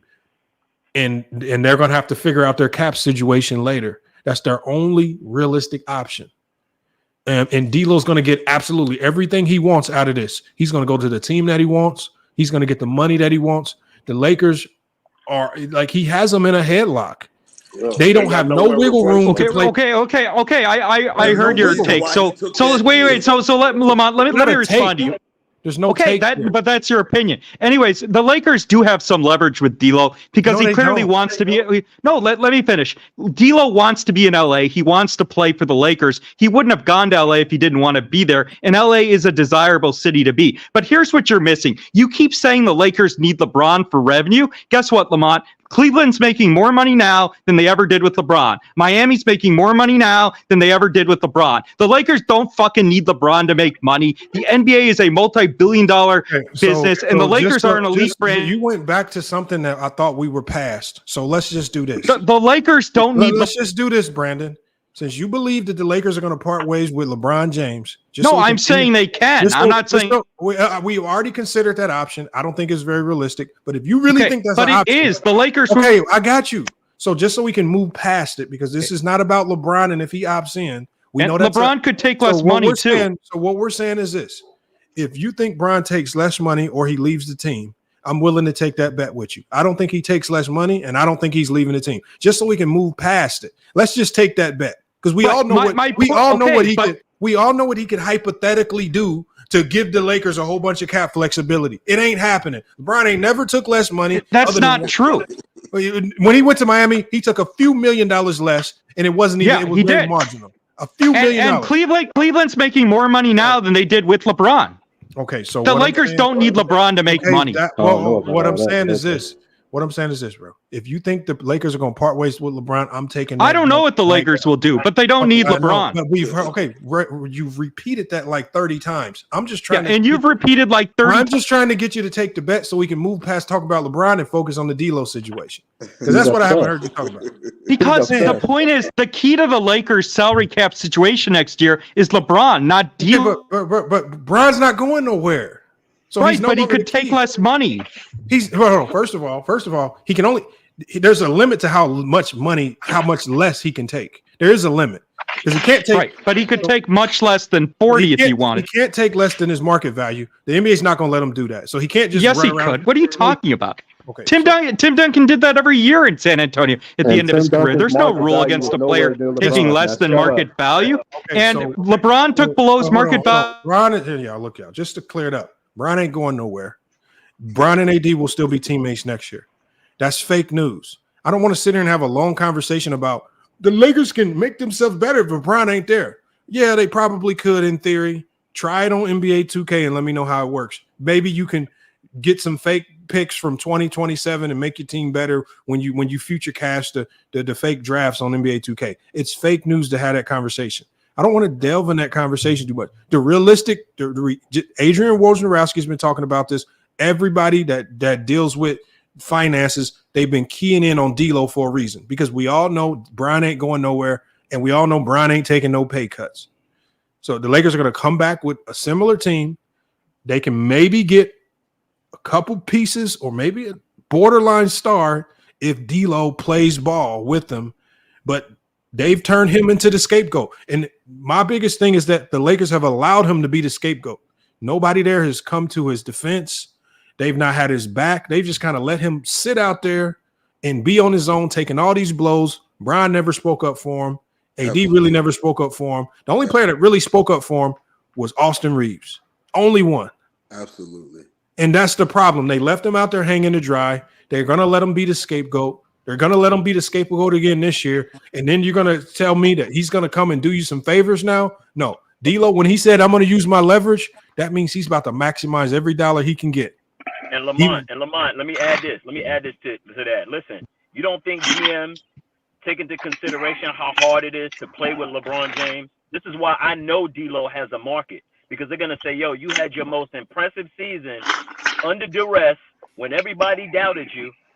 Man, I'm going to offer you something. Yeah, but it doesn't matter. Everybody knows that Russell can't play defense. They know what he is as a player. They saw what he was in Minnesota. He was completely worthless in Minnesota. So there's not a market for D'Lo at above $20 million a year. And I don't agree with you, Lamont, on LeBron. But even if the Lakers keep LeBron, they still have leverage with D'Lo because D'Lo wants to be in LA. He doesn't want to play in some small market like Milwaukee. I'll bet that he has. D'Lo go whoever pays him. First of all, hold on. Let me tell you guys this right here, y'all. I'm going to tell you why D'Lo would leave LA in a heartbeat. First of all, this is why we know. First of all, with the state taxes in California, the $18 million that he's making with the Lakers now is really probably like $9 million, if not less than that.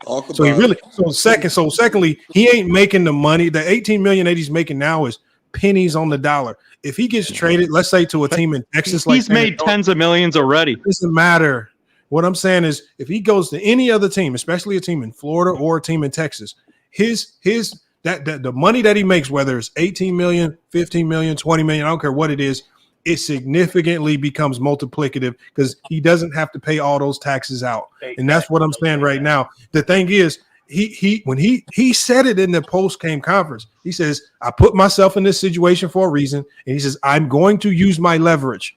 And so I told Laker fans, you better brace yourself because y'all did a lot of hating on this man. And he's about to flex his muscles now. Right. And when he flexes his muscles, don't get mad when y'all signing Vladi Slosevic from Austria to fill out your roster.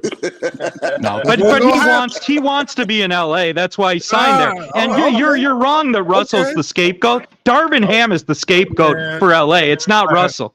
All right, you can say that. I've been listening. I know who been the scapegoat. Come on. Yeah. Let me ask you a The question, Lakers Lamont. fans are on Lamont, Ham, not Brandon. Russell. Hold on. What if somebody else drafts Bronny?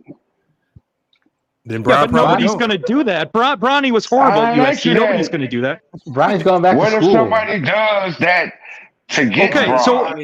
George, LeBron has a lot of roots in LA. LeBron has his production company. He has his home. He has his business there. LeBron has roots in LA. Stop, buddy. LeBron's not going to leave LA just because somebody drafts his son. LA. Okay.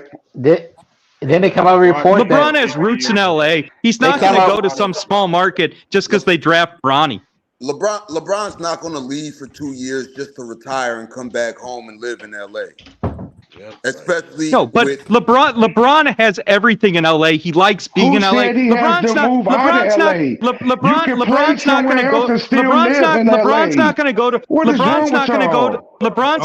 to a city he doesn't want to be in just to play with his son for a year. He's not going to go. LeBron's not going to go play for some trash franchise to play with his son for a year. You don't have to move. Hold on, George. You don't have to move.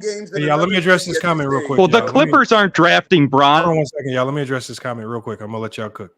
So we got Tezamon or Terezman says Lamont doesn't give coaches like Mike Malone no credit for what happened in the third and fourth quarters of the series. Look, man, the one thing I learned as a coach, just like Brandon said, y'all, coaches, look, I know we won the national championship this year, but we primarily, I would say 90% of the reason why we won is because we got some elite talent. We didn't win the national championship this year because I drew up some special play or made some special adjustment that won us the game. We won this year because we had some players. Last year we didn't win it, but we ain't had a player. I don't care what the hell I would have drew up. That's why I say all this coaching stuff, sometimes y'all be putting a little too much into this coaching. Because coaches, yes, we do get a lot of the credit when things go right.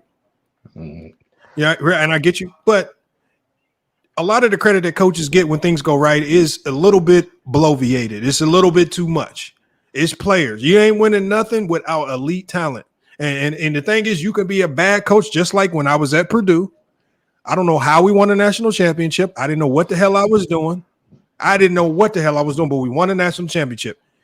I did one thing right. I made one timeout. The announcer said, man, that was a great timeout, but I can't remember a play. I don't know what I did. I didn't know what the hell I was doing somehow, but we won the national championship because my point guard was an NBA caliber player. That's why. That's one of the only reasons why, man. So I'm not about to sit here and fake like you can win because a coach just drew up the most magnificent play, and this was the greatest play. Nobody's seen it before. You went, no, you don't win shit without players. And coaches who win it. That's not what he was saying, though. No. They all got players. All the players are great.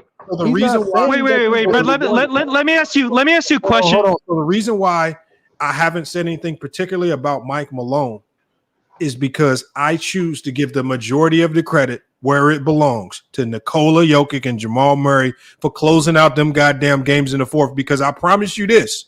It was a lot of shit that they was doing in that fourth quarter that Mike Malone did not draw up. When Jamal Murray breaks off and goes into his ISO and he hits a fadeaway on AD for the game winner, you ain't no drawing that up. That's all. So that's not coaching. That's not coaching. That they're prepared. That they know what to do. They know what to do in the clutch moments. That they know what. Look. I'm gonna tell you right now, bro. That's 1,000% the player.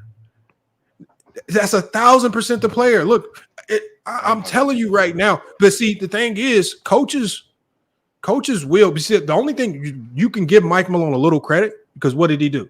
He let him play on. He didn't call a timeout because you guys want to go timeout crazy with this stuff. He let him play on. He didn't call the timeout. So you could honestly say that he didn't get in the way. So really, coaches just need to stay out the goddamn way and don't do too much. That's a good coach. it's not because they're prepared. Like they know what to do. Hey, They're well coached. But look, Come on, they're professional basketball players. What I said, come on, man. What I said was this. He gets some credit, but the amount of credit that you guys deplore to coaches, whether they win or lose, is crazy, right? The amount of credit that, Greg Popovich and Phil Jackson get, it's ridiculous because Phil Jackson looked like he didn't, his coaching in that triangle didn't look so great when he was trying to run it with the Knicks. But when he had Kobe and Michael Jordan, that triangle offense looked like the best thing smoking. See what I'm saying? So the thing is, that triangle offense looks very mediocre when you ain't got Jordan or Kobe running it. You ain't got a Shaquille O'Neal down there. So all I'm saying is, when we look at this series and we look at what Nikola Jokic and Jamal Murray were able to do late game in a series where the Lakers dominated the lion's share of the games, at least by having the lead, that's Nikola Jokic and them just going off, just pure skill and off kilter, just dominating you. There was no spectacular play calls, none of that. They was just going in barbecuing with pure skill. That ain't no Mike Malone drawing up no special set. Them boys were just out there cooking, and y'all got to start giving credit where credit is due. Nikola Jokic is on his way to being a top 10 all-time player, and it's performances like this that go underappreciated. So you're saying if Darvin Ham was coaching the Nuggets, it wouldn't make a difference. Exactly. If Darvin Ham had Nikola Jokic and Jamal Murray, it wouldn't have made no difference. They would have barbecued. The championship. It would have barbecued. Yes, they would have barbecued. Yes. Yeah, good luck with that, bro. I bet my fucking house on that, bro. Yes. Hands in pocket, all hands in pocket. Hands in pocket. Hands, pockets, and all. You get me, bro. You could have put me out there with Nikola Jokic. If you put me out there with Nikola Jokic, because this is what y'all also forget too. There's only 30 coaching jobs in the NBA. This is the best league in the world. If you're a coach in the NBA, you're probably one of the best 50 coaches in the world. And you telling me these guys don't know the game? Darvin Ham ain't no fucking top. No. I don't care how you slice it, DJ. I don't care how you slice it. And I even gave you some wiggle room. I said top 50, and there's only 30 jobs in the league as a head coach.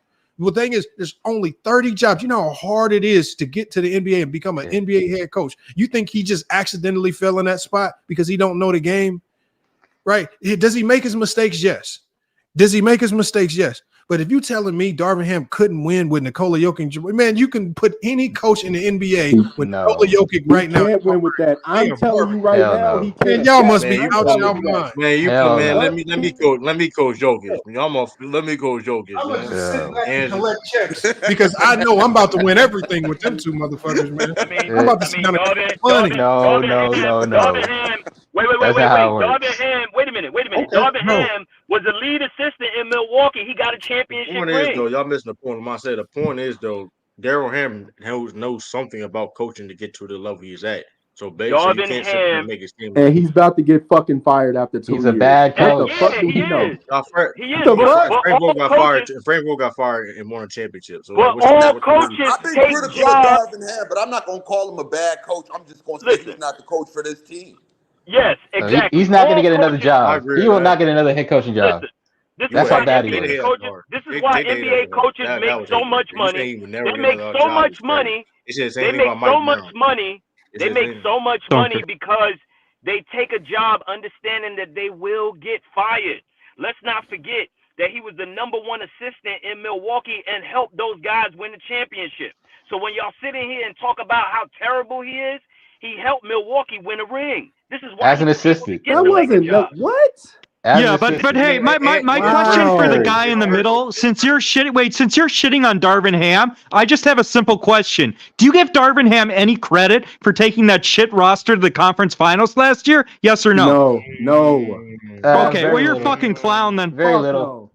Hold on, coach. Even when he was winning, he was slow to make adjustments. Okay, so when the Lakers win, it's all LeBron, and when they lose, it's all Ham. Got it. Nobody said it's all LeBron. No, but you said that. Okay, so do you give Darvin Ham any credit at all for getting the Lakers to the conference finals last year? Yes or no? Any credit at all? People in the back, no. So why does Darvin Ham not get credit? Hold on, why does Darvin Ham not get credit? Lamont, he's been bad for 2 years. No. Bro. You can't be. Hold on. You asked me a question, right? Yeah, let's hear it. Define been bad. bad for 2 years. Define bad. Okay. So they beat the Golden State Warriors, but Darvin Ham was bad. Define how he was bad against the Golden State Warriors last year. Okay, he wasn't. But Lamont, we had the overwhelming side. No, Brandon. Hold on. No, DJ. I'm asking you a specific question because you said he was bad last year en route to the Western Conference Finals. So let's go series by series before we even get to Denver. Let's play the Memphis Grizzlies. They beat the Memphis Grizzlies where a lot of people, that was about 50-50. A lot of people had Memphis winning it. That was the higher seed. How was he bad in spite of them winning that series? Tell me how he was bad against Memphis. Okay, he wasn't bad against Memphis, right? What about Golden State? Fine, right? He wasn't. What about Golden State? But what about Golden State? The reason, though. No. What about Golden State? Golden State. Okay, he wasn't bad. Okay, fine. So what? Okay, then they lose. So they run into what would end up being the NBA champions, and they lose in a sweep. Yeah. So we all know horrible, and we all know what went wrong there. We all know what went wrong there. So you're telling me he was good against the Grizzlies in a series where many people, including myself, picked him to lose. He was good against the Warriors and Steph Curry, a head championship coach, and Steve Kerr, who's won 4 championships. And then he runs into a buzzsaw Denver team that smacked every goddamn body, and he gets outclassed and outcoached. But the players also got outclassed and outplayed because they got played as well. Lamont. Nobody said they didn't, Lamont. So what's the point, bro? So what I'm saying is, wait, hold on. The Lakers were good last year because of their defense, and Ham is a defensive head coach. So to say he doesn't get credit for the Lakers getting to the conference finals last year, it's one of the dumbest takes I've ever heard. So let me put some context on this, right? Because y'all talking about this Memphis series, right? Y'all do realize Memphis was missing two of their players, right? Y'all do realize that, right? Morant played, but he was hurt. Right? Morant played, but he was hurt. He had a broken finger. But what you're saying, but hold on, but what you're saying still, it alludes to what Brandon is saying. What he's saying is, you said you don't give any credit to Darvin Ham, and it alludes to the point where it takes us back to, and I've said this multiple times as well.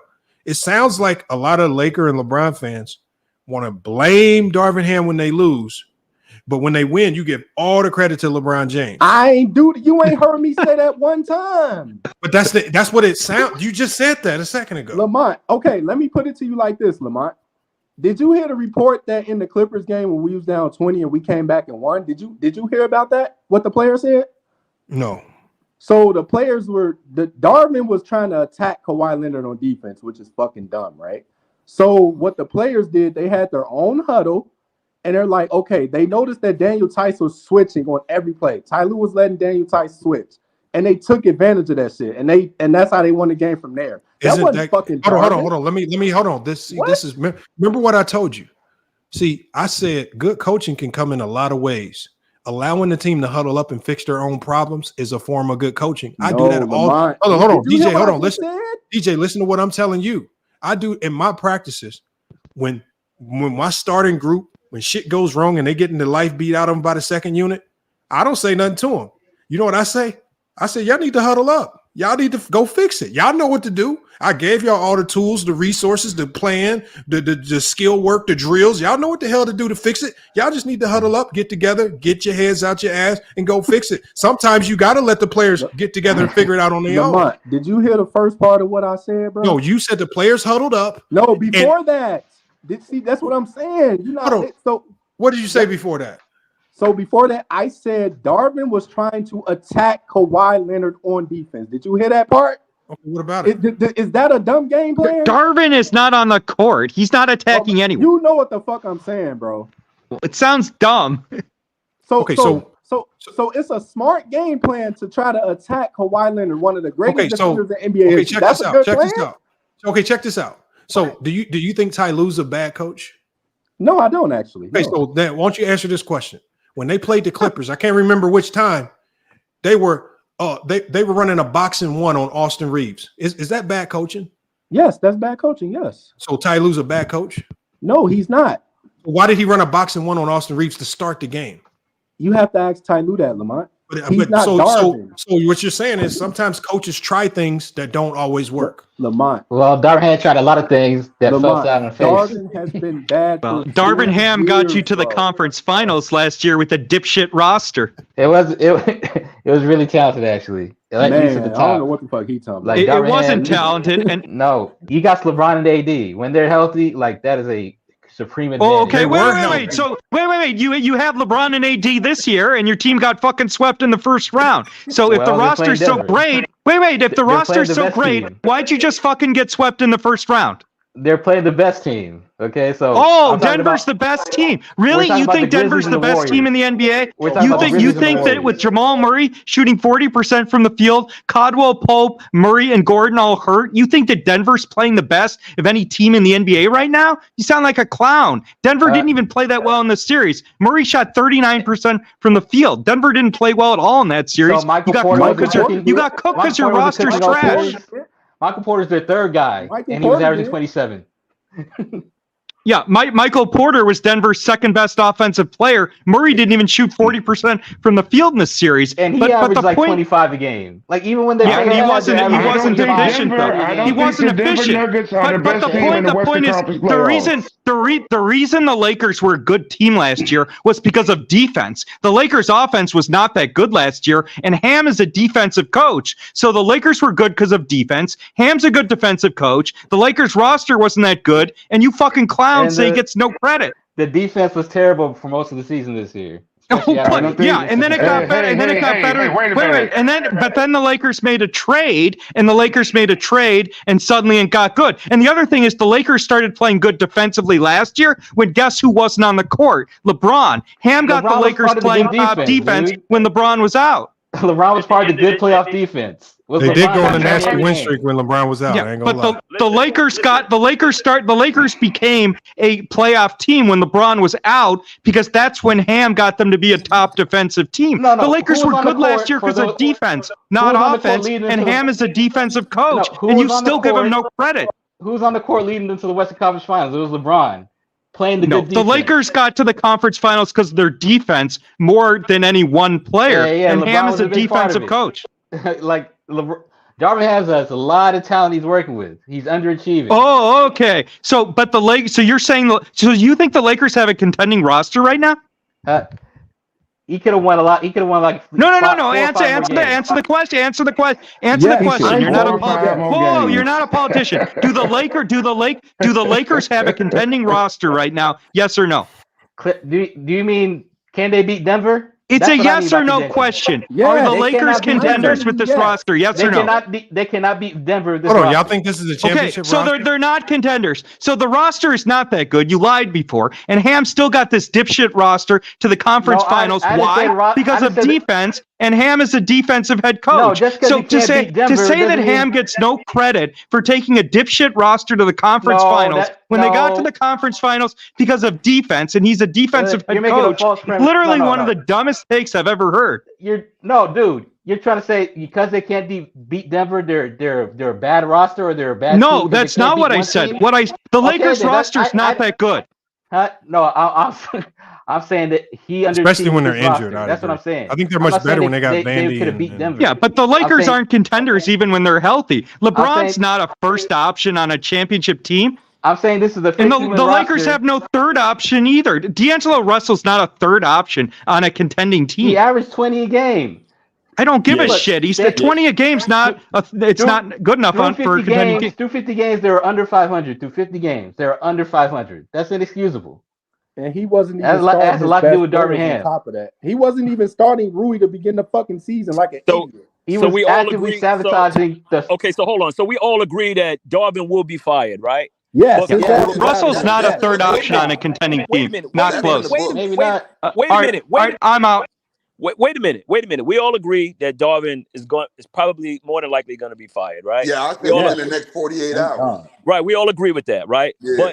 But to sit here and put all of the blame on him, it's obtuse, guys. Like No. you I'm can't not putting all the blame on him. Like the blame goes around. Okay. You know what I mean? The blame goes around. But like one thing I want to ask you guys, right, is where does D'Lo end up? Man, he got options, man. San Antonio don't sound far-fetched. Like he got options. Orlando. Yeah. Orlando's they desperately need a point guard. The Nets. The Nets definitely need a point guard. I mean, there's a lot of the Toronto Raptors are struggling. They need a point guard. I mean, there's a lot of teams right now and teams that are they're going to be under the cap. They're going to have the space to take his money on. That would take him. That would take him, especially on a short-term deal. No, Washington's pretty set with their point guard. They got a pretty good. He's not going to Canada. He's not going to Canada. It doesn't matter. But the thing is, at this point in time, when D'Lo said he's going to exercise his leverage, there is a little truth. He could exercise his leverage to stay in LA, but he also could exercise his leverage to get more money. But at this point in time, he gets to pick and choose what he wants to do. The Lakers have no say so. Team to get more money. You know what I mean? You just got through talking about the taxes in LA. He definitely going to Canada. So I don't know. He could come to Florida. I'll tell you that much.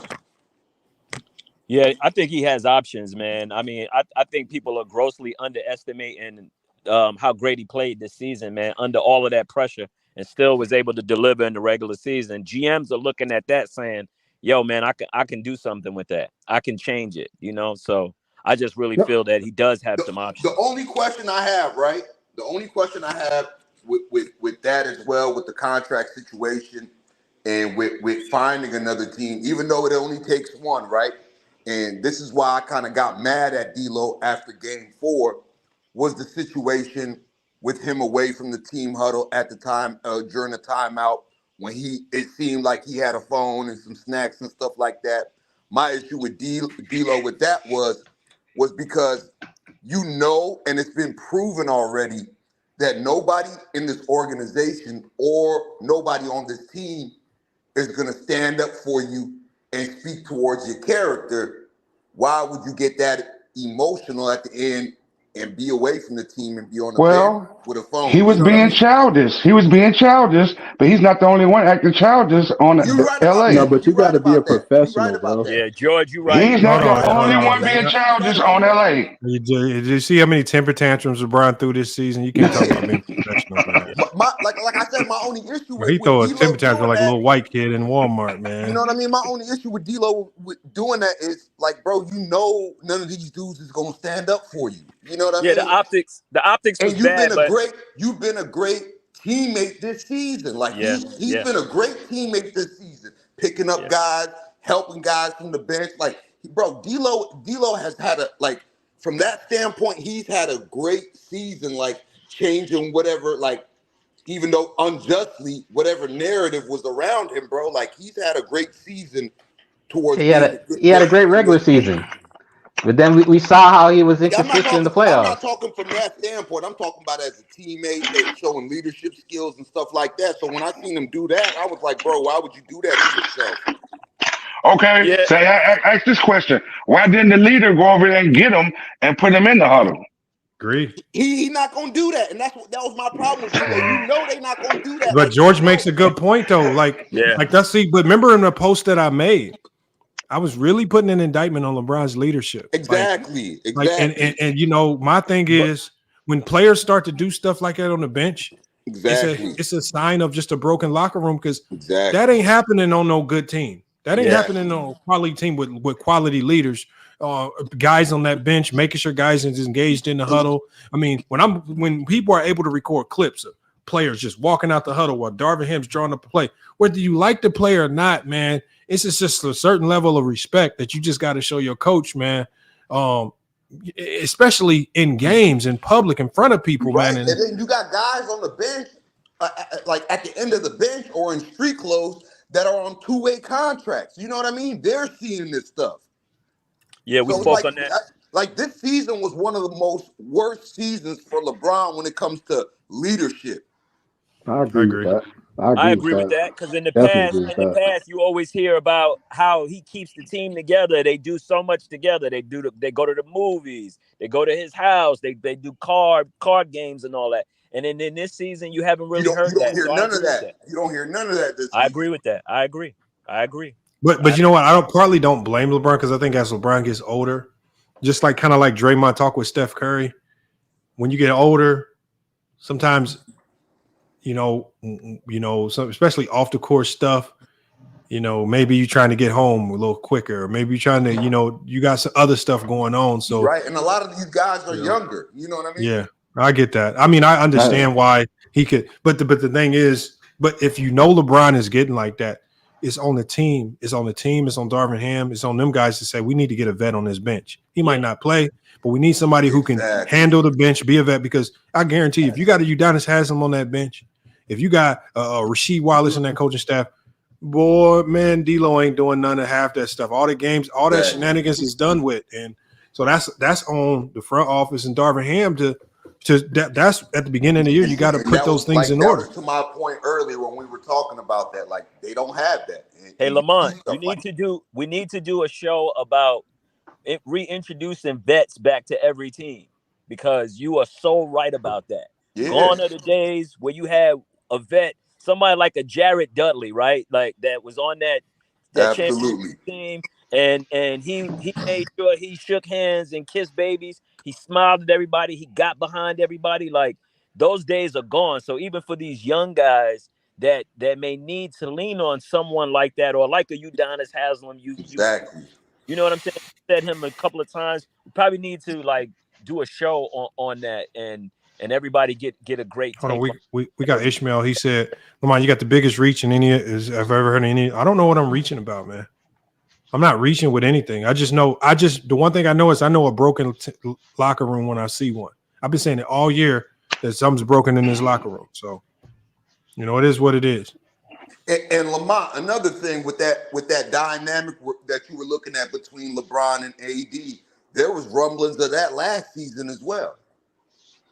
Especially around the time when LeBron James broke the record and people made a big deal about AD was sitting down while everybody else was standing up and stuff when he was about to take the shot to break Kareem's record.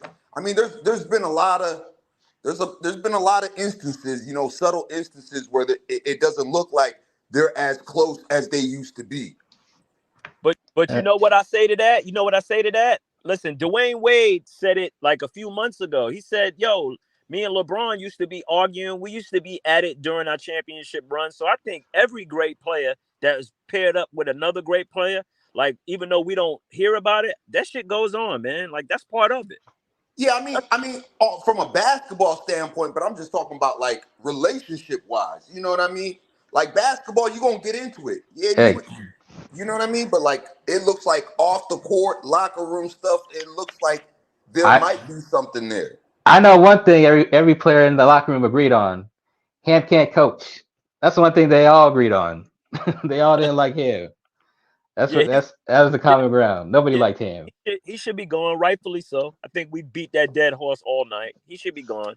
I'm just saying, like, he's not 100% of the blame, guys. Like, period. You know. I'm saying going forward, he's the first thing you got to correct, because it starts with nobody bought into the coach. No, I got it. If you don't buy into the coach and what he's doing, then your talent can only go so far.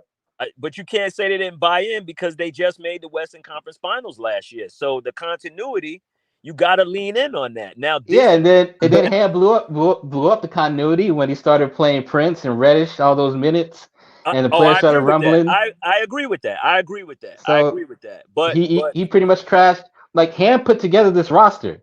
Ham and Pelinka put together this roster, and then Ham didn't know what to do with it. No, he screwed up the roster all year. He was screwing up the roster. You got to be crazy. Pelinka put this roster together because it was Ham and Pelinka put it together. They picked the players. Brother, bro. Listen, you could sit here and blame the roster, but we don't have the money.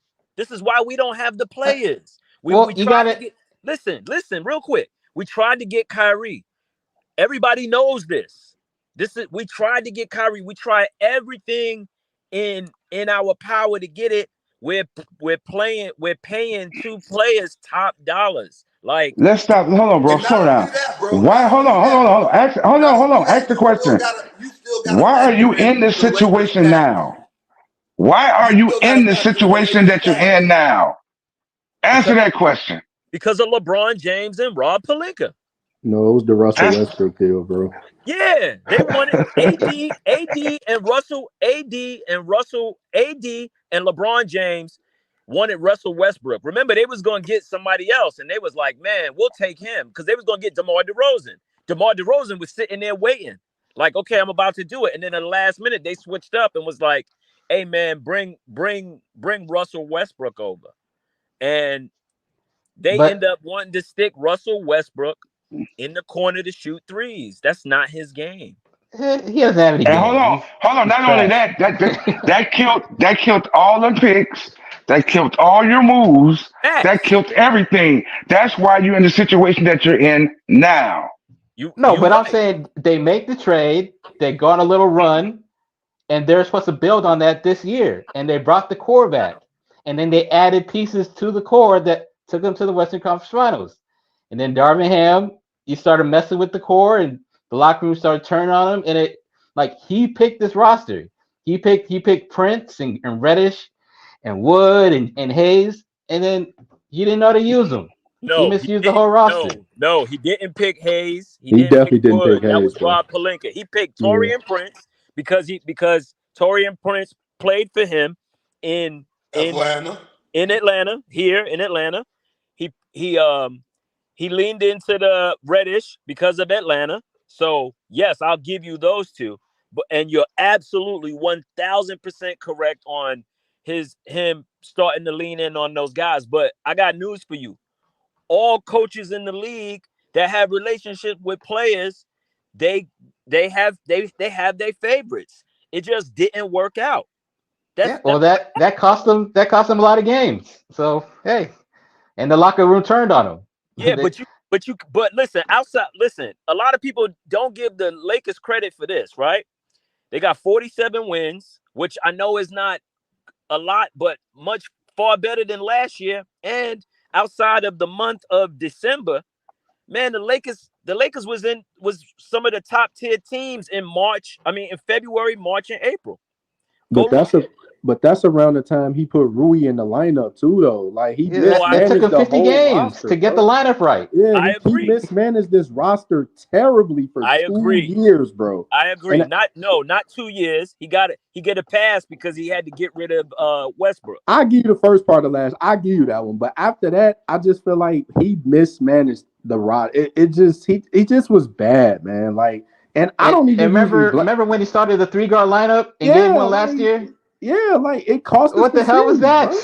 Yeah, like but you know what I say to that? They lost the series in the first half of game 1 last year. But you know what I say to that? It's other teams that do that too. So, but I'm focusing on him, and he's like, I'm not saying that he couldn't coach to get more wins next year, maybe, but if you're talking about an elite coach, that'd be the difference between a second round exit and maybe an appearance in the finals. Ham's not that coach. He's not going to raise the ceiling. He needs to go. I'm not That's my only point to that. Like, we hand in hand when I say Ham needs to go. Like, we are hand in hand on that. The only thing that I'm saying is there's been a narrative about him all year that he is the total reason why we are where we are, and that's I wouldn't say total reason. I wouldn't say total reason. That's not. What percent would you put on that though? I think like Lamont says, you have a game plan. They go through the game plan. You bring the game plan. The players are all right with the game plan, obviously, because y'all make it to the game. And then when it's not executed properly, then I think the blame goes on him. For crying out loud, they changed his name to Darvin Scam. Like, I think the narrative. Yeah, I think. Listen, yes. Did he make a lot of mistakes? Yes. Did he put these crazy ass lineups out? Yes, absolutely. But the way that the vitriol that people have for him, I do believe that it's just a little unjust. Let me fill you in on something, right? So I've been watching Trevor Lane lately, and I've said this before, even before I even watched him. The Lakers were the most unprepared NBA team this year, bro. Like, I missed that. Say that again. The Lakers were the most unprepared team in the NBA this year, bro. Like, when you down by 15 in first quarters all the time, you're just that was happening a lot, bro. Early in the season, that was happening a lot. They corrected that at the end of the year. This is why they was able to get 40. Yeah, when he finally got the lineup better. Yeah, exactly. Like, and to the game plan part, the players were not okay with that because the players were all complaining about his game plans. When Golden State got 26 threes from Golden State, on like a critical game, like that was your game plan to let everybody shoot threes on Golden State. Like, even in the Denver series, right? I said this before. When you play Denver, I'm shadowing Michael Porter everywhere he goes. Why are we leaving Michael Porter open? Like it just because bad, Rui can't guard him. Rui cannot guard Michael Porter. So wait a minute. Michael Porter hit a lot of tough shots, man. Like, no, that's true. I agree with that. Wait a minute. Let me just finish it, and then you can do as you may. Michael Porter Jr., man, was scoring off of those live turnovers, man, and he like the others, man, like LeBron, AD, Jokic, and Murray. They kind of cancel each other out, right? You got two amazing players for Denver. You got two amazing players, man. The others on Denver, man, they came to play, man. They came to play, man. I gotta give Denver their credit, man. No, definitely, I agree with that. It seemed like anytime they wanted to get a shot for Porter, they run that dribble handoff, they lose him over that pick, and he would have a wide open shot, or he have a drive to the lane. They weren't wide open. He was raising up over guys. No, he was wide open too. He was open enough. He was Michael Porter open. He was open too.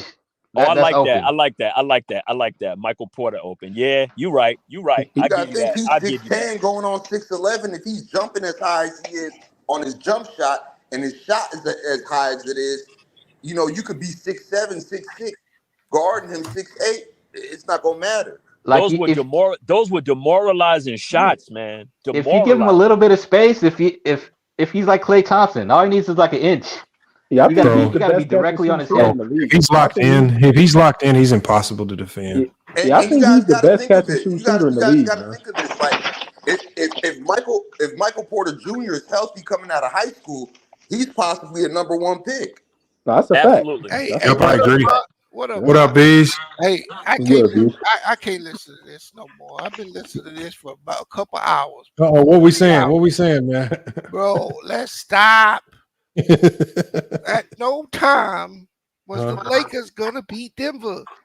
Hey, they could have got 2 or 3 wins. Bro, look. No, bro, this Denver team is not the same Denver team. Please let Bees cook, y'all. Let Bees cook. Please let me finish. In every game they had to lead. I call Bang. I'm like, they in trouble. They in big trouble. See, what you don't understand is when you beat somebody as many times as they beat you down, Denver has full confidence that they can go out and play their D game and beat you. And that's all they had to give you. They only had to play you for like a 10-minute stretch in all those games. Bro, they actually played really bad. You shot as good as you could shoot. You can't play better. You shot almost 50% for the series. Your second problem is your AD played awesome, right? But he has no impact on anybody else. He just scores points. See, the difference between him and Joker is Joker's bad game is 25, 20, and 9. And he has 7 turnovers. Right. That's his bad game. AD's good game, 32 points, 15 rebounds. AD put the ball in the basket, but he didn't create anything for Austin Reeves, D'Lo. He didn't make those dudes scoring the ball any easier. And that's the problem with this team.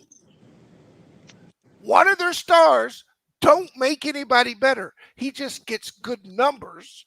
And the other one, in my opinion, he let AD cook it. He wanted the second half. So AD got froze out in the second half. I agree with you there. That's a fact. So, agree with you there. but AD don't want that either. He don't he don't want it. He don't want that smoke in the fourth quarter. So he will easily back off and start shooting threes and stay out of the way. As good as he was cooking in them games, man, especially the first two, but even the second game, you can ask Bane right now. I called him at halftime and said they're gonna lose this game. They're gonna lose this game because they have to play at that level. Just they can't get away from them. All they got to do is execute for 7-8 minutes, and Denver's going to win the game. If Denver would have shot the ball at the same or their average output, they'd swap them again. I believe that. Because with everything that happened, I believe you that. can't beat a team 11 out of 12 straight times, and 8 of them be playoff games, and not be vastly superior. I ain't lying. So, Bees, was I wrong when I said we keep talking about the Lakers losing? I said maybe we just need to start talking about how good Jokic is. What we need to do is put some respect on that man's name, because what he does is he keeps them relevant when they're struggling. See, you don't even know at the end of the game that he got 25 points, 9 assists, and 20 rebounds. Yes, we do. You don't even realize he's played that well. And he's a run stopper, too. And then Murray comes in and saves the day at the end. All he does, he gets them from point A to point B, and Murray puts the cap on the top of it. Yeah, he closes. I agree with you there, man. If you look at the series, you can see how they close every quarter, damn near. There was a game where the Lakers shot almost 45% from three. Denver shot 23%, and they still lost. You go to the fourth game, the Lakers got 29 free throws to like 9. And they still lose. That's what I was saying. I said everything that they said went wrong last year that cost them to lose. I said D'Lo gave you 7 threes one game. You lost. I said, I mean, everything that you needed to reverse course on, we saw a little bit of it that series, and you still lost. Yeah, but we didn't reverse course on everything. No, bro. you just got to understand that this is a new NBA, bro. And every 5 to 7 years, the NBA shifts. Yeah. And right now, you better have balance if you're going to beat this team. I agree. They don't have to be as good off the bench as they were last year. Oh, look at Brandon. That's only for the Lakers, right? Because I think they got a problem. They got a problem with Minnesota. They're going to have a problem with Minnesota. Possibly, but bro, again, you have to pick your poison with the Nuggets, because if you leave KCP open, he can kill you. Michael Porter Jr. can kill you. You get too happy, doubling Joker or Murray, and old boy is in the dunker spot all day long. I don't think they're going to double Jokic. You have to pick your poison with them. Yeah. But Minnesota has 2 7-footers. They don't have to do what the Lakers did. Like they you got to double Jokic. No, you don't. Rudy Gobert cannot guard him. That's how. He wants you to do that. No. They want you to play one-on-one. Passing the ball. What he does best is reading the floor and passing the ball. You mix up your coverages. You double them immediately. Hey, I don't want to say this, Lamont. I don't. For like 2 quarters, I watched this man, and at first I'm like, why is he so tired? Then I didn't realize what was happening. He was running the point for a lot of them games in the second half. He was initiating the offense. Yeah, right. He was running the point. You know how much more energy it took for that man to run the point and get 20 rebounds? Yeah, he's special. He's special. Hey, man. If you play him one-on-one, he's going to score every time. Every time. I mean, you better off that way. Yeah, that's what I'm saying, bro. He's trying to get to that right shoulder. He's trying to get to that right shoulder every time. You need to have a clock on Brandon when he come up here, bro. That is the most, he actually was speaking some real talk today. A little bit. Yeah, you're right. Brandon was actually, I got to give Brandon a shout out. that Darvin Ham take. That's the best take I ever heard. That's what I said. That might be his best take ever. But the rest of that nonsense, you got to put a time clock on it. So, hey guys, thank you for the opportunity, man. Thank you so much for allowing me to get in here and share this space with you. I respect everybody's basketball acumen, but I'm gonna go and catch that Knicks game. Oh, hold on, Vin. I got one question for you. Yes, sir. I listen to people say Darvin Ham should be fired, right? Right. Could you explain to me what another coach is going to come in and do with this assimilation of players? So I'm of the mindset, like I'm not a Darvin fan hater, right? I've been a guy, and Lamont will tell you this, like I've been a Darvin Ham supporter through the ups and downs. I just believe that it's run its course and he's lost guys. That's why I say that's the major problem. They're gonna have to move on from him. Like I liked his philosophy in the beginning, and I live in Atlanta, so I've been around some of the guys that, and I've heard things about him personally that made me say, like, yeah, like this is probably the guy, because everyone likes him and guys play great for guys that they like. So now we're in a space where it just looks like the guys they just need to hear something fresh. So that's why I was saying, like, okay. I would advise Laker fans to hold off on believing that another coach can come in. I agree. Because I'm not a Laker fan. I like LeBron. I'm a fan of LeBron. Sorry to hear that. I've watched the same season for 4 years. Yeah. Yep. All right. Yep, The same exact season. Yeah. And if you don't think whoever comes to this team going forward is going to change what you're watching, it's not going to happen, because this is going to be ran the way LeBron wants it ran. Right. That's the change. Because he's the money. And you got to remember, at the end of the day, this is all about money. What Darvin Ham can do or can't do comes from upstairs.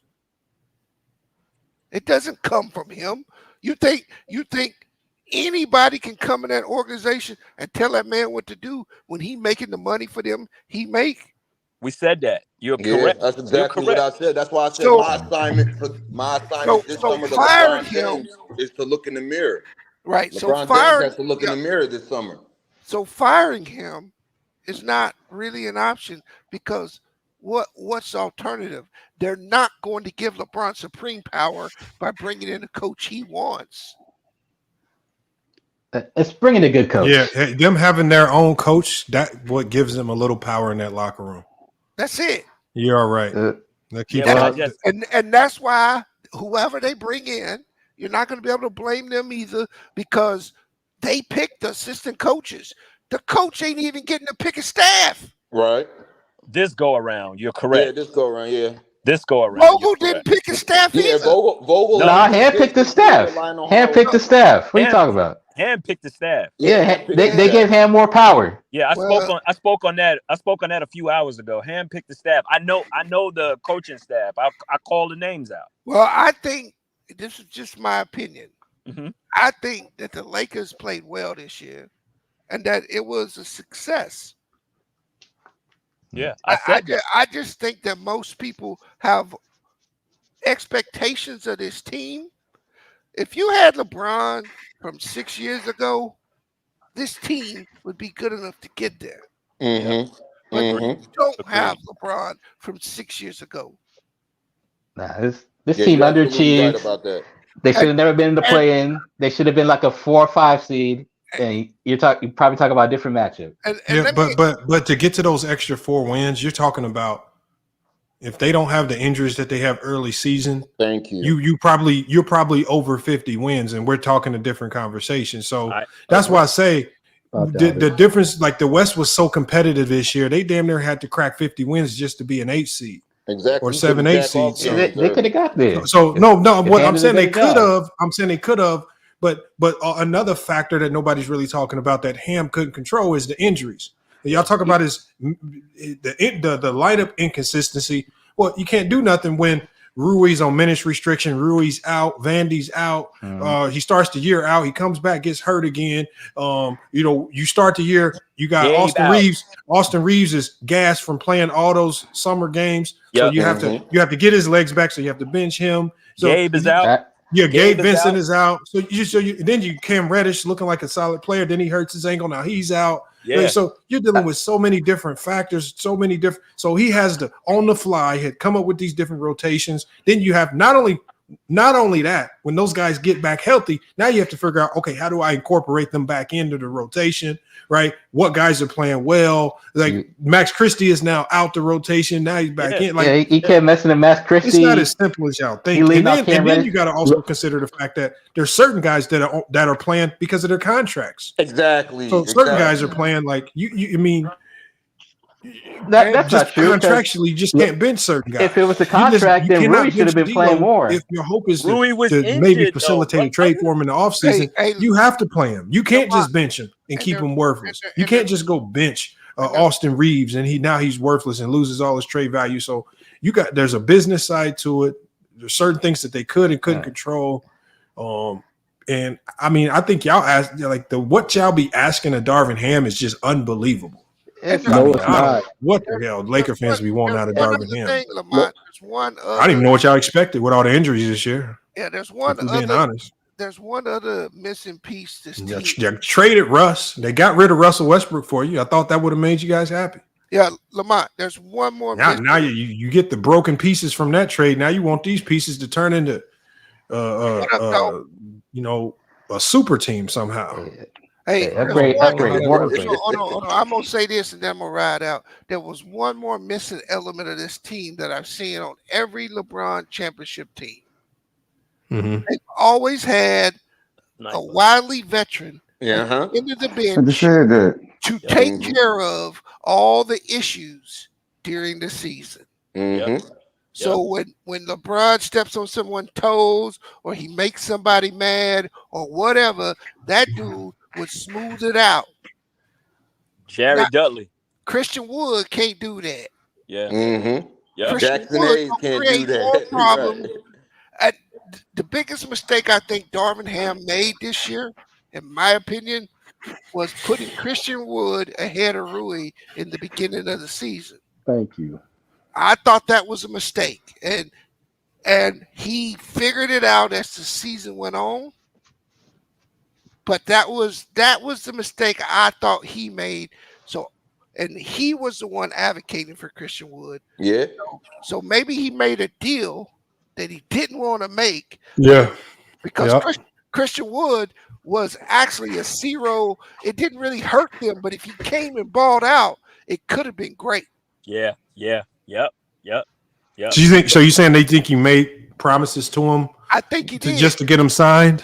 Yep, I think he. Yeah, I mean, Christian Wood did say as soon as free agency started, Rob Pelinka and Darvin Ham was the first people to call him. And I think that hurt Rui a little bit. So Rui was kind of like out of it there for a while because he kind of got paid. He was supposed to start, and then he got the summer with LeBron. Yeah, you absolutely. Yep. You're right, George. He worked out with LeBron the whole summer. Yep.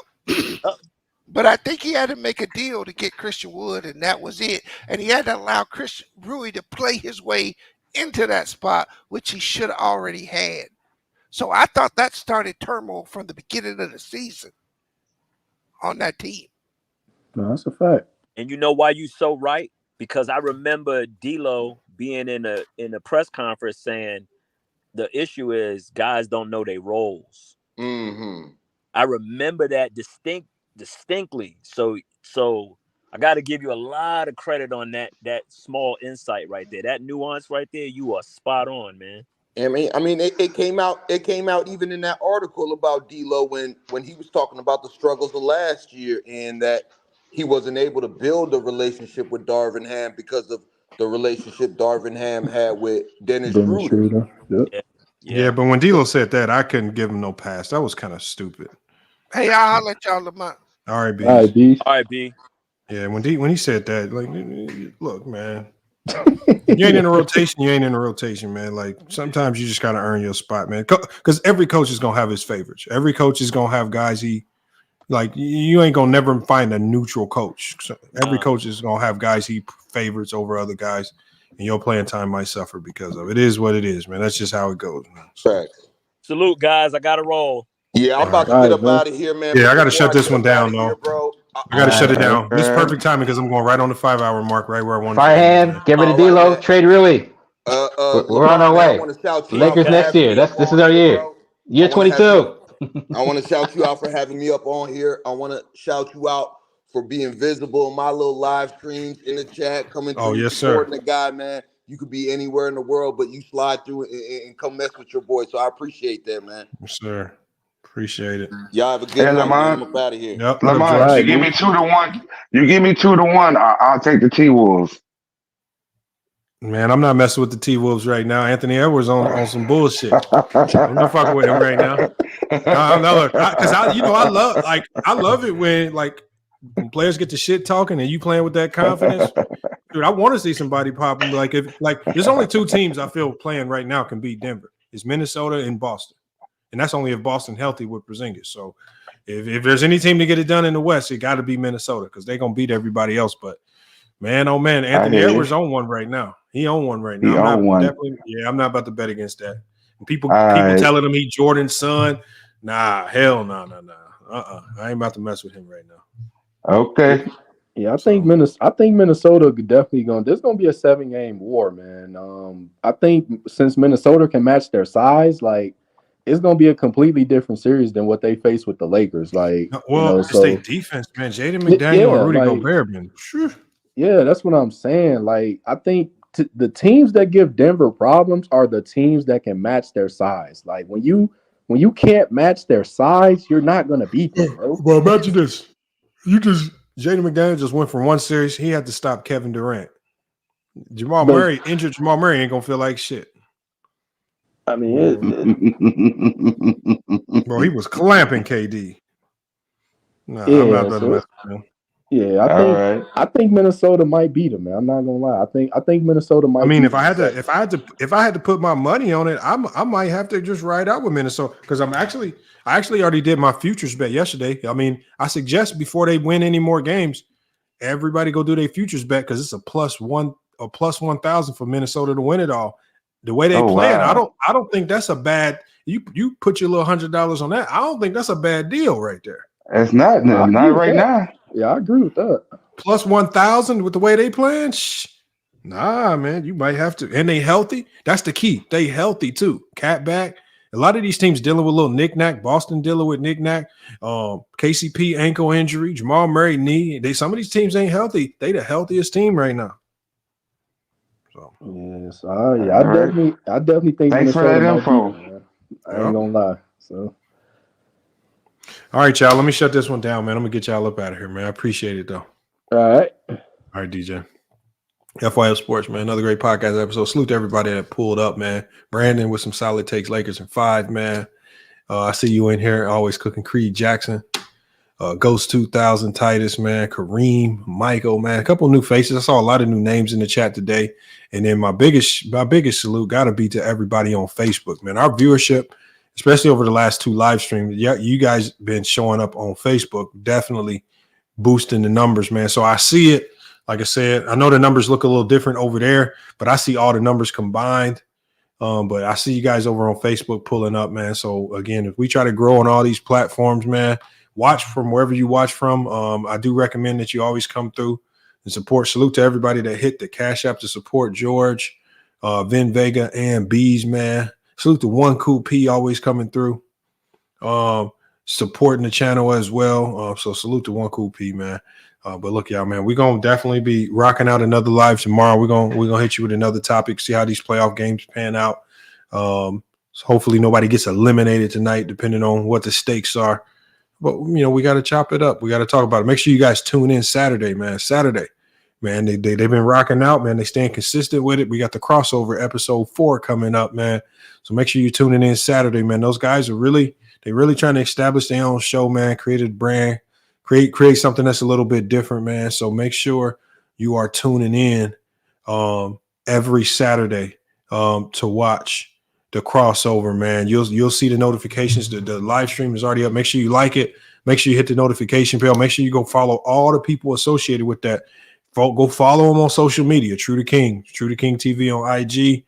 Maria, everybody associated with them, man. Stay connected with them because I know they're also trying to expand the show to other platforms as well. So make sure y'all stay tapped in with the crossover. But look, FYF Sports, man, another great podcast episode. We're going to be back with more sports and news, and it's FYF Sports. And we out.